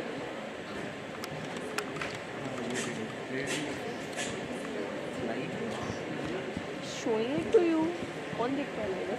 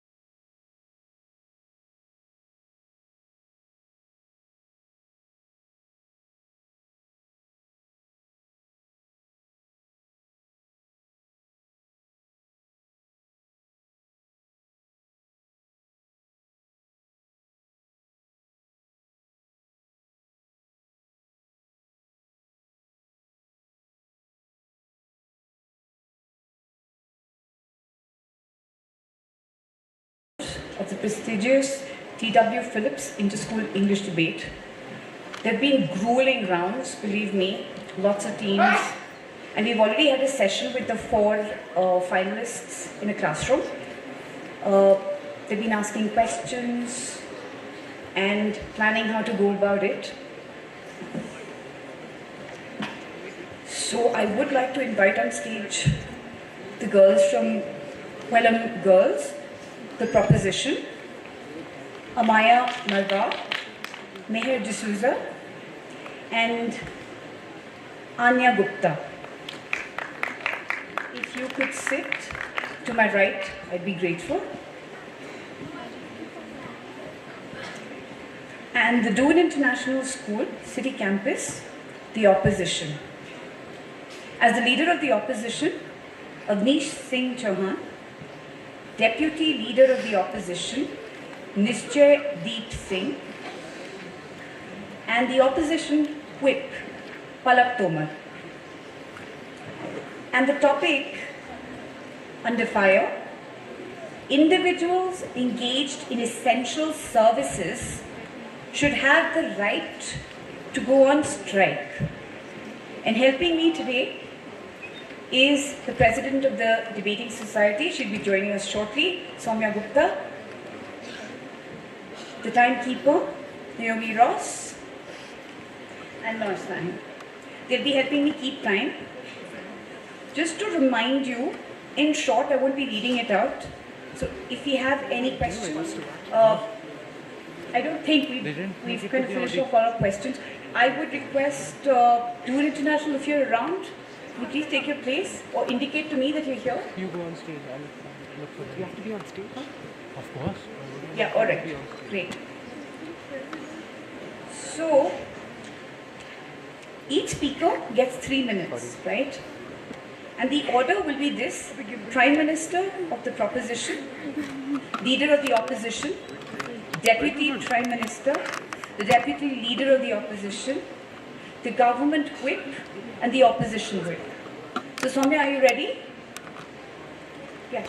Soumya will be introducing the judges and acquainting you with the rules.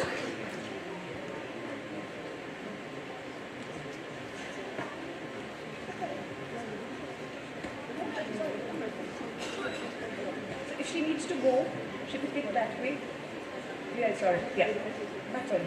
Okay. We're just waiting for one student and we will begin. So just to remind you, the topic, individuals engaged in essential services should have the right to go on strike. And we could be talking about doctors, nurses, pilots, all kinds of people. Their services are absolutely necessary. We wouldn't be able to survive a day if they weren't there. But if their rights are being taken away, should they have the right to go on strike? So this is what we will be debating today.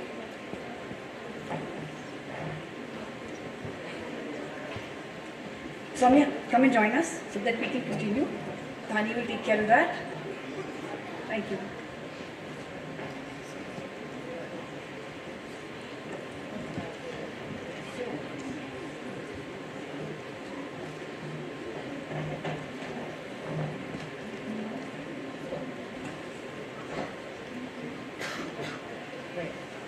So, Soumya, could you read out the rules for us, please? The last part.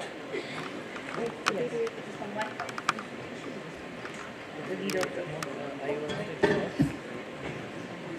The lead speaker of a team will be given 3 minutes to put forth his or her views. The second and the third speaker will get 3 minutes to consolidate their team's arguments. The lead speakers of both the teams will get 3 minutes to sum up their team's stand, as well as counter the opposition's points. One point of information is compulsory in the second minute of each participant. The first and the third minute is protected time. Please note that the person asking the POI gets 20 seconds to do so, and the debater replying gets 45 seconds. The timekeeper will pause the watch when the POI is being asked. So just to show you How do you intend to, can I please have your attention?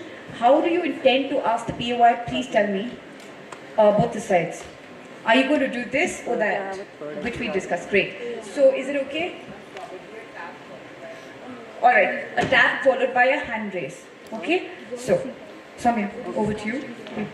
Please call the first speaker. Introduce the judges, please. Thank you. Anusha.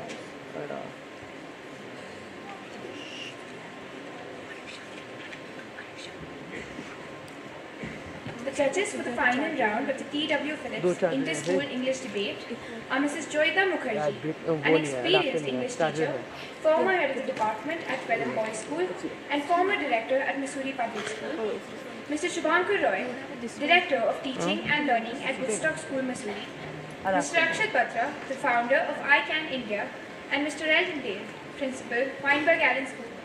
Thank you so much for agreeing to judge the debate.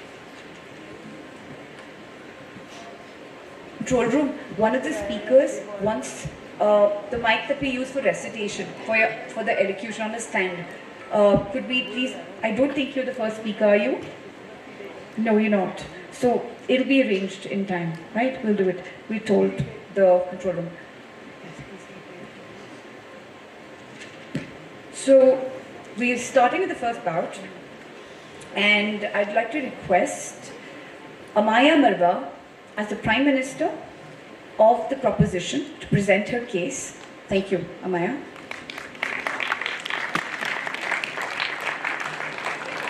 Let me just tell you, 1 minute, short bell, 2 minutes, another bell, 3 minutes, a longish bell. Right? Thank you. Good morning to the House at large. To begin, I would like you to imagine that you are a doctor working in a pandemic time. You have been working 18-hour shifts, sleeping on hospital floors, and eating instant noodles for dinner every single day, and you haven't been paid in 3 months. You ask for fair wages and decent working conditions, and no one listens to you. And why is this? Because you are essential. Now, essential here becomes a cage. You can't quit your job, you can't strike. All you can do is suffer, and of course, smile for the cameras. My first constructive is simple. Essential does not mean expandable. Denying essential service workers the right to go on strike is telling them that you are so important but we aren't going to give you any of your rights. And this is so ironical because it has absolutely no logic in the statement, because when we're talking about when you're talking about essential people, you are bound to give them more rights, not take away their rights. The moment you declare someone too essential or too important to strike, you are admitting that their absence would eventually break down society, and that's why their demand shouldn't just be heard. They should be met before it even comes to a strike. I'll take that here. This isn't to see, right?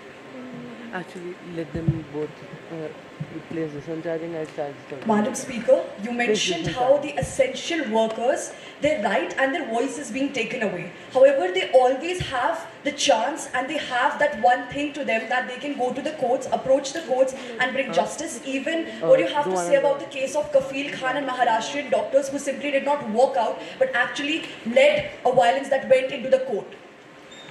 Thank you so much for your question. Firstly, I would like to say that the example you stated is just one of the examples. And secondly, I want to tell you one very simple thing. Urgency leads to urgency. When your case is so urgent that you aren't even being paid enough to keep your family alive, that is an urgent case and you need to have urgent action. You need to show the people that you matter, and that needs urgent action like striking. I'll be continuing with my debate now. My second constructive states that the Industrial Deputies Act of 1947 clearly makes the right to strike a legal right for all human beings in India. And who are we to say that essential service workers are less than or not as superior as normal human beings, especially because they are heroes. They are working every day to save our lives. We cannot be taking their rights away. For this, we should be giving them extra privileges. Secondly, I would like to say that without the right to strike, the individuals don't have a bargaining power. And when this happens, the individuals end up being taken for granted. We must understand that if someone's job is essential, their concerns should be just as essential. If someone is forced to work under unsafe, unjust, and exploitative conditions with absolutely no recourse, congratulations, ladies and gentlemen, we have just entered a polite version of modern-day slavery. Lastly, I would like to say that striking is not abandoning, it's advocacy. History has time and again proven that individuals working in essential sectors, when they walk out and when they show the people how helpless they have been feeling by working in these exploitative conditions, by actually making the people feel helpless, and that is when people understand, when people are put in their shoes. The railway workers, the sanitation workers, the nurses, they didn't go on strike because they wanted to go on strike. Nobody willingly wants to go on strike. They go on strike because they didn't have another choice. That was their only option. They went on strike because they lost faith in the system that was built to protect them. I would like to end by saying that we can't just say thank you for your service to essential service workers and then turn around and say, now get back to work or else. If society can't survive without them, they shouldn't be surviving on them. Thank you. Thank you very much, Maya. I'd just like to remind the judges that when we look at rebuttal, there's this little, there's this corner where you have to write your marks for the rebuttal. So the rebuttal is the impression formed after you've heard all the team members, because the second and the third speaker also during the reply speech will be rebutting some of the points if they are attacked. So, and towards the end, the first speaker gets to make his or her reply speech. That is whatever he's heard or she's heard so far. So they rebut points, while the other speakers do it during the course of their debate. So towards the very end, like after whatever score you've been able to think for the team, you can put it there. Thank you so much. And now I'd like to invite the leader of the opposition, Avnish Singh Chauhan of Juste International School.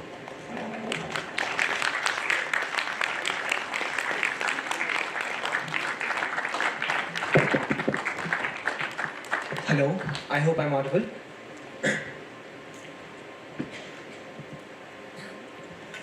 With due permission of the chair and the judges, I shall begin on the self-count on 3, 2, 1. A child, ladies and gentlemen, a child of merely 5 years of age, gasping for breath on a hospital bed. Her lungs are drowning in infection. Her mother is whispering prayers. Her mother is sobbing and is crying. Ladies and gentlemen, why, you ask? Because they look at the ER and everything is dark. The nurses have gone, the doctors have walked away, and now only the fever persists, only the disease persists, ladies and gentlemen, because it was easy for the doctors to walk out with picket signs in their hands, but for that little girl, death is not negotiable. It is inevitable, ladies and gentlemen, inevitable fact that we today should surely understand. Today, the mother will not sign petitions, neither will that little girl protest, ladies and gentlemen, because they were not the part of this very protest. Instead, they were the mere victims. Today, greetings to the House at large. I, Avnish Singh Chauhan, take this burden upon myself to call upon this very force of hypocrisy and oppose the motion under the hammer. The motion which states that individuals engaged in essential services. What are essential services? Every single service which is essential to a person's own life. Today we are not talking about the luxury jobs, neither are we talking about the comfort houses. No, ladies and gentlemen, we talk about nurses, doctors, paramedical officers, police officers, military, air traffic controllers. These are the very people who are the guardians of my own mother India. Yes, ma'am.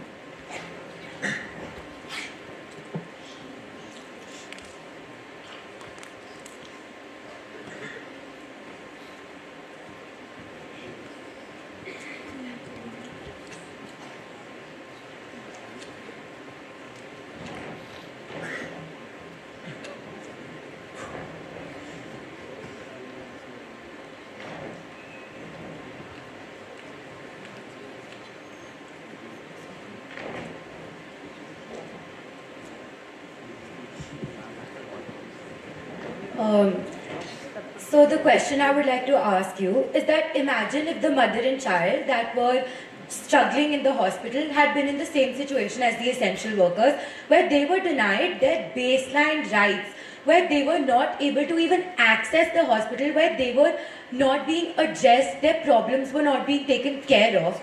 In that situation, would you still say that they should not have the right to protest, they should not have the right to go on strike? Thank you for your question, Madam Interjector, with due permission of the chair. Ladies and gentlemen, the moment a doctor becomes a doctor, the moment a policeman offers his service to the people, they raise their hand and they solemnly swear that I shall risk my life, I shall put my life at stake to prove my entire point, ladies and gentlemen, to save 1,000 lives. This very own duty, this very own oath of allegiance is the very key factor. Ladies and gentlemen, if they are ready to do something so morally beautiful, then who are we to oppose their entire construct of their moral conscious choice, their entire construct of their own choice in our own society? I hope that answers your question. Coming towards my debate again, ladies and gentlemen, another key word my proposition today is so fixated upon is the word right. Now, there is a difference between a right and a moral imperative. Moral imperatives cannot be compromised, ladies and gentlemen. They simply cannot be. Today, we cannot order rights. Today the side proposition is entirely putting the right to protest and the right to dissent above an individual's right to life. Right to life, ladies and gentlemen, this is the very agenda of the side proposition. Today, these doctors, these military officers who are being compared to mere gods, understand, ladies and gentlemen, that genuine harbingers of change must be able to do what others won't dare. That is, sacrifice their own heart under the burden of doing something unspeakable, and I salute them for the same. The entire argument of the proposition today is just criminal negligence if they think that these people should not save lives and rather put their selfish interests first. Because at the end of the day, ladies and gentlemen, this point stands and the opposition will forever oppose until blood flows in my own veins. Thank you so much.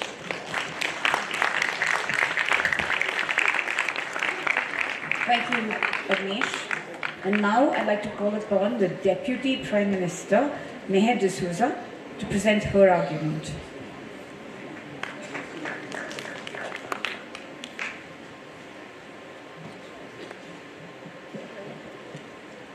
Am I audible? I would like to start in 3, 2, 1.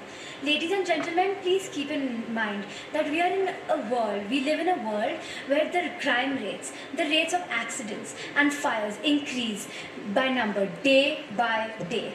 We live in a world where people who work in essential services no longer are just essential. They are a lifeline, and they are a lifeline that we can absolutely not afford to be unplugged. I would like to start by saying that these are the type of people who hold up the entire structure of community. These are the people required for a society to function at its basic. These are the people that we forget, without which society wouldn't be able to function. They are the structural and functional unit of society, and we can't afford to take them for granted at any point. We need to remember that people who opt to work in fields of essential services definitely know what they are getting into. Whether they decide to take up a job in essential services for altruistic reasons or for financial reasons, they know what they have gotten into at the second they sign that contract and decided to pursue it. We need to remember that if they decided to go on strike, it's because of an essential reason. It's because they cannot afford to have their needs compromised anymore or overlooked. It's because they have been working for so long and so hard, and they have been taken for granted to such an extent that they can't take it anymore, that they feel that they are unneeded, unwanted and unappreciated, which eventually will directly or indirectly affect the quality of their work. I would like to take that POI.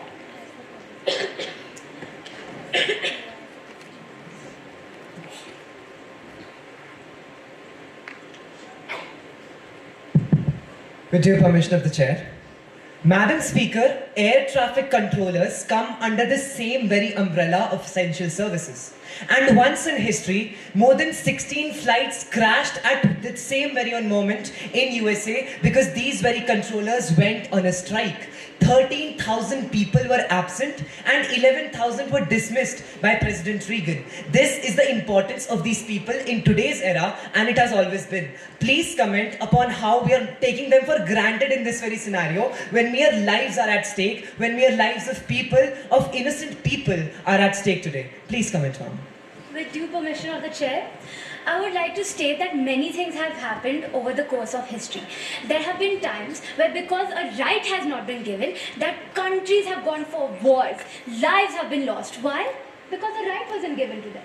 Why? Because they were denied basic human rights. History is full of incidents like this, Sir Speaker, and I would like you to note that one incident doesn't justify why a right needs to be taken away. Which brings me to my third constructive, which is choice versus autonomy. Choice versus autonomy. These people, these essential workers, which as we know are required in community, have the independence, have the autonomy to go on strike if they need to go on strike, if it is absolutely vital for them to go on strike.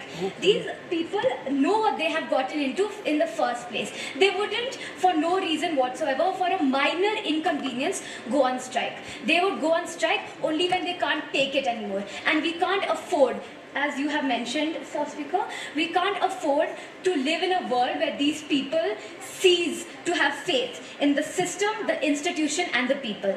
And with that, I would like to rest my case.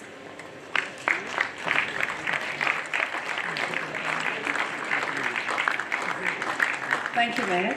And now I'd like to call on the Deputy Leader of the Opposition, Juste Singh, to present his remarks.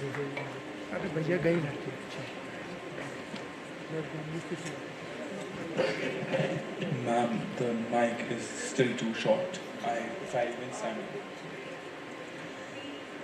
Could we get a stand for Nishchay, if it's possible? If it is entirely impossible, Do we have it? A mic stand here? Can we get it? Just a minute.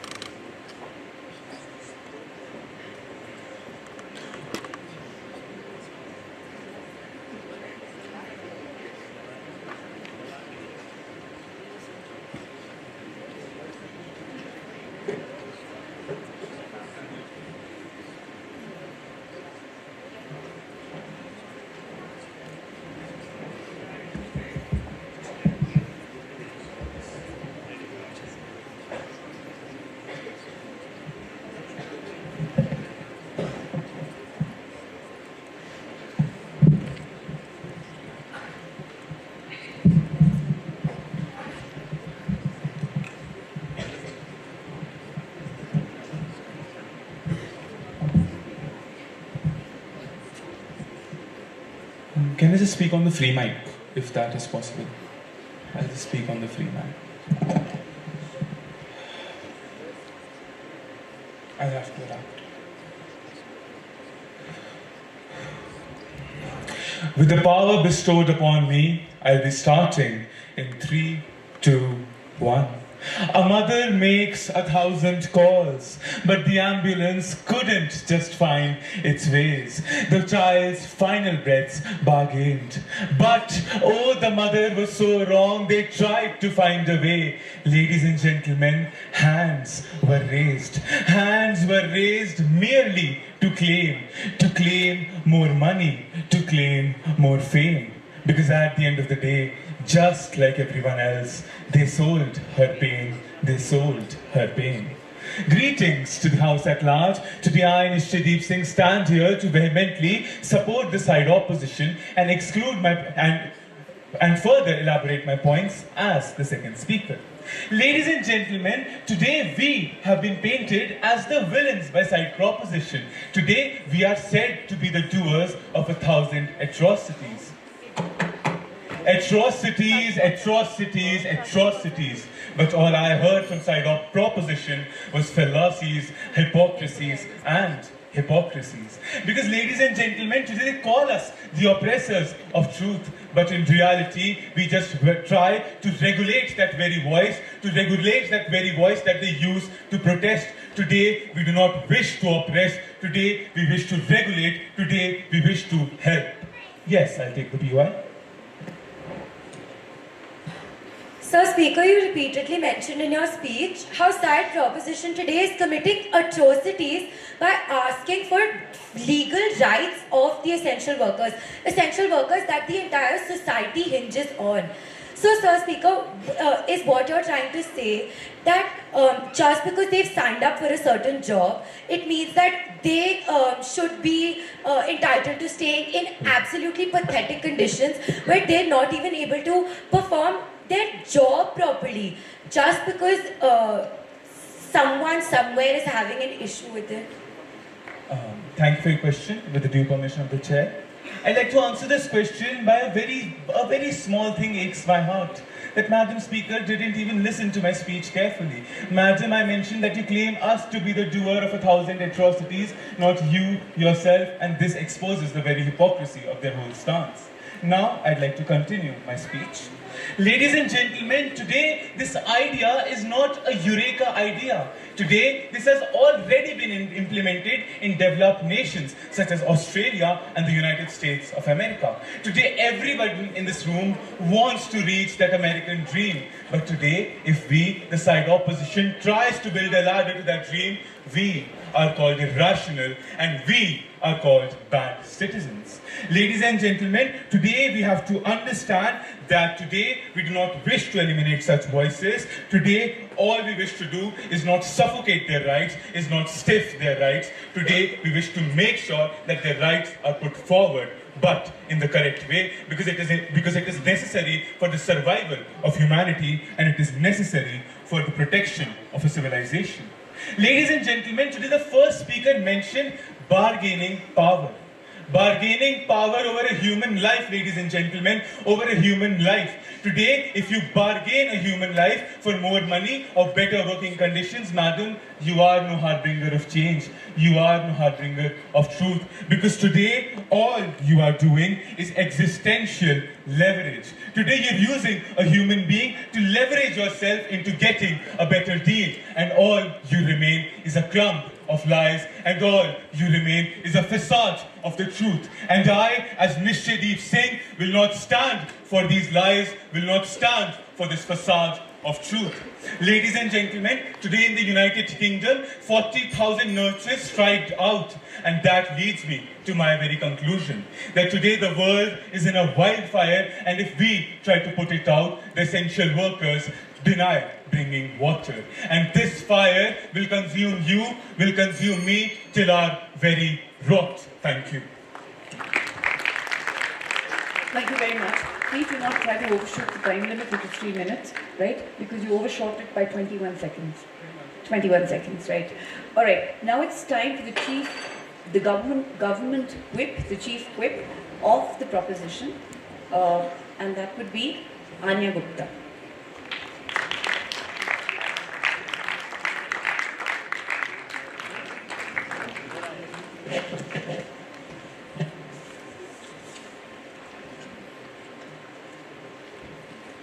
With the due permission of the chair, I'll be starting in 3, 2, 1.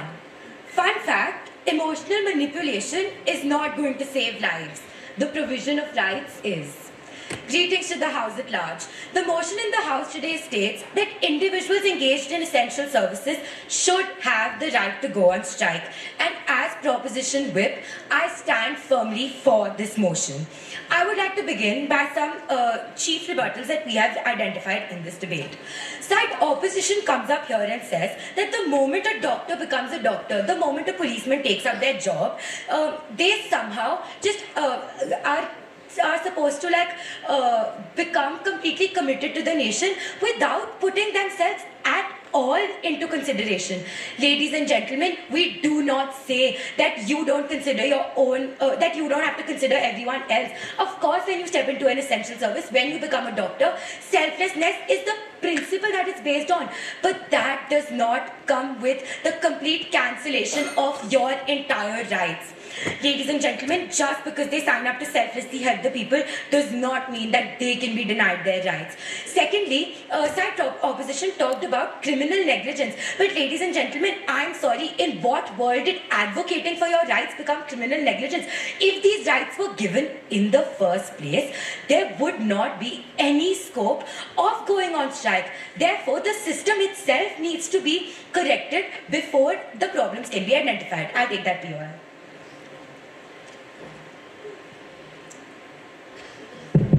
Madam Speaker, today the whole side proposition is twisting our words. First of all, what we said is that you consider... Let's just point out what we intend to inform them about. Just that. Okay. Not a very long sentence, right? Thank you. Madam, today we said that we do not wish to, we consider others before ourselves. That others have to be put for ourselves, and that is the very thought of essential work. So how do you make such claims? Thank you for your question, Sir Speaker. I think you did not listen to my speech properly either, because I clearly mentioned that the problem is not that the doctors are not selflessly working. The problem is not that selflessness as an emotion is not present. The problem is the system in itself that is so flawed that these essential workers have to be given the right to go on strike. If a doctor working in a pandemic for hours on end, helping hundreds of thousands of people that are suffering through infection, if they are not given their basic wages, in what world is that fair? Now I would like to continue with my speech. As third speaker, I identified some chief clashes in the arguments till now. The first clash that I identified was that side opposition comes up here and says that people will go on strike on minor inconveniences. But what we say is that people engaged in essential services also recognize that their job is extremely important, not only to the public but to society at large. So they work on the basis of a moral code of conduct and they have some sort of rationality. So in our world, people don't just go on strike because it's like because they want to, or because their ACs and their offices are not working. Secondly, before I identify our next clash, I would like to prove how our world holds up better on the long term. While side opposition will say that when essential workers go on strike, lives will be lost. What we say is that if their rights are not given, the quality of their work is degraded, ladies and gentlemen, and therefore there is more chance of harm, because the people won't be focused on their jobs, because they will be dissatisfied with their wages or their working hours. So strike in this scenario can have a positive effect by raising awareness about the flaws that are eminent in the system, ladies and gentlemen, and by giving the essential workers that the entire community relies on their basic rights. And with that, I rest my case. Thank you, Anya. And now I'd like to call on Palak Tomar for the opposition to present her views.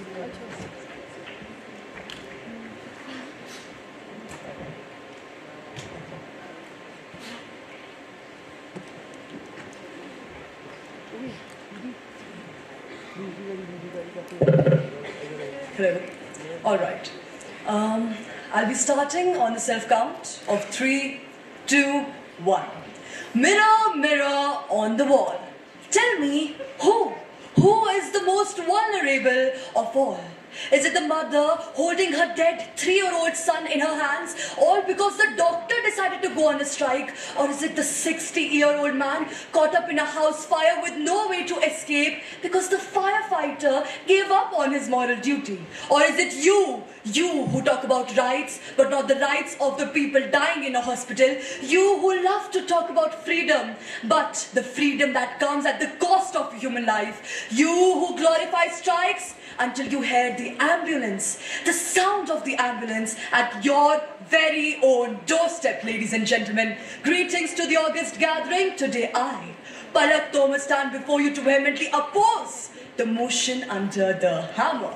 In my very first construct, I'd like to talk about our Constitution. Article 19, Clause 1, Section C clearly states that you have the right to form unions and associations. But strikes are also an extended version of it. Ladies and gentlemen, under that very clause, beneath that clause, comes Article 19, Clause 2, that clearly states you can impose reasonable restrictions on this very clause if it disrupts moral, society, decency and public order. I ask you today, that is strike the epitome of morality and decency? No. Is it the disruption of public order? Yes, ladies and gentlemen. I'd like to introduce. You mentioned Article 19, but I would just like to point out the Industrial Disputes Act that was passed in 1947, where the right to strike was made a legal right. So, Madam Speaker, do you say that if someone is being denied the daily wages for the extremely hard work that they're doing, they are supposed to just keep their mouth shut and continue working while and selflessly serving the community while they're not able to even keep their family afloat? All right. Thank you for your question, Madam Interjector. To answer that, I'd request Madam Interjector to not point out the 1900s. Talk about 2003, the case of T.K. Rangarajan versus the government of Tamil Nadu, where it clearly stated that the fundamental right to strike is no right at all. Let me tell you that when you are an essential service worker, your primary duty is to serve. You make a promise to the civilians, the citizens of your nation, and when you break that promise, it is nothing but betrayal, nothing but betrayal. To continue with my speech, I'd like to say, just because a right exists, ladies and gentlemen, you're not supposed to exercise it. It is the same as if a surgeon can walk out of the room in the middle of the surgery, all because he was offered a better contract. But will he? No, because his role is attached to human survival. I'd like to ask the proposition today, would you like to live in such a world? I expect the answer to be a clear no. You need to understand that strikes are not mere protest, they're actually ethical extortion. Trust is like a paper, once crumbled, it is never the same again. When you leave your patients to die on the hospital bed, do not expect them to have the same trust for you in their heart. Let me talk about the fact that strikes are not the pillar of change. No, they're something that can be easily suppressed. Let us take the example of Nil Ratan Sarkar Medical College. 2019 ladies strike in West Bengal. Few days, an ultimatum by the Chief Minister and one conference. The strike was swiped off and just 3 years later, we hear the case of another woman being assaulted in West Bengal, raped in a manner I cannot gather the courage to explain. In order to conclude, I'd like to say, essential services are not just careers. Ladies and gentlemen, they are lifelines, and lifelines do not have the luxury to snap out whenever, however they want. When a service turns into silence, it is not a strike, it is surrender, and essential service workers are not there to surrender, they are meant to stay when staying is the hardest thing to do. Thank you.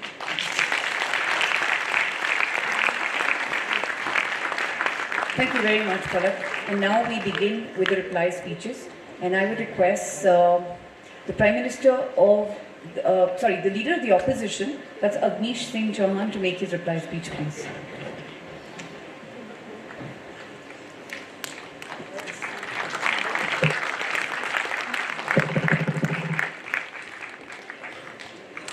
With due permission of the chair and the judges, I shall start in 3, 2, 1. As the silly rumors grow more sophisticated and widespread, oppressing the voracious voices of individuals like us, we have to grow louder and exclaim the truth to the fallacious ones. And I, Agnish Singh Chauhan, take this as my onus to crack it down one step at a time. Ladies and gentlemen, in their entire argument, the proposition broadcasted the right to protest and the right to express dissent as their primary concern. Understand, ladies and gentlemen, that right to life will always be greater than right to protest and right to express dissent. Why, ladies and gentlemen? Because this world does not function upon guarantees. This world functions on the mere concept of chances. The right to protest is one of the pillars of democracy. Agreed. But the foundation of this very democracy, the foundation of my own mother India, is only right to life. A beautiful quote I came across, ladies and gentlemen: one man's liberty ends when other person's survival begins. This is the very agenda that the side opposition today promulgates in this house. Secondly, ladies and gentlemen, they are so fixated upon the victimization of these very essential services. How the quality of their jobs will go down if they are not allowed to go on strikes. 5 years back, the entire world was struck with the biggest calamity I have ever seen: COVID-19 pandemic. With time, the number of dead bodies rose, ladies and gentlemen. The number of resources declined rapidly. But still, I salute that doctor, I salute that policeman who were capable enough to prevent 1 million of lives. They could, ladies and gentlemen, they had this olive branch up their sleeve to only focus on complaining, but they did not do so. They valued altruism, ladies and gentlemen. They valued their essentiality of their service. Next up, ladies and gentlemen, they treat that all of these people are only going on rights for a vital consequence. That is simply not the truth. The truth is, ladies and gentlemen, that today, them not going on rights is not just a stop on their wages. It is not just a stop on their labor, ladies and gentlemen. For us common people, it is the stop of the entire supply of food chain, the entire supply of oxygen supply of each and every person's individual capable rights. All of this is being compromised only under the blunt hammer that their wages will decline, only under the blunt hammer that they are provided that olive branch up to themselves. Ladies and gentlemen, Indian Constitution, Section 224, my right will only be entertained if I do not infringe upon your own rights. Understand this perspective, ladies and gentlemen. The opposition understands it today. Thank you. Thank you very much. Calling Amaya Marwa, the Prime Minister of the Proposition, to present her reply speech.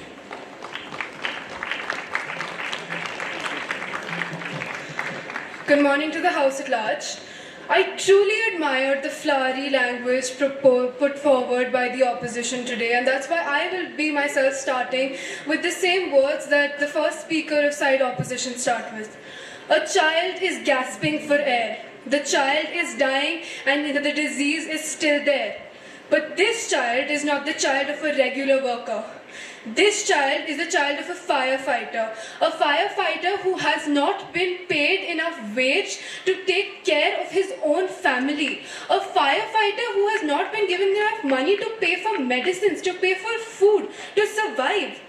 This child is going to die because of side opposition's world. And we as proposition cannot allow this.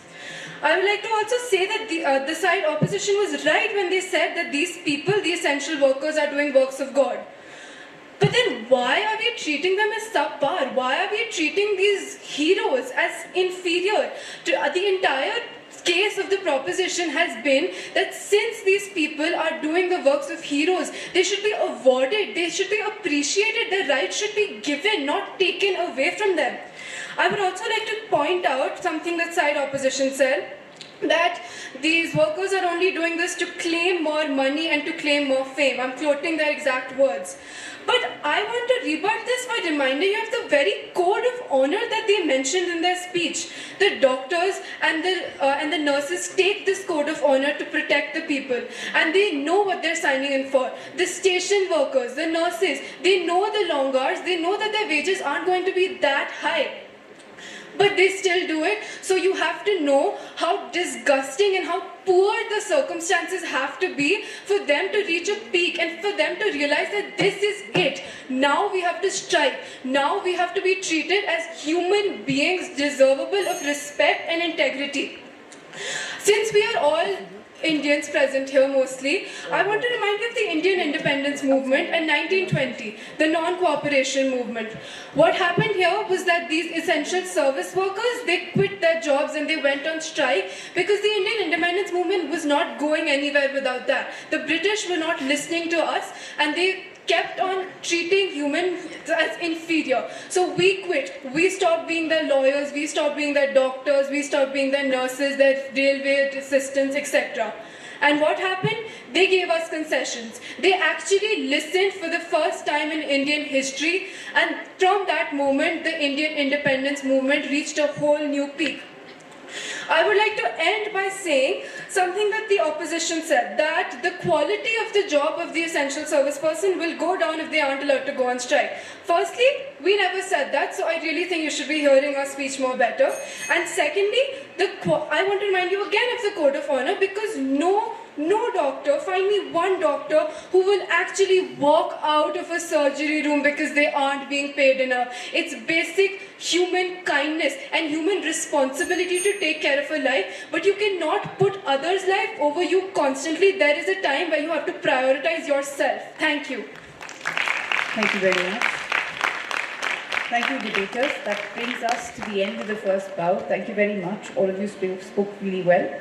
I'd like you to take your places in the audience. Thank you very much.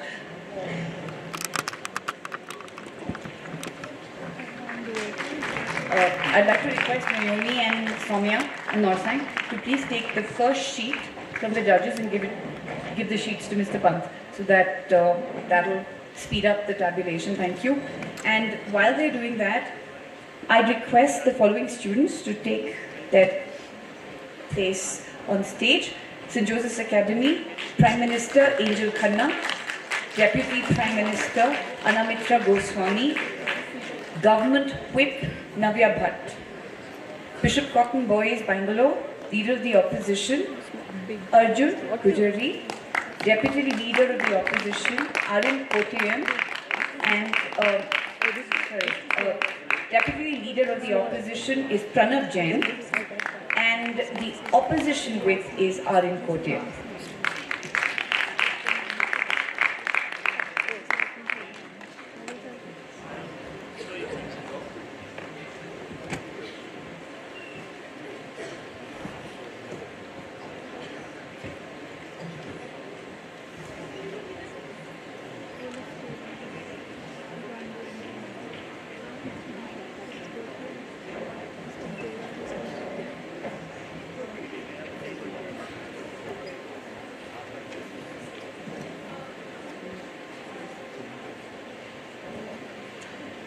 And while they're doing that, I'll just acquaint you with the topic.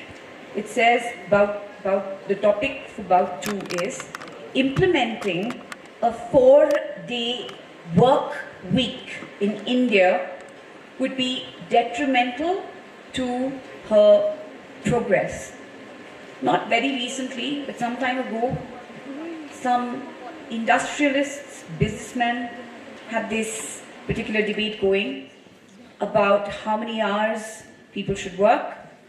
So that is the topic for this afternoon's debate, the second bout. And done?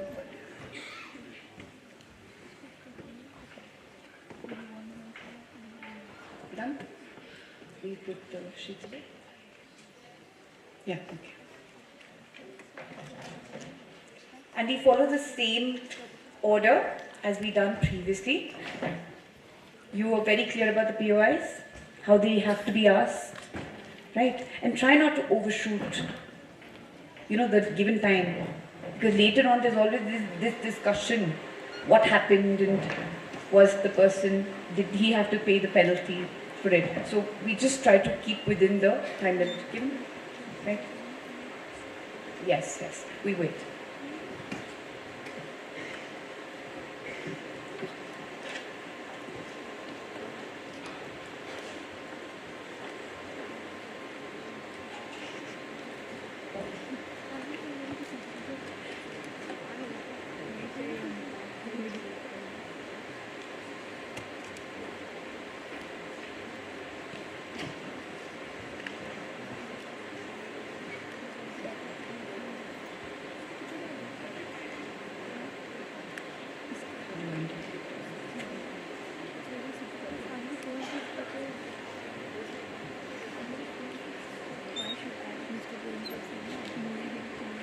So I think I've already shared with you the roles they'll be playing in this bout.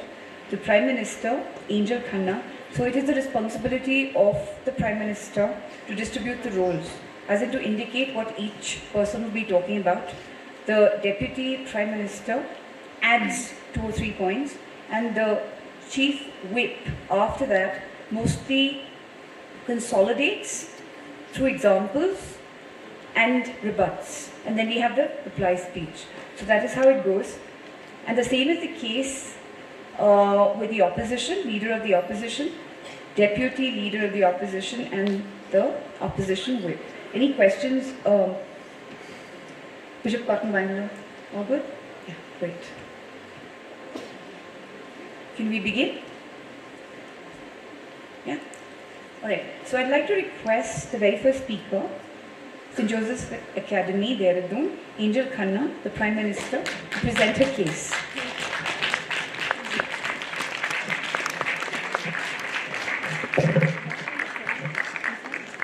I'll be starting in 3, 2, 1. Greetings to the House at large. This is Angel Khanna, the first speaker of side proposition, and I stand here today to provide the necessary definitions, stakeholders, burden of proof, and the constructs on our side of the House. Beginning with the definitions, which includes detrimental, that is something that causes harm, damage, and is pernicious to the growth and development of a nation. Secondly, being progress, which is the total advancement of a nation structurally, economically, and in trade-related sectors. The stakeholders today is the society at large, while the burden of proof on our side of the House is to prove how and why the implementation of a 4-day work week in India would be detrimental to her progress. The constructs that we would be using to strengthen and proving our stance today is demography, weakened global competitiveness, lack of productivity, stagnation, and impact on essential services. Now, without further ado, beginning with my first construct, which is demography. Panel, we need to understand that in today's day, the average Indian citizen is 27 years of age, which basically means our biggest asset towards economic development is the youth of India. But by implementing a 4-day work week, what we are doing instead of accelerating their potential and their capabilities is curbing their aspirations and their potential. We are leaving our biggest assets, our human capital, go to waste and be underutilized. Now, side opposition would paint a very utopian picture for you, where a shorter work week would make people more productive and happier. But what we need to understand is that what a 4-day work week would actually look like, and that would be companies paying their employees for 3 days of doing nothing, and that is something that no company can sustain in a competitive market. So, in order to maintain their profit margins, what companies would do is cut on costs, which means starting laying off of people. Now imagine a country like India, an economy like India, where people already don't have jobs, our generation losing jobs because of a shorter work week. Panel, we do not need longer weekends. What our generation need is more opportunities that side opposition will be stripping them off. Now moving on to my second construct, which is weakened global competitiveness. Panel, we need to understand, is there a POI? I'll take it.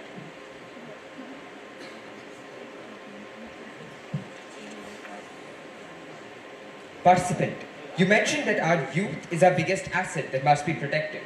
But in our country, our youth is being exploited. As a result, they're running away. We have the highest suicide rates of youth, 27-year-olds in the entire world. How is this protection of the youth when reduction of work time would undoubtedly be more protective in nature? Thank you for your question. To answer your question, sir, we need to understand that a shorter work week would magically reduce the amount of work that the youth of India has today. The bosses of the youth would still want them to meet their goals, to get that increment at the end of the month. So what it means is that in a shorter time period, the youth would have to achieve the same kind of work, They would still have the same pressure and even more in status quo, because now they would have to complete a 6 to 7 day work in a 4-day week, and that is something that would increase the pressure on the youth and would be so much more detrimental for them. I hope that answers your question. Moving back to my construct, which was weakened global competitiveness.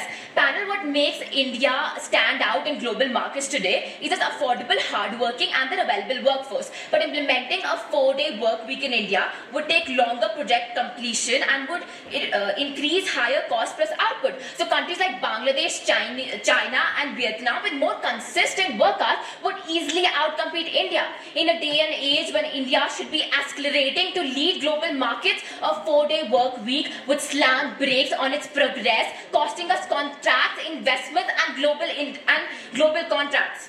To end my speech, I would like to say that India does not need longer weekends. We need a stronger future for our youth. I've never been prouder to propose. Thank you. Thank you, Angel. Now I'd like to call on the leader of the opposition, Arjun Pujari, to present his arguments.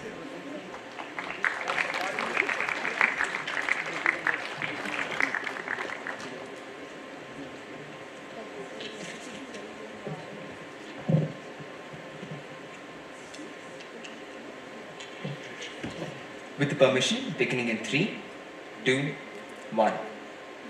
We are from India, a country known for yoga, known for Ayurveda, and in other words, known for anything that enhances life. But that was the India of the past. Today's India is very different. It is the second most overworked country in the world, according to the ILO. This is the country where over 50% of its working force feels burnt out. This is the country where nearly 30% of the population working is depressed. Good morning, ladies and gentlemen. I, the leader of the opposition, would like to paint the true state of India's working culture and how bringing in a 4-day work week might be the only way to salvage this horrific situation. Of course, when we look at the toxicity of the workplace, one was something which I've already mentioned.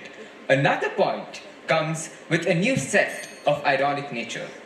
We call India Mother India, but in our country, our mothers are forced to be housewives. Did you know that 88% women cannot break into the workforce? And why is that? How do you expect women to carry a crying child on their backs and enter a 6-day or 5-day long work week? Where will they put their child? Where will they work? Where will they learn to help their children? Nobody thinks of that. Why? Because women in India are expected to juggle everything in the house. Forget about working in social sectors. Forget about any sort of economic employment. I would like to take the POI.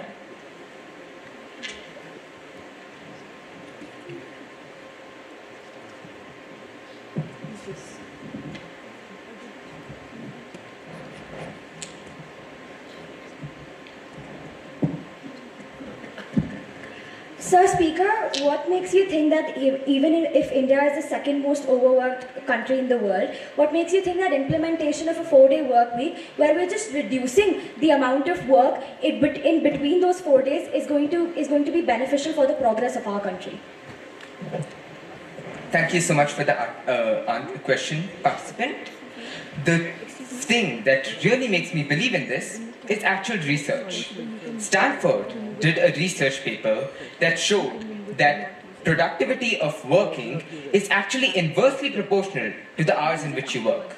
In other words, if someone works for 5 days, which is say 9 hours into 5, they will be less productive than someone who works 9 hours into 4 days.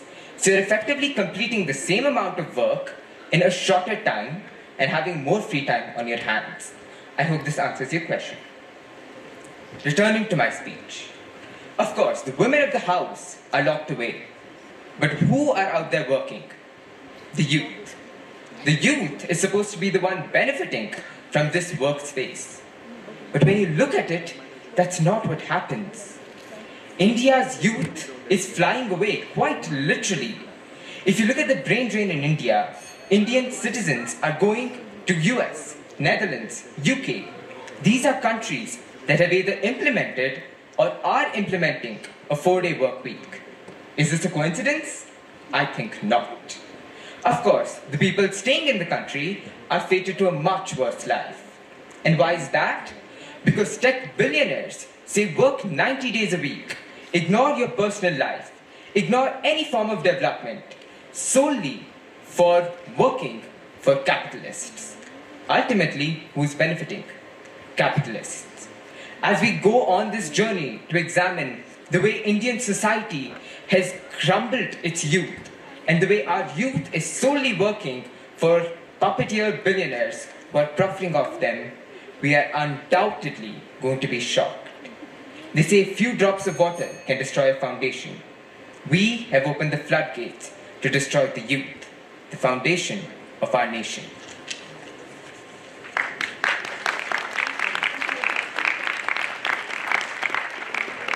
Thank you, Arjun.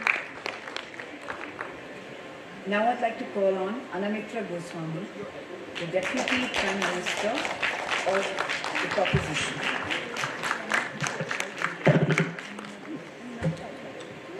I'll be starting on the backwards count of 3, 2, 1. Little Ashia dreamt of having a 4-day work week.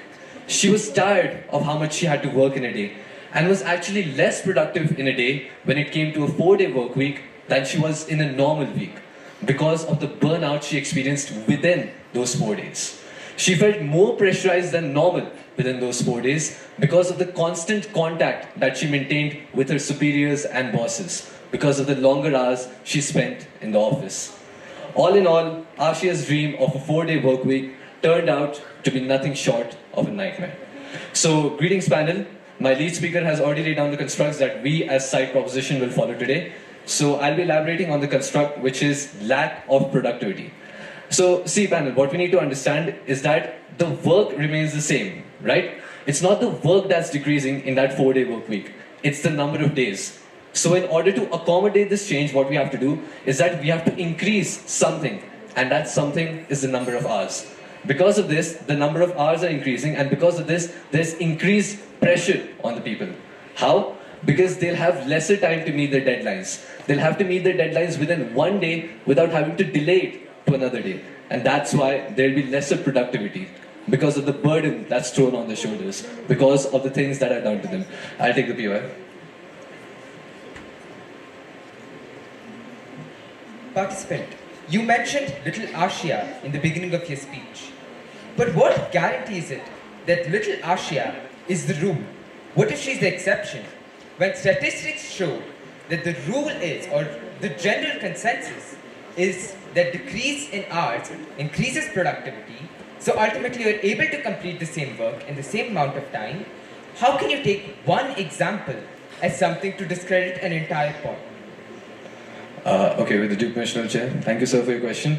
Sir, I don't think you should be able to draw a general consensus from what you're thinking, because the thing is, you haven't gone to every person's house in the entire world and asked them whether they favor a 4-day work week or a normal work week, so you can't draw a consensus from that. So I hope that answers your question. With this, I'll be resuming my speech. So, I was talking about how side opposition today, like my lead speaker also mentioned, they've painted a very utopian reality, right? So they think that with the people being happy and peaceful and harmonious, because of this, what's going to happen is that ultimately the nation's going to prosper, right? And they think that they'll want to do more. They think they'll want to do more work because of the rest that they're getting for the 3 days. But what they don't understand is that everyone wants to live their 5 to 9 after their 9 to 5. But we won't give them that opportunity, because we'll have them working longer hours in the office, we'll have them working longer hours than they're meant to work. And this ultimately is something which cannot suffice. Moving on to my second construct, which is stagflation, which is basically economic stagnation plus inflation. See panel, the decreased productivity of the workers would mean that the economic momentum becomes stagnant, because the output and production in a 4-day work week is less, obviously, because 3 days are being spent at home, right? So a sudden cut in the number of working days slows down output without reducing the number of wages, which increases the per unit labor cost, thus reducing our GDP, thus dragging our country back further.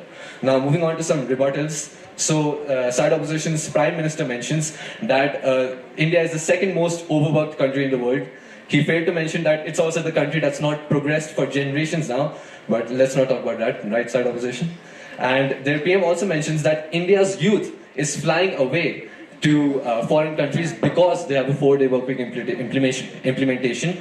But he's drawing correlation, and because of this, he doesn't understand that healthcare, better facilities, and cleaner places are also there. So, panel, this was me, the second speaker. I hope that I've been able to prove my point. Never been proud to propose. Thank you.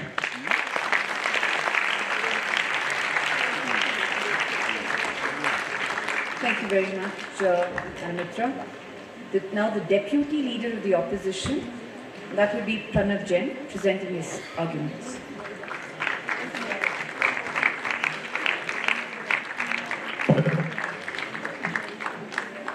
I'll be starting in 3, 2, 1. Judges, I'm not going to bore you guys with side benefits like traffic control or the ecological effect of a reduced number of days that people have to work. Instead, I'm going to bring our focus on a much deeper perspective. Think about this: a bird is present in a cage where it is given food and water for years, but not given the space to fly. Now, over the time of 3 years, eventually this bird forgets to fly at all. This isn't about a bird. It's about the average worker in the Indian society. The biggest aspect of our entire argument here is that every single worker in India gets stuck in this 9 to 5 life because where they want to pursue their passions, where they want to become entrepreneurs, 6-day work weeks gives them a day, one exhausted day to focus on their side ventures. Whereas a 4-day work week would give them 3 days and a lot more time to focus on what they really want to do.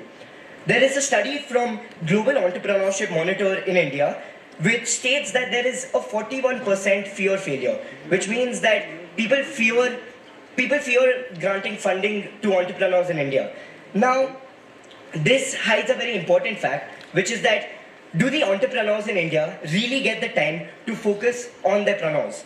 Because of 6-day work weeks, which truly take away all the time that they get for any entrepreneur at all. Now, something that brings a great notice is Narayan Murthy's statement of a suggested 70 hours of work time. They say more amount of time should not have a legal limit because they give every worker 2 options.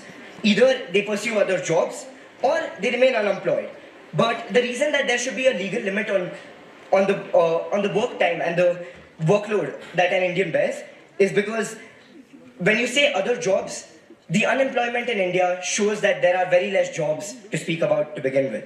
And when it comes to unemployment as a whole, the simple explanation to that is that every single one in India needs to fill their pockets for the time being.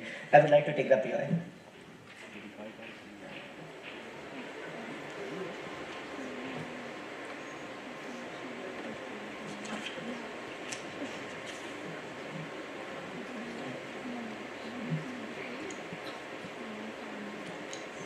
Alright. Sir Speaker, you talk about how exhaustion and passion, you talked about exhaustion and passion on your debate, but how do you think that when you don't have a roof over your head and food on your plate, like that exists on your side of the house when you're implementing a 4-day long work week, how do you think that exhaustion and passion actually fulfills your basic survival needs? Great question, fellow debatee. My simple answer to that is just that a 4-day work week is much less exhaustion and a lot more free time to focus on your side ventures or the things that you truly want to pursue. Hope that answers your question. I would like to continue with my speech. The main thing that the side proposition states is that what about efficiency? Now, when it comes to efficiency, similar to what my Prime Minister stated, there is incredible research showing its efficiency. But what I truly look at is a study from ILO where it suggested that the workload should be less than 48 hours per week, not because of any other reason, but because of heart diseases, which truly puts a highlight on the health conditions of the workforce in India. Lastly, I would like to focus on one main point that the proposition was stating, which was they mentioned that the dream of free time of Indian workforce is after a 9 to 5, a 5 to 9, which would be changed if they worked 4 days a week. But truly, their dream is not that. Their dream is to have a perfect weekend with their family, which is only possible in a 4-day week. Thank you, Pranav. And now the look to the government. Navya Bhatt, St. Joseph's Academy.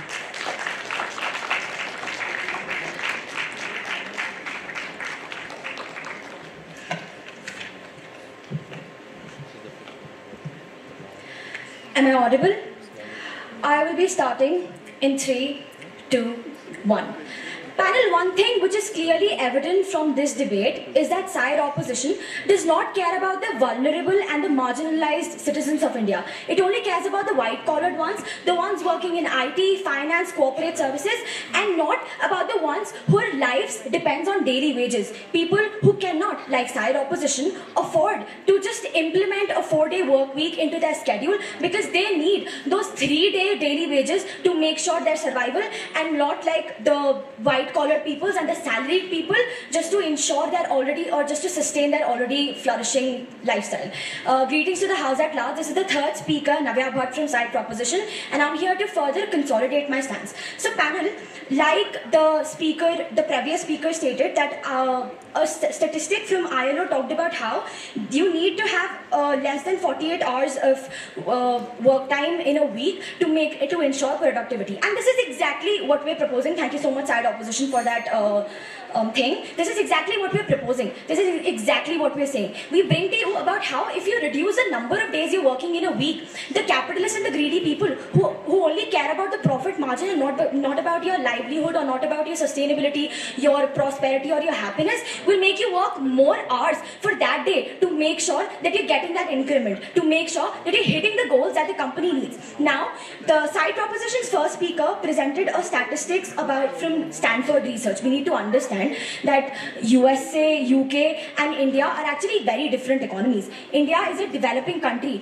We need to understand that more than 80% of the Indian economy accounts for the informal sector, which is basically people like street vendors, people who work in marginalized institutions, people who do not have that much power or that much money with them to make sure that they can easily survive off without those 3 days of working. Now, we need to understand that the dynamics of how the Indian economy works and how their side of the house, the picture that they paint work is completely different. Which brings me to another construct about impact on social economy. We need to understand that the inequity and the gap that exists in income and lifestyle between the tier 1, tier 2 and the tier 3 phases of India is extremely different. And by implementing something like this, which is pushing those marginalized and vulnerable people of the Indian citizens down the bush even more, these things become even worse because something like this already exists in the Indian economy. Now we talk about the impact on essential services. Side opposition completely and very conveniently misconstrues the House into believing that we can implement this without even worrying about the fact, okay, I'd like to take that POI, sir.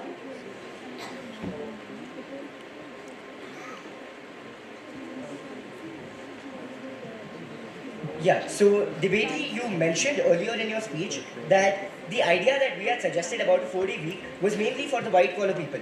Are you implying that, the lower section of the Indian economy, which is, let's say, the people in daily wages or etc., don't plan on becoming entrepreneurs or don't have other things they want to pursue during their 3 days? Okay, thank you so much for your question. So the topic talks about status quo. The topic talks about the present scenario and we talk about reality. We do not present the utopian picture that you present.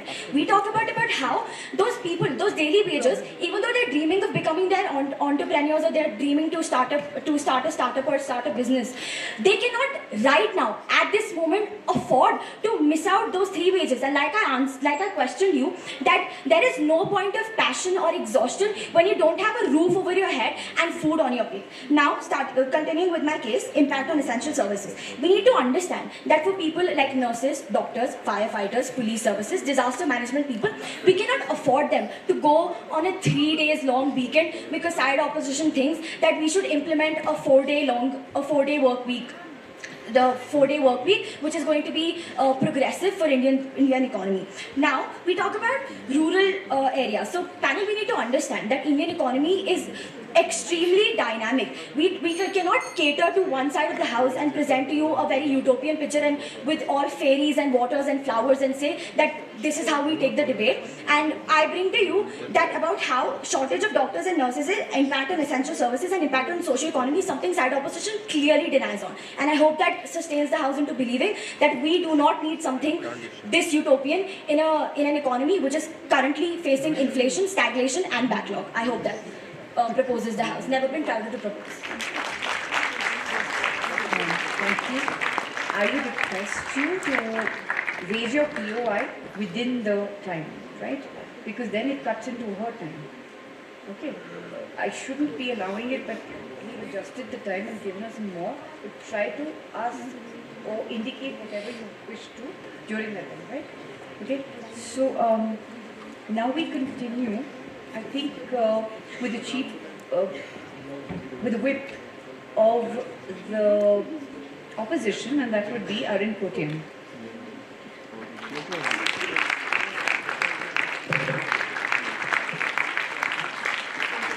Starting on the side count of 3, 2, 1.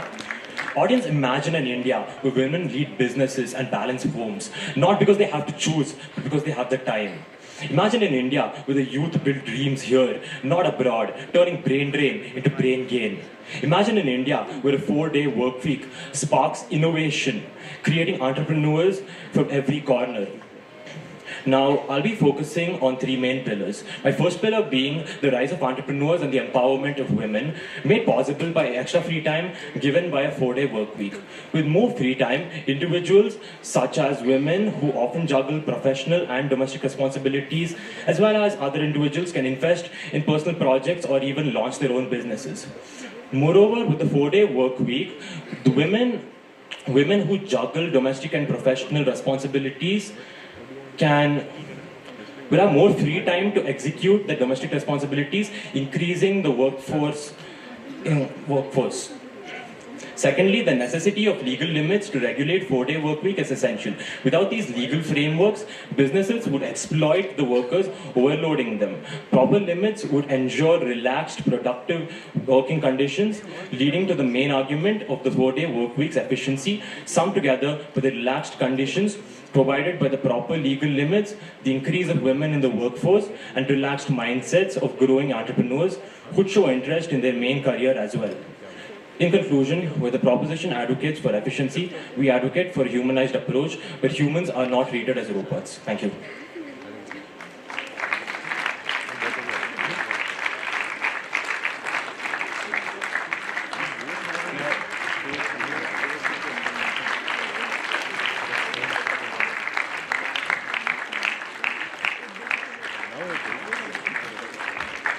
Sir Speaker, you talked about how businesses would exploit people, but like we mentioned in our speeches, don't you think that businesses would exploit people more when there are less number of days working, so they have to meet that goal anyway because greediness and capitalism is the way world lives?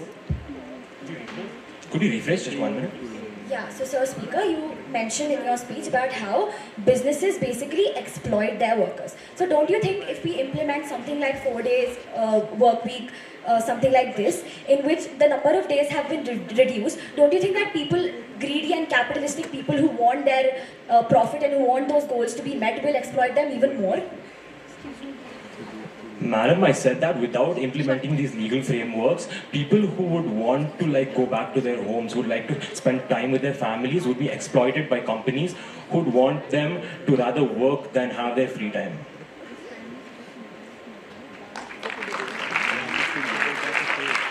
The speaker used only 1 minute, 36 seconds of the 3 minutes given. I'd like to point that out. And now, we will begin the reply speeches. So I request Arjun, the leader of the opposition, to present his reply speech.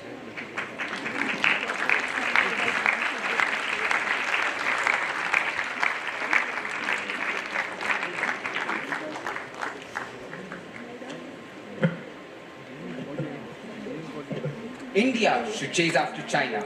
India should chase after US. India should chase after Russia. This is what the proposition said.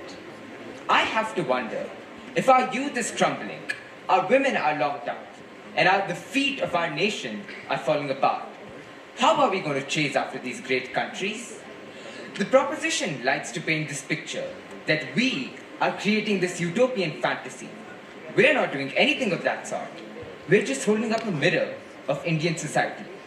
If that mirror is of a dystopian world, then that truly represents the pitiful form we live in. Of course, the opposition pointed out one thing. No roof over their head, no food to eat. Do you think people will care about any other opportunities? I have to say, if you have no life to live, who is going to be there to stay under that roof? Who is going to be there to eat that food? The proposition mentioned daily workers. Daily workers who are exploited by being made to work 6 or sometimes even 7 days a week, unregulated, for measly money. When in that time, in a 4-day work week, they can look at other employment opportunities and improve their financial conditions. But that's not the state of the world we live in today. In India, the women of these households are locked up behind doors. They're forced to juggle between household tasks. And if the women are juggling these household tasks, then the youth is juggling between life and death. The proposition kept ignoring the fact that India's youth is struggling with this small work week. And I have to wonder, when you say we will develop, when you say we will progress, if the foundations of our country are collapsing, how could we possibly do so? Of course, when you focus on ours and ignore the people, this is the mindset you get.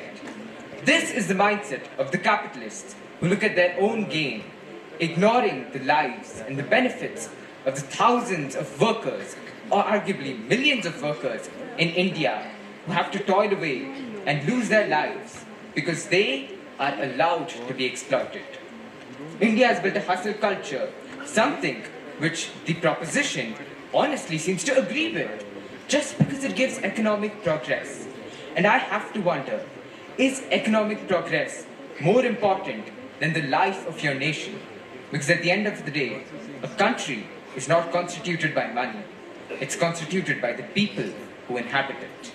Thank you so much for being such a wonderful audience.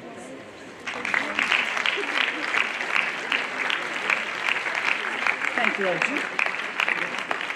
Now I would like to request Angel Khanna, the Prime Minister of the proposition, to present her reply speech.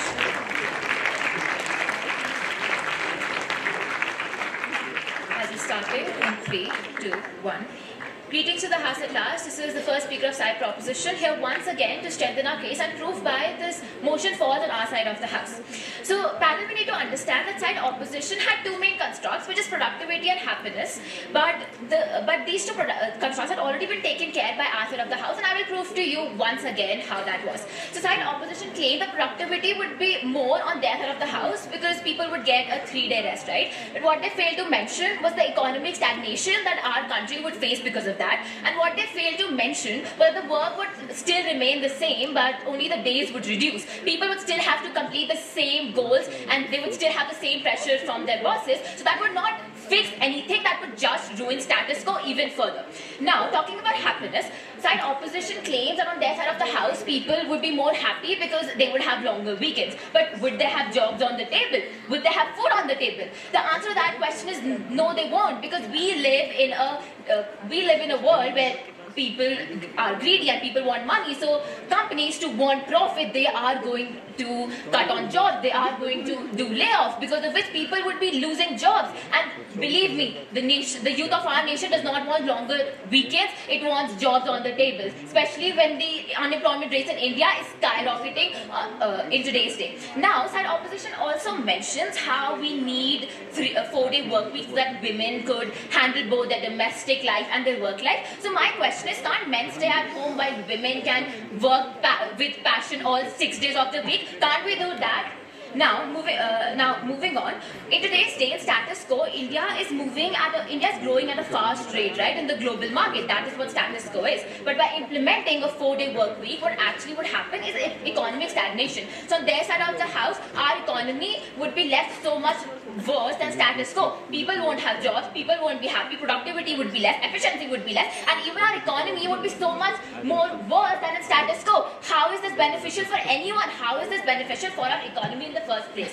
Now, side opposition also mentioned how economic life of a nation, how economic progress is not as important as life of a nation. But what we need to understand is life of the nation is dependent on economic progress. If we don't have economic progress, if people don't have jobs, then how would people or a generation would be happy? Now, we also need to understand is that would the people of our country want a 4-day work week, or would they want jobs and development? Would they want to walk on roads and see under construction for 2 years because wage workers are also in a 3-day week, or would they want more development in our nation? That is the question that we need to see, that we need to answer today. Side opposition also failed to mention is that failed to mention that progress has always been driven by ambition and by hunger to achieve more and not by comfort. And that is exactly why the argument falls on our side of the house, because on their side of the house, we are left in a situation far worse than status quo. But on our side of the house, people at least have jobs and food on the table. With that, I'd like to rest my case. Never been happy to practice. Thank you very much. And that brings us to the end of this debate. And thank you very much. If I can see the audience, how many of you would like just 4 days, 4 days work? Right, I'm trying to figure out. How many of you would like 4 days of homework, rather 4 days of work? Well, what I personally think is 4 or 6 or 7 is what you put into the day that's going to determine a lot of things. And for India, for us individually. So that's what it's going to be all about. But thank you very much, both the teams. We were, it was wonderful to see two very different styles of debating. That was really good. Thank you so much. I'd like you to take your places. Thank you very much. It was very informative. Actually, both the bouts were. And now, I think it's time for the stage to be made ready for the prize distribution, right? And while that is happening, I will quickly have this quiz round, and then we'll ask the judges to address us, right? So I'd request the hall monitors and the others to please quickly make off with these tables and get the stage ready for prize distribution. Thank you.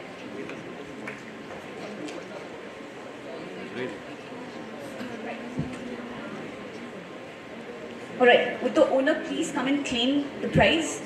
It's a watch with a black strap and there's this beige kind of stripe. So if you have lost it, please come and take it from me. Thank you.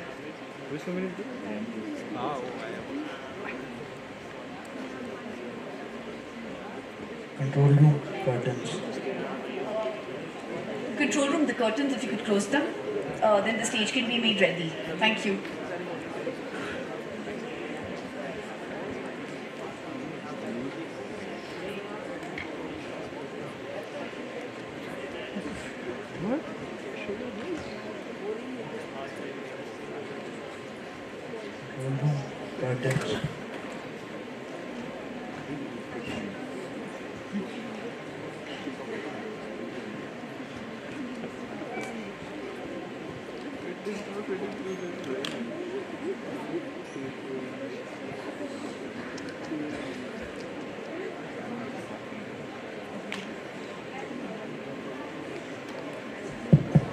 So, if you could just plug it in, because I don't know how much of battery remains.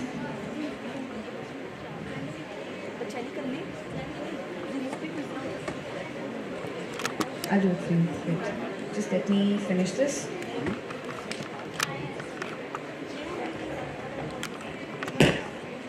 And if you could help me with the chocolates. Thank you. Right?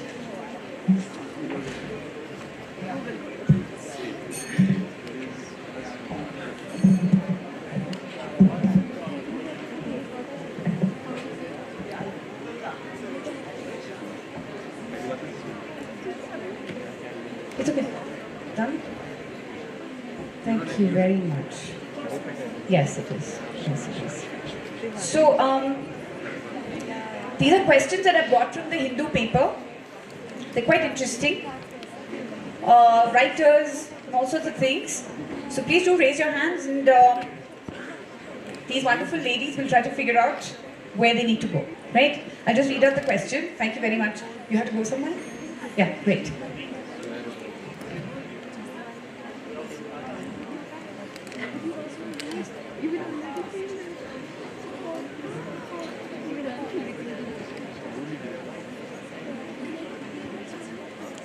Alright.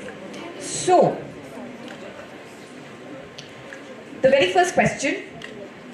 Corona, Arundel, Agrabah, Maldonia and Atlantica. Identify the commonality behind these names. Corona, Arundel, Agrabah,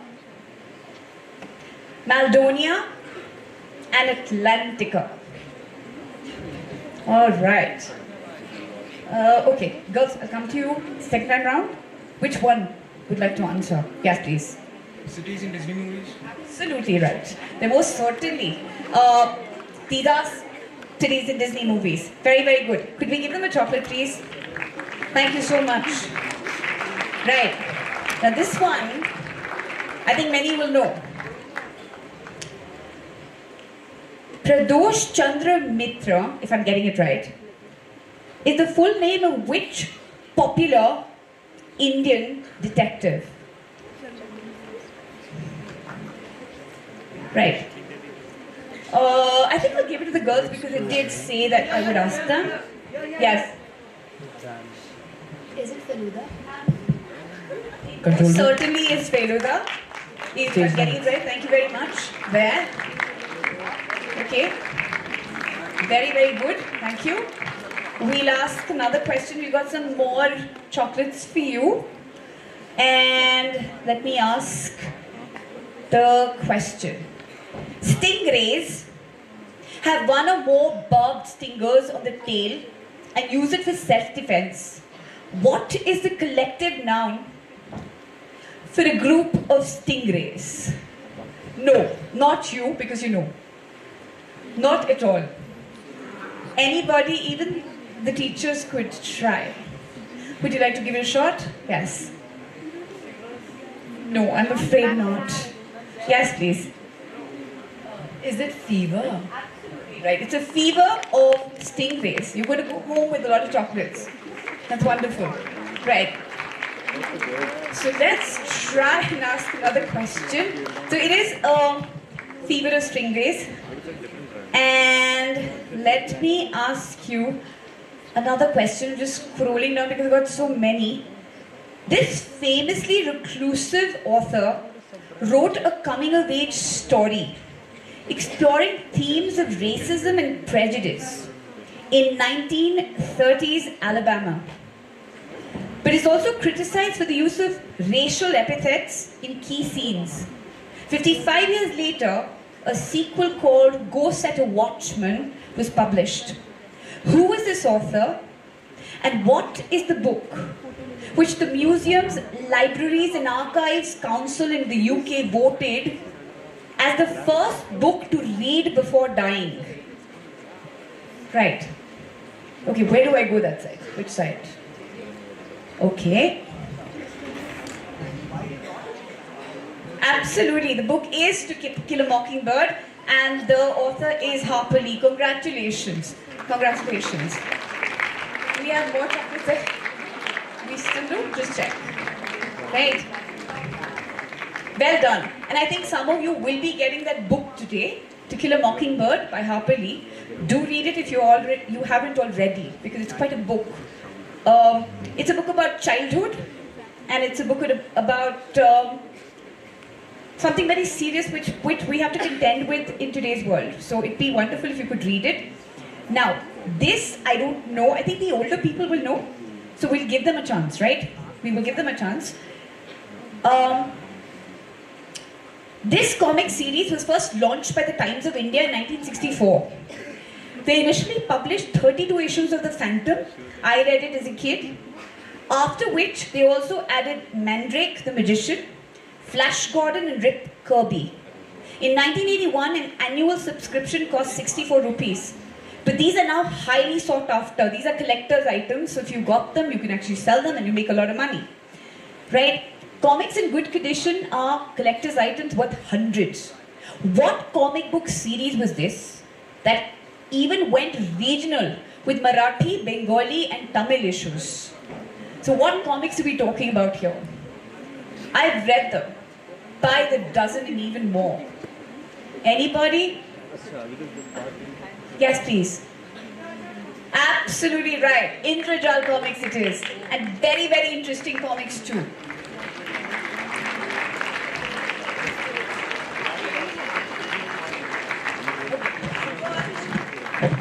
Two more chocolates, two more questions, and then. Yes. So the next question I'd like to ask.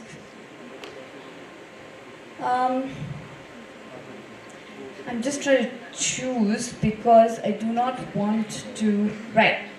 On November 20th, 1820, the Essex, a whaling ship from Massachusetts, was attacked near South America. Herman Melville, who was a year old at that time, grew up listening to the stories of this encounter as it became legendary. When he was 40 years old, he wrote a novel inspired by the incident from a first-person perspective. What particular species of marine animal is the center of both the book and the attack on the Essex? Okay, I think you've already got a chocolate. Right? I think we go right at the back because there's this gentleman stretching out to... You have? Oh, right. Yes. Is the species a whale? Yes, what kind? No. It's okay, you got it. It's a sperm whale. It's a sperm whale. Right? And what was the book? Absolutely. Thank you very much. And he's got the last chocolate to give. Yes, please.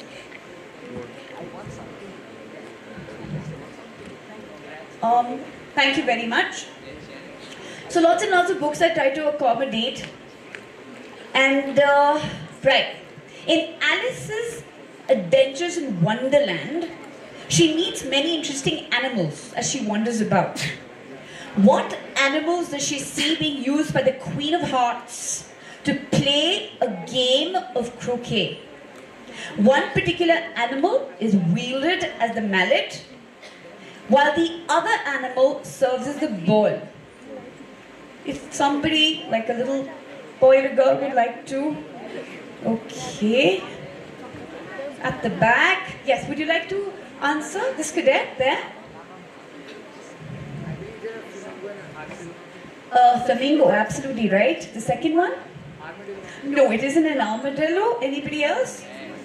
We'll give you the chocolate though. We will give you. It's a hedgehog. It's a hedgehog. Thank you very much. That was really interesting. And I'm pretty sure, well, we've exhausted our supply of chocolates, although I have more, but we'd also like to listen to the judges. So, I would like to request, Sir, Mr. Akshay Batra, if you'd like to address the students. Thank you very much. Yeah.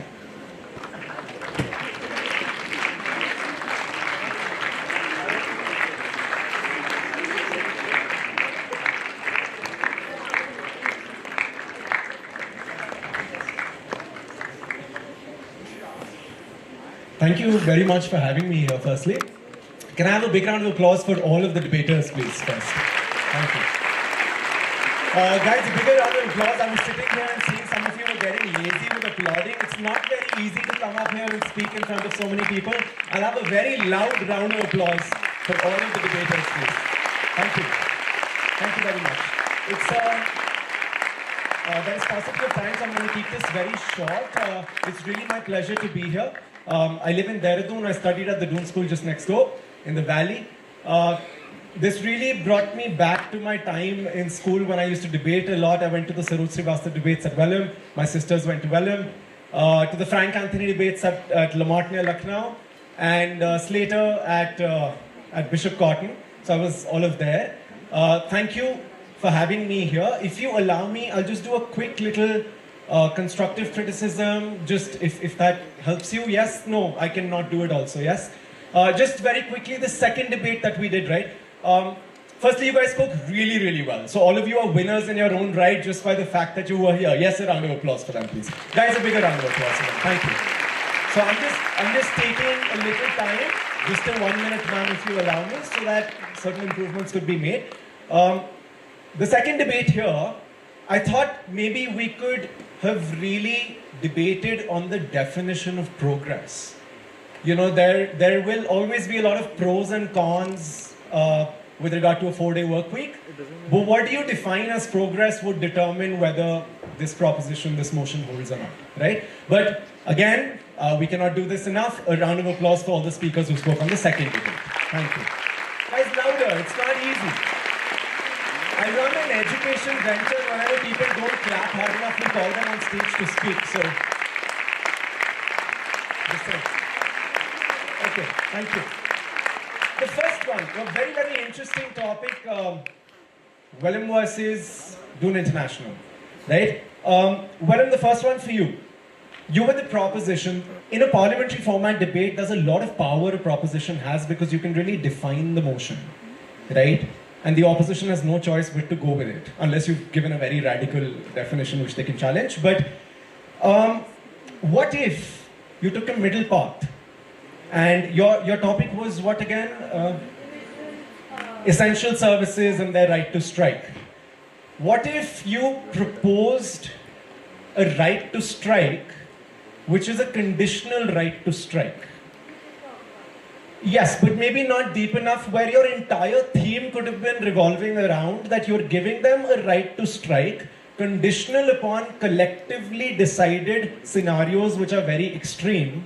And in that case, 90% of the arguments of the opposition would have fallen.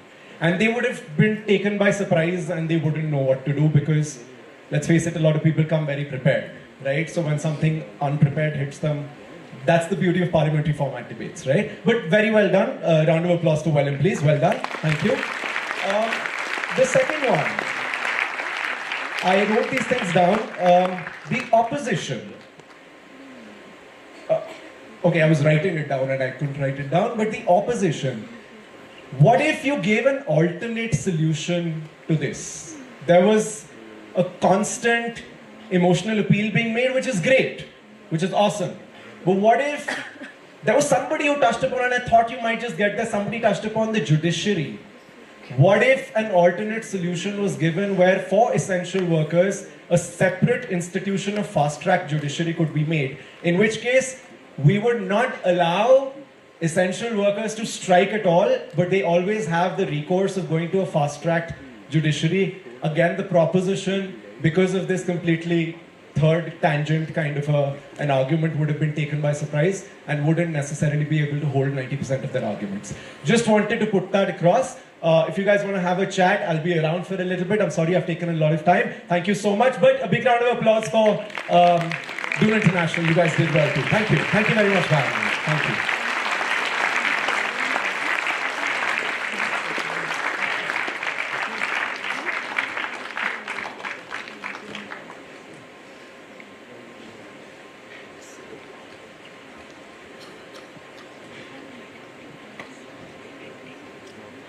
Hi everybody, I've been around here the entire day. It's been tiring for me, so I can only imagine what it's been like for you. And not just today, I mean the entire month and the hard work that you guys have put together in bringing this kind of an event to life. It speaks volumes of your skills, your talent and your hard work, of course, with the mentorship of everybody else. I was judging the earlier event called Lights, Camera and Critique, and somebody asked the importance. So why is film criticism important, they asked. Film criticism is important because films are important. Films are important because stories are important. Storytelling is important. Which is why debates are important. Because discourse is very, very important. You know, the social sanity, the sensibilities, everything. And we define it right here. We define it as we go along. Because most of you all who are sitting right here will be speaking about cinema, will be speaking about issues, and I'm just expecting you guys to do it with a little more responsibility, with a lot more respect, not just to the country, to the issues, but to your opponents, to everybody else who comes together to kind of put pieces and give us cinemas, give us policies, give us everything else. So I'm looking forward to the results, by the way. I think everybody did really, really well. Wellham's, Dune International, I'm yet to make up my mind. I mean, I'm really, really excited to know who eventually will win because you guys really fought it out. Looking forward. Thank you so much.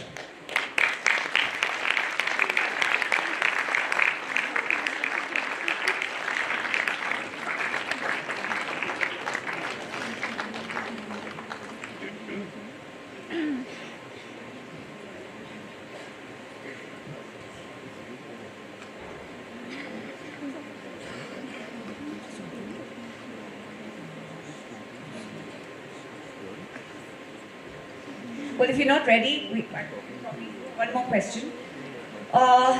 If I can, yeah, ready? Oh, great. It is ready. That's wonderful. So if you could, yeah, we'll ask the control room. Naomi? Naomi, we need you just now. Thank you.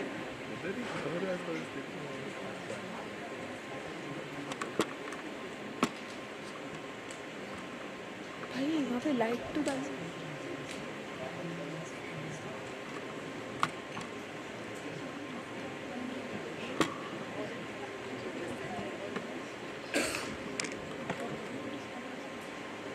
Control room, please open the curtains.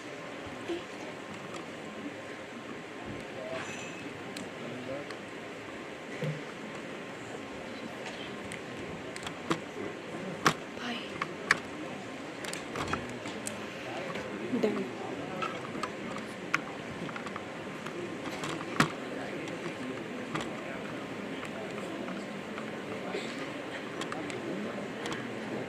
Please do this.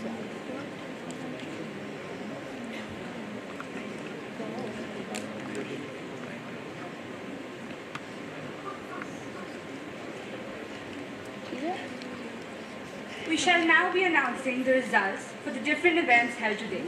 We request only the participants of each event to come up and receive their prizes. In the case of a runner-up trophy, we request only 1 or 2 participants to come on stage to receive the trophy. We begin with the individual positions for the Cynthia Burrell Inter-School English Recitation Competition. To give away this award and the prizes, I request Mrs. Ratcliffe to come on stage.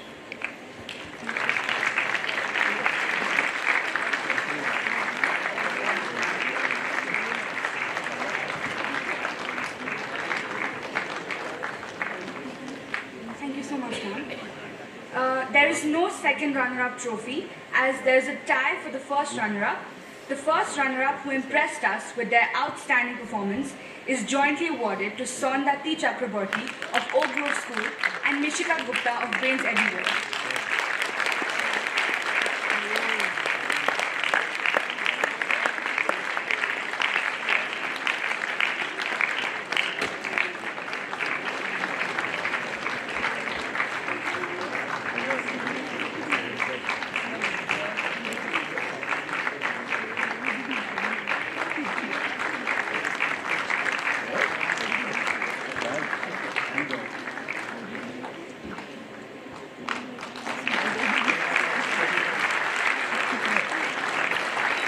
Well done to the participants. And the winner of this competition is Arna Pant of Doon International School City Campus, Delhi.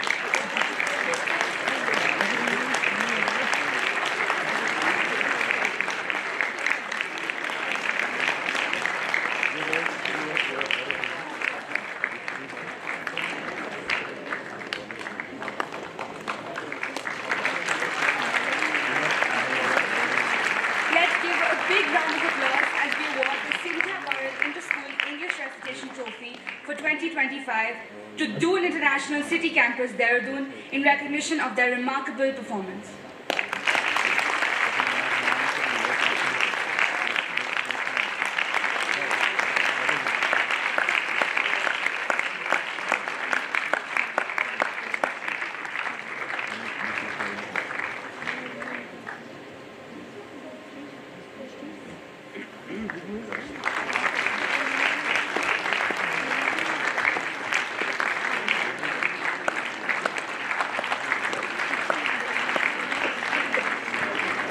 Congratulations, Doon International.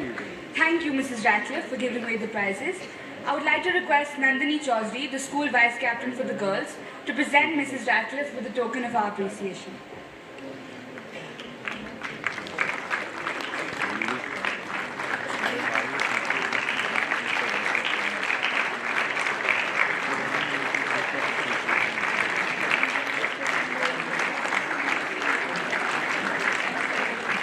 Thank you, ma'am. Thank you, Nandini. Up next is the S.N. Sharma Inter-School Hindi Storytelling Competition. I would now like to invite Mr. Yatharth Chauhan, Creative Director and Head of Lifestyle Videos at Times Network, to join us on stage to give away the prizes.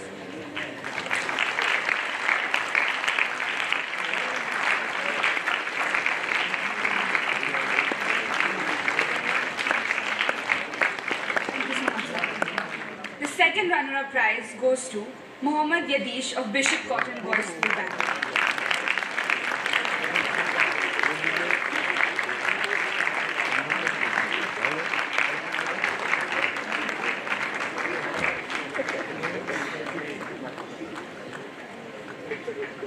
Congratulations on your outstanding achievement. The first runner-up prize is awarded to Atharva Goyal of Doon International School, City Campus.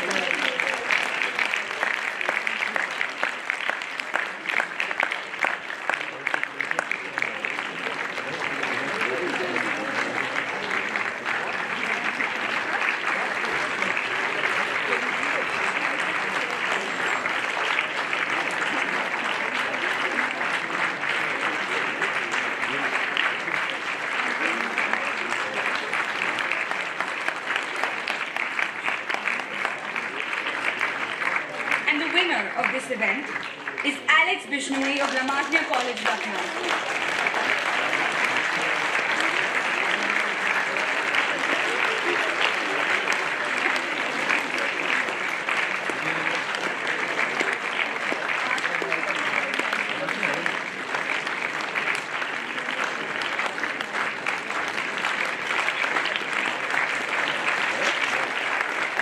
And the school that wins the S.N. Sharma Inter-School Hindi Storytelling Competition for 2025 is Lamatnya College, Lucknow.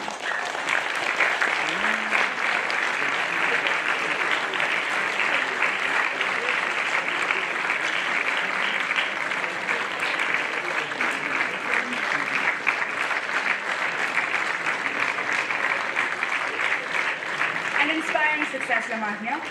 Congratulations on this achievement. I would now like to hand over to Nandini.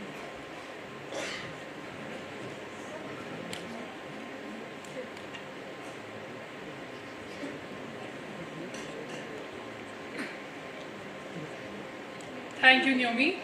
We move on to the next event, that is Lights, Camera, Critique. The second runner-up prize goes to Akriti Sharma of Mount Literacy School, Roorkee.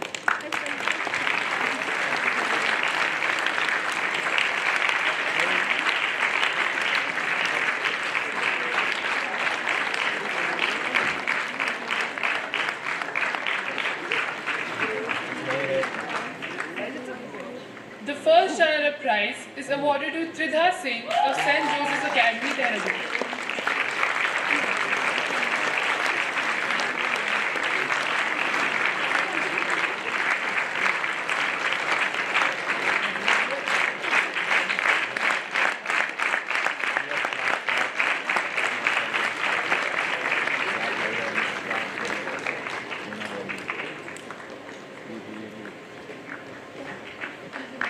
Well done on your remarkable performance. The winner of the movie review event is Ilma Idrisi from Doon International School, City Campus, Dehradun.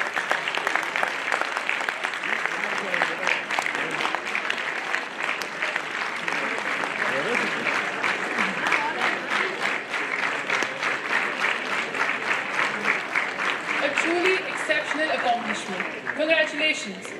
The winner, the school that wins Lights, Camera, Critique Trophy for 2025 is Doon International School, City Campus, Dehradun.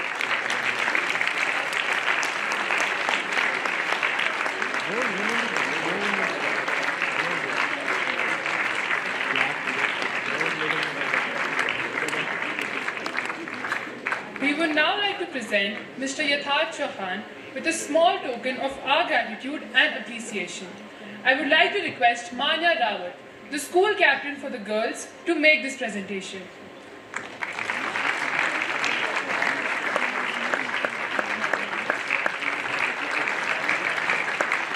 Thank you, sir.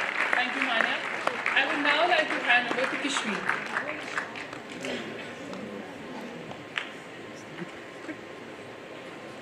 Thank you, Nandini. I would now like to invite Mr. Shubhankar Roy, Director of Teaching and Learning at Woodstock School, Missouri, to give away the prizes for the Reverend Biggs Inter-School Spelling Bee.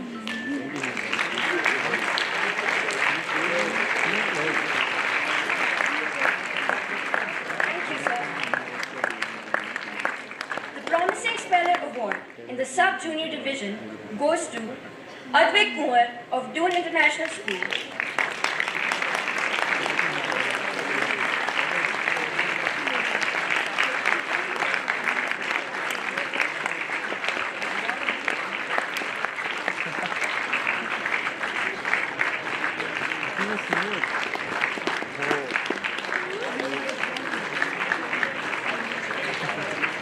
Congratulations. Congratulations on your impressive potential. The Promising Speller Award in the Junior Division is presented to Ansh Singh of Oak Grove School for outstanding promise and strength.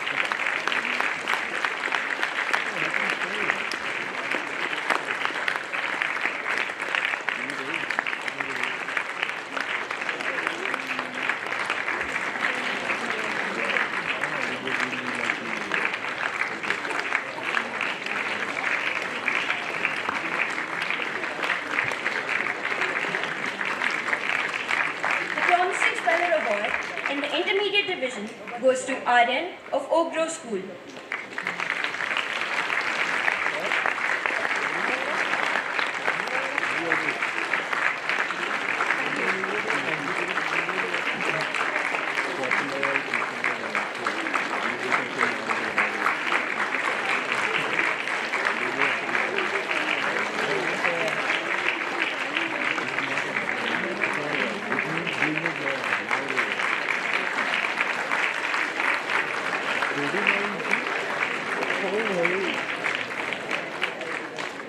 The Promising Speller Award in the Senior Division is awarded to Samarth Agrawal of Vellum Boys School.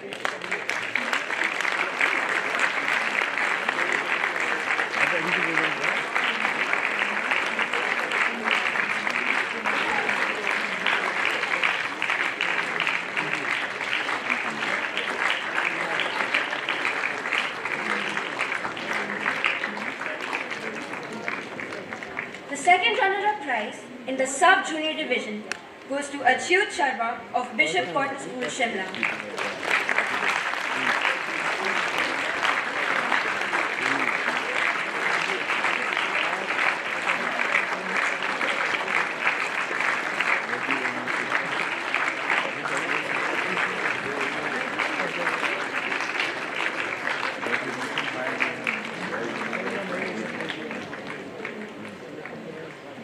Well done on this commendable achievement. The first runner-up prize in sub-junior division goes to Aryan Meet of YPS Patiala.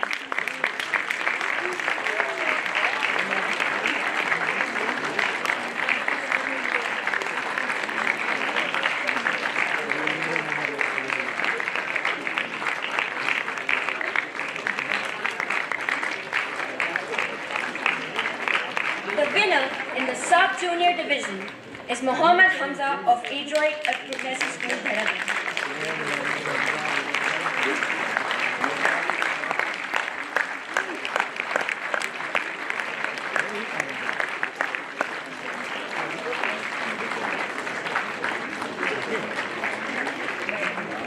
A truly exceptional accomplishment. Congratulations. The second runner-up prize in the junior division is awarded to Ritisha Karnwal of Doon International School.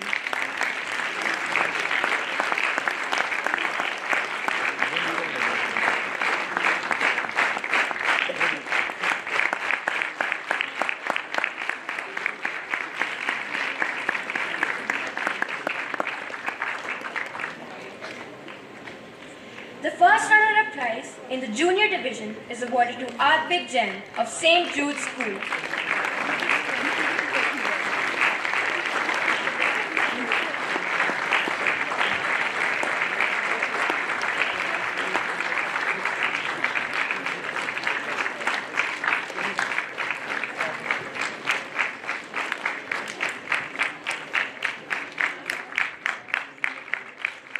The winner in the junior division is Medhansh Modi of the Oyster School. Congratulations on this outstanding success.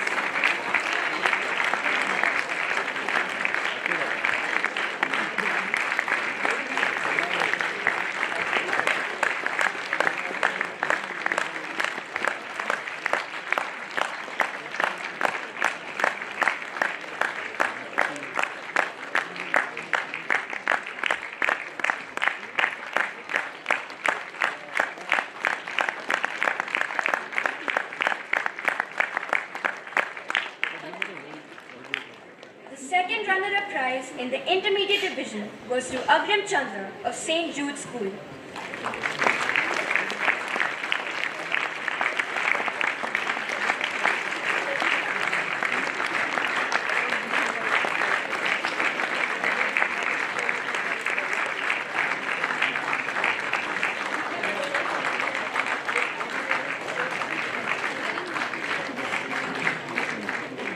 The first runner-up prize in the intermediate division goes to Nishad Nanda of St. Joseph's Academy.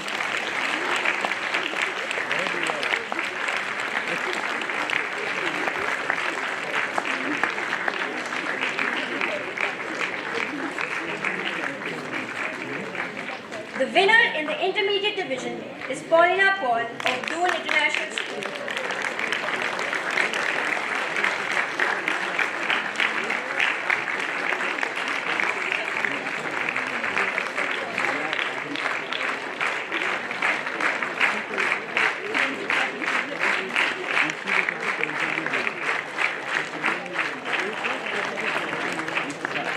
The second runner-up prize in the intermediate division goes to Ish Bhogat of RIMC.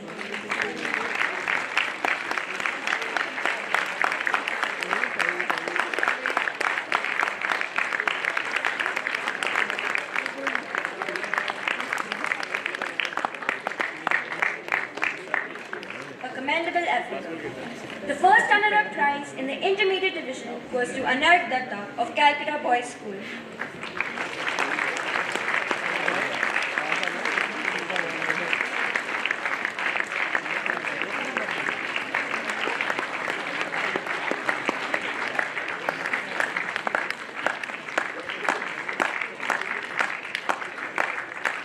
The winner in the senior division is Nyonika Nagpal of St. Joseph's Academy.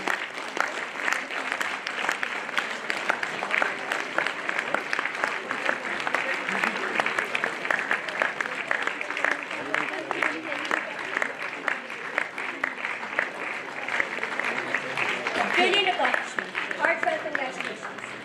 The school that wins the Reverend Big Spelling Bee competition for 2025 is Doon International School City Campus.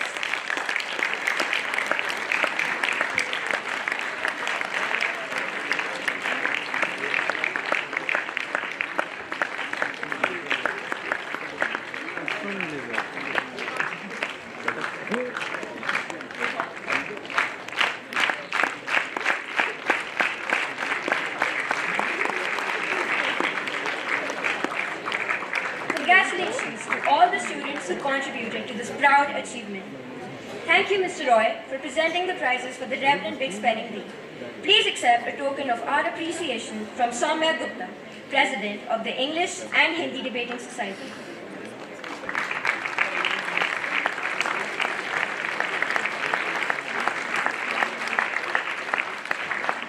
Thank you, sir. I would now like to hand over to Soumya Gupta.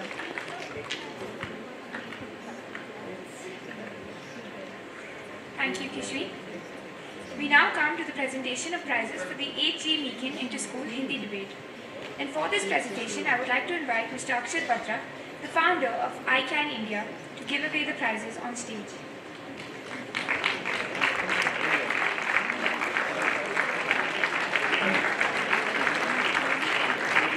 Thank you, sir. The Best Speaker Award in the preliminary round from Pool A goes to Jay Abroya of the Tonsbridge School, Delhi.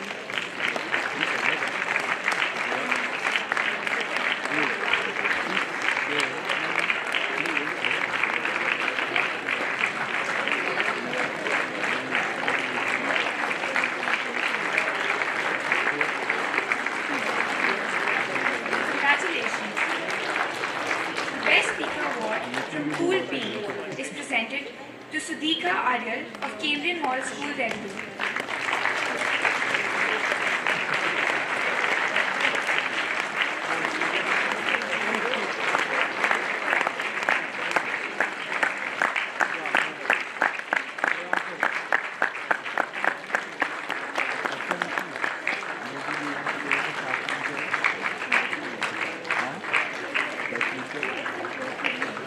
Well done on your exceptional speaking skills. The Best Speaker Award from Pool C goes to Shalu Merwal of Oak Grove School, Missouri.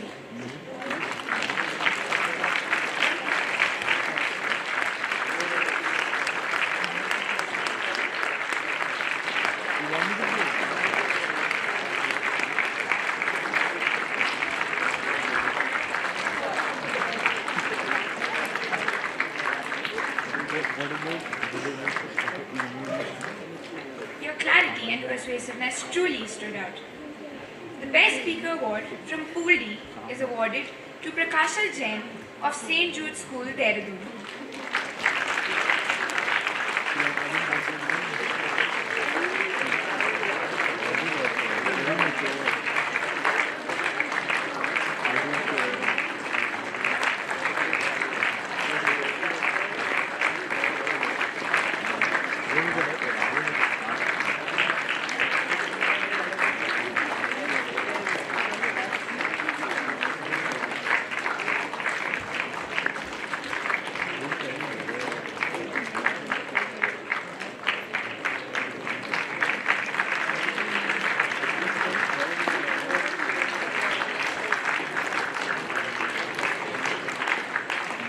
Congratulations on your remarkable delivery.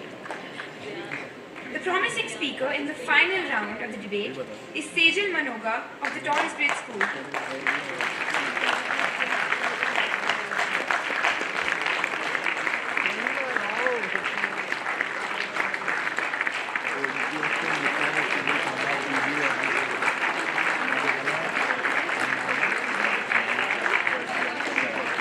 Congratulations on this well-deserved recognition. The best rebuttal in the final round is bagged by Manasvi Prakash Srivastava of the Lamartine College, Lucknow.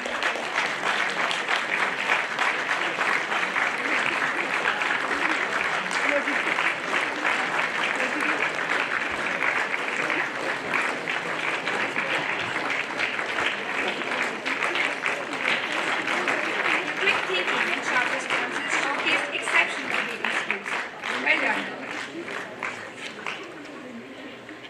The best speaker in the final round of the debate is Aditya Devshali of Doon International School, Dehradun.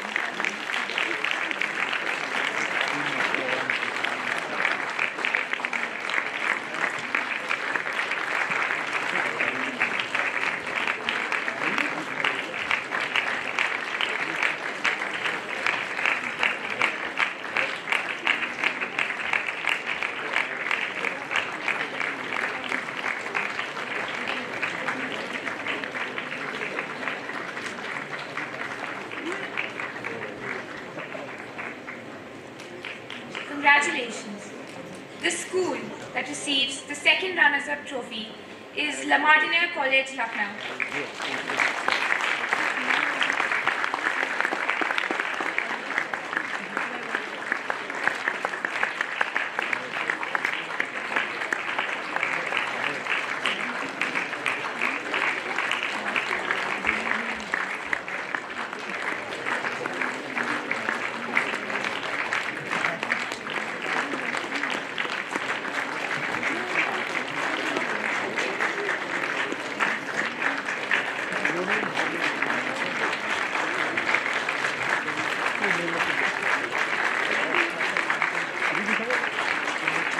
The school that is the first runners-up is the Doon International School, Dehradun.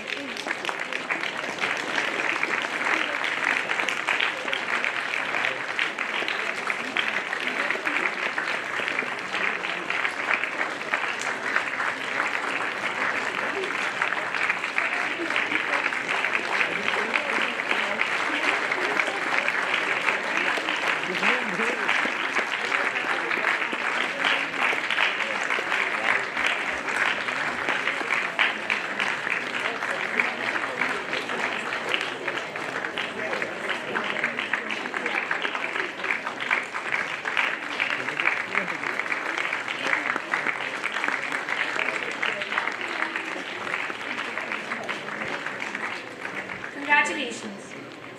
A round of applause for the team from the Torres Bridge School, the proud winners of the A.G. Meekin Inter-School Hindi Debate Trophy for 2025.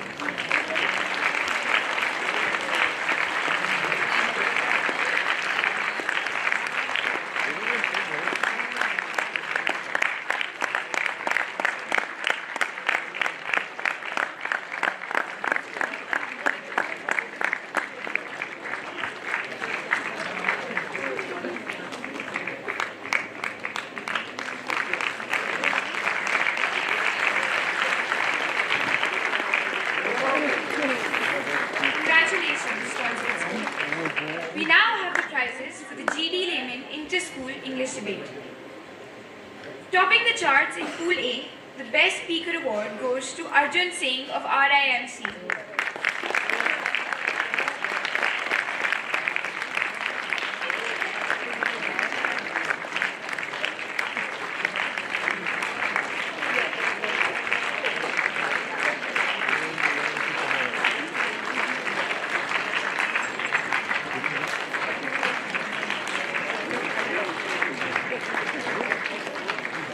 From Pool B, delivering an outstanding performance, the best speaker is Sanvi Sadana of St. Joseph's Academy, Dehradun.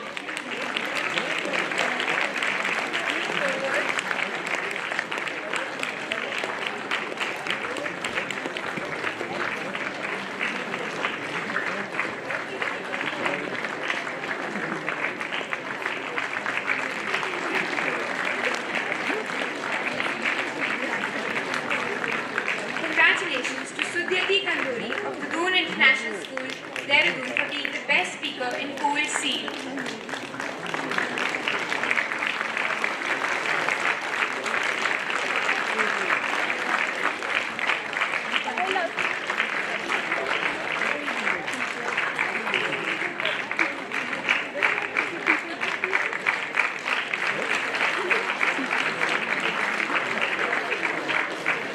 The best speaker title for Pool D goes to Dev from Bishop Cotton Boys School, Shimla.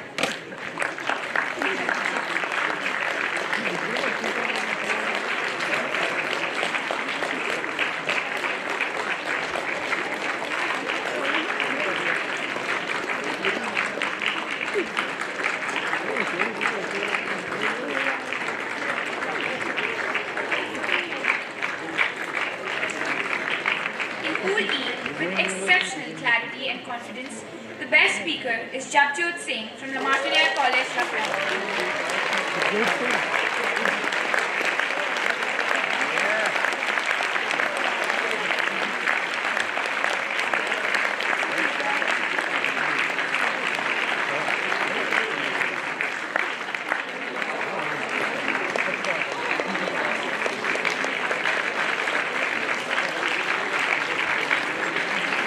Showing great potential and promise in the final round of the GD Layman Inter-School English Debate, the Promising Speaker Award goes to Japjot Singh from La Martiniere College,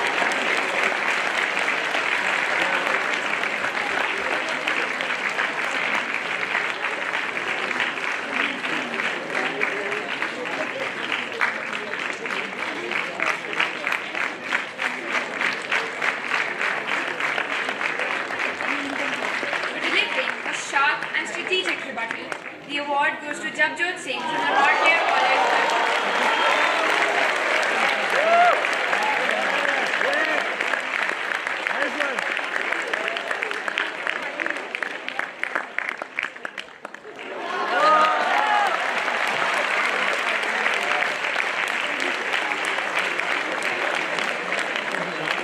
Delivering a standout performance in the final round of the GD Layman Inter-School English Debate, the Best Speaker Award goes to Saksham Sahu from the Doon International School, Dehradun.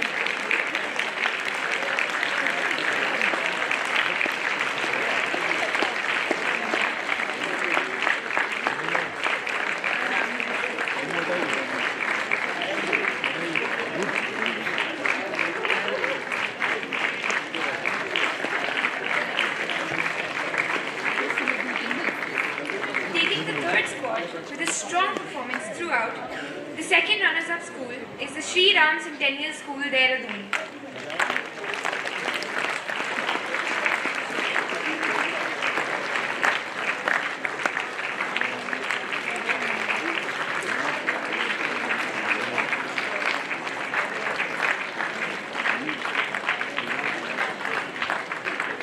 Sri Ram Centennial has already left, so coming in second with an exceptional showing, the first runners-up is La Martiniere College, Lucknow.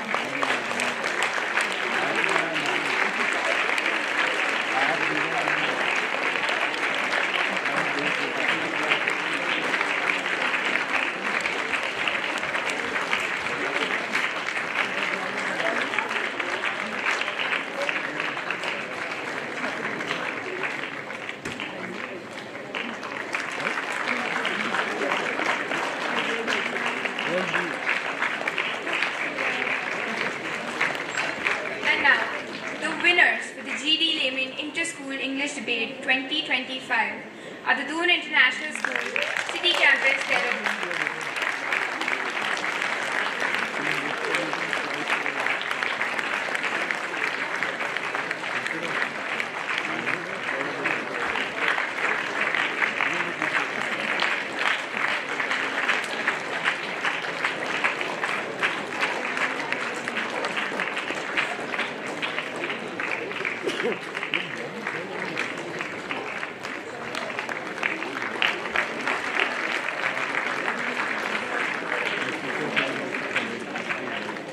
We would now like to express our gratitude to Mr. Batra for all his support by presenting him with a token of our appreciation.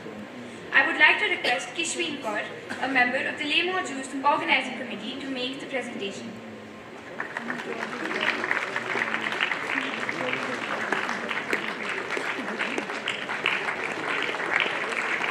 Thank you, sir.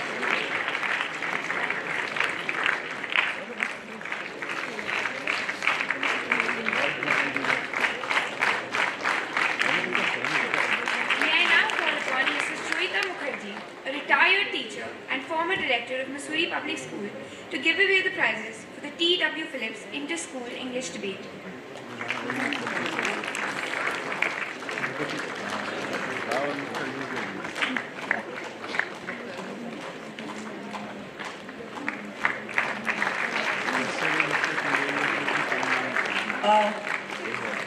Good afternoon, and I'm very, very happy to be here. Very grateful to Ms. Phalan for having called me, and as always, great joy and delight to be here. She'd asked me whether I want to say something, and I really didn't want to say something then because I knew that Mr. Ankit Batra is going to make a fantastic analysis, and you don't want anything repeated because judges come back and say the same things, very, very well analyzed. And all I want to say is to all the people who debated, and I heard them,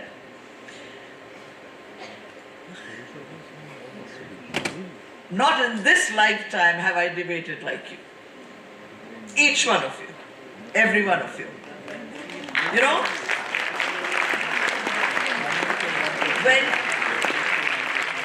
when you're sitting in judgment, there are very fine things going on in your head and you're splitting hair to decide, oh, this one is so close to that one and stuff like that. But to be actually sitting here, preparation time was 1 hour? 1 hour? Or you got the topics earlier? You got your topics earlier? Very little prep time. So that's what I mean. With that kind of prep time, to be speaking on the topics that you did and to be speaking in the manner that you did, I repeat what Mr. Batra said, a big round of applause for yourselves. And that was all. Thank you once again. Thank you, ma'am. The Best Speaker Award for the preliminary round in Pool A goes to Amaya Marus of Welland Girls School, Dehradun.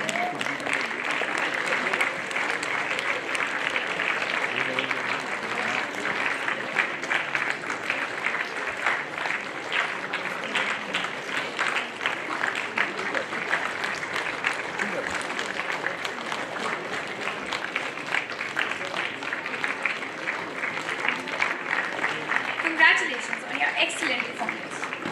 The Best Speaker Award for the prelims Pool B is presented to Antariksh Mondal of the Calcutta Boys School.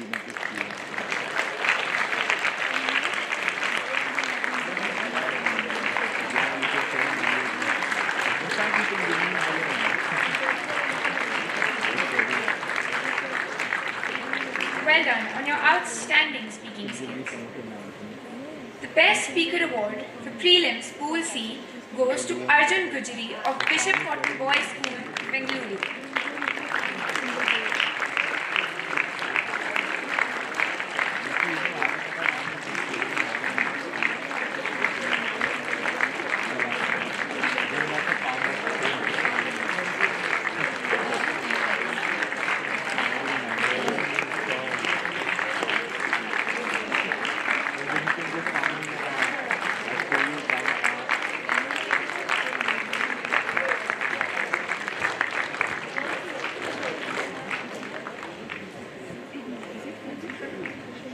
Best Speaker Award for Prelims Pool D is awarded to Anamitra Goswami of the St. Jude's Academy, Dehradun.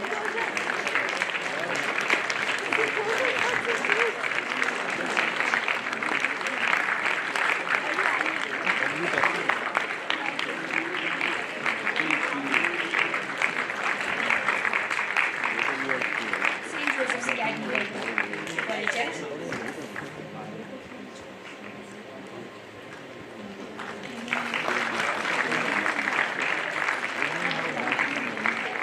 The Promising Speaker Award in the finals goes to Palak Tomar of the Doon International School City Campus, Dehradun.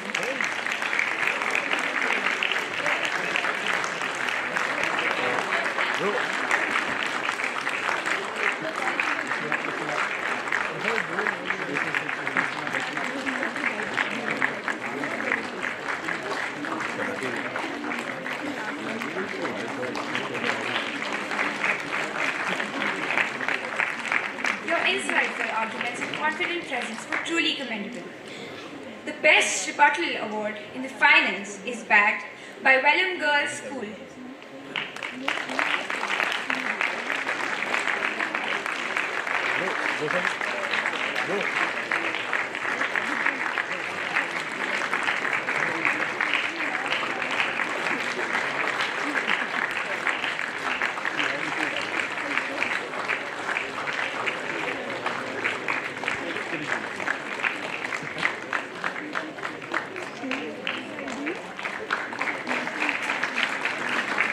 Your quick thinking and sharp responses showcase exceptional debating skills. The Best Speaker Award in the finals is presented to Maya Marva of the Welham Girls School, Dehradun.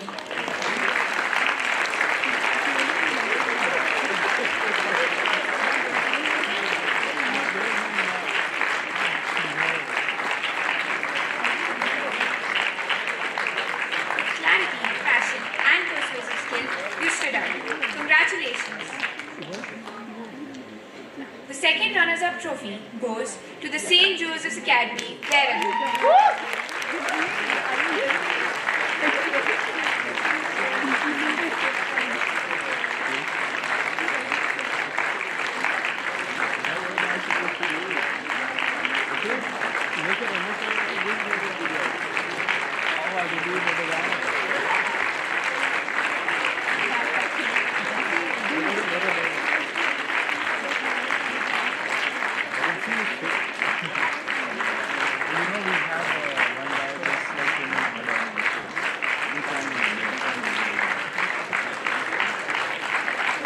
Your team demonstrated great teamwork and resilience throughout the competition. Well done.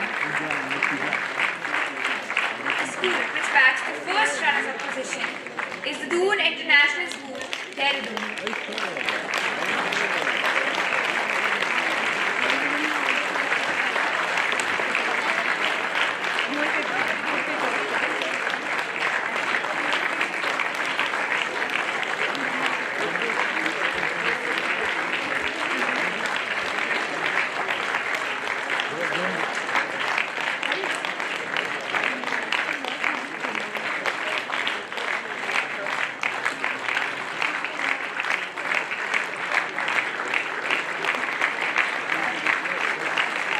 Your dedication, skill, and passion for debate are evident in every round. Congratulations on this remarkable accomplishment. After a keenly contested battle of wit and skill, the winner of the competition is Welham Girls School, Dehradun.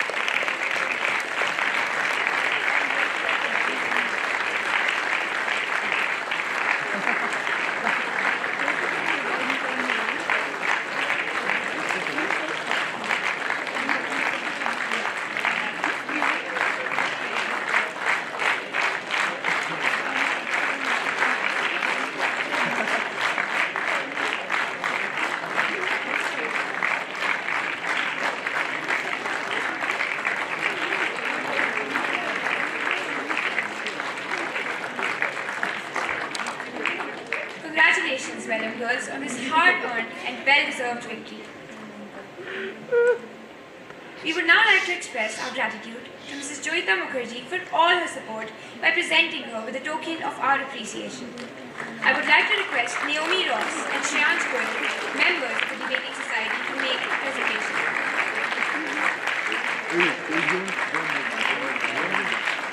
Thank you, madam.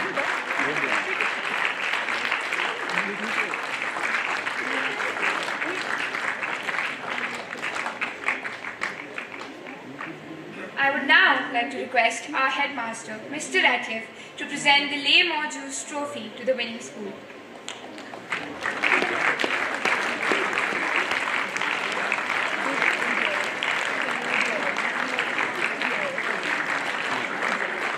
After a competition filled with brilliance, wit, and unparalleled eloquence, after moments that tested every word, every phrase, every nuance, the school that has risen above all others, the winners of the Les Juste 2025 is the Doon International School City Campus, Dehradun.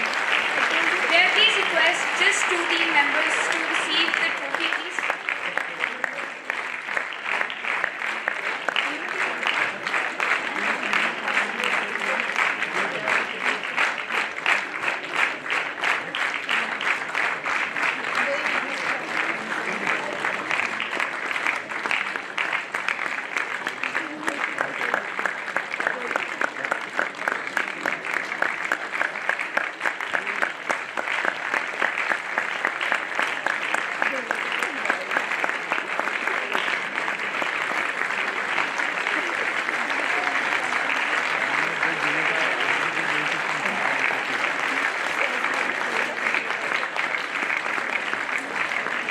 Congratulations, Doon International School, Dehradun.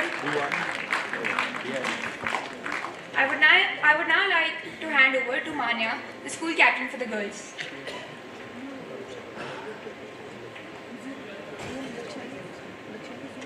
As we conclude Les Juste 2025, I would like to take a moment to express my sincere gratitude to all those who have contributed to making this day truly unforgettable. On behalf of the principal, the teachers, and the entire Wynberg-Allen community, I would like to extend a heartfelt thank you to the principals of the participating schools for sending their talented teams to be a part of this literary celebration. Your support and encouragement have been invaluable in making this event a success. We are equally grateful for the positive and enriching interactions we've had with the visiting teams and their teachers. Your contributions, enthusiasm, and camaraderie have made this event truly special. We hope that the bonds we've formed here will continue to grow. We look forward to welcoming you all back to Wynberg next year for another exciting and insightful edition of Les Juste. Excelsior!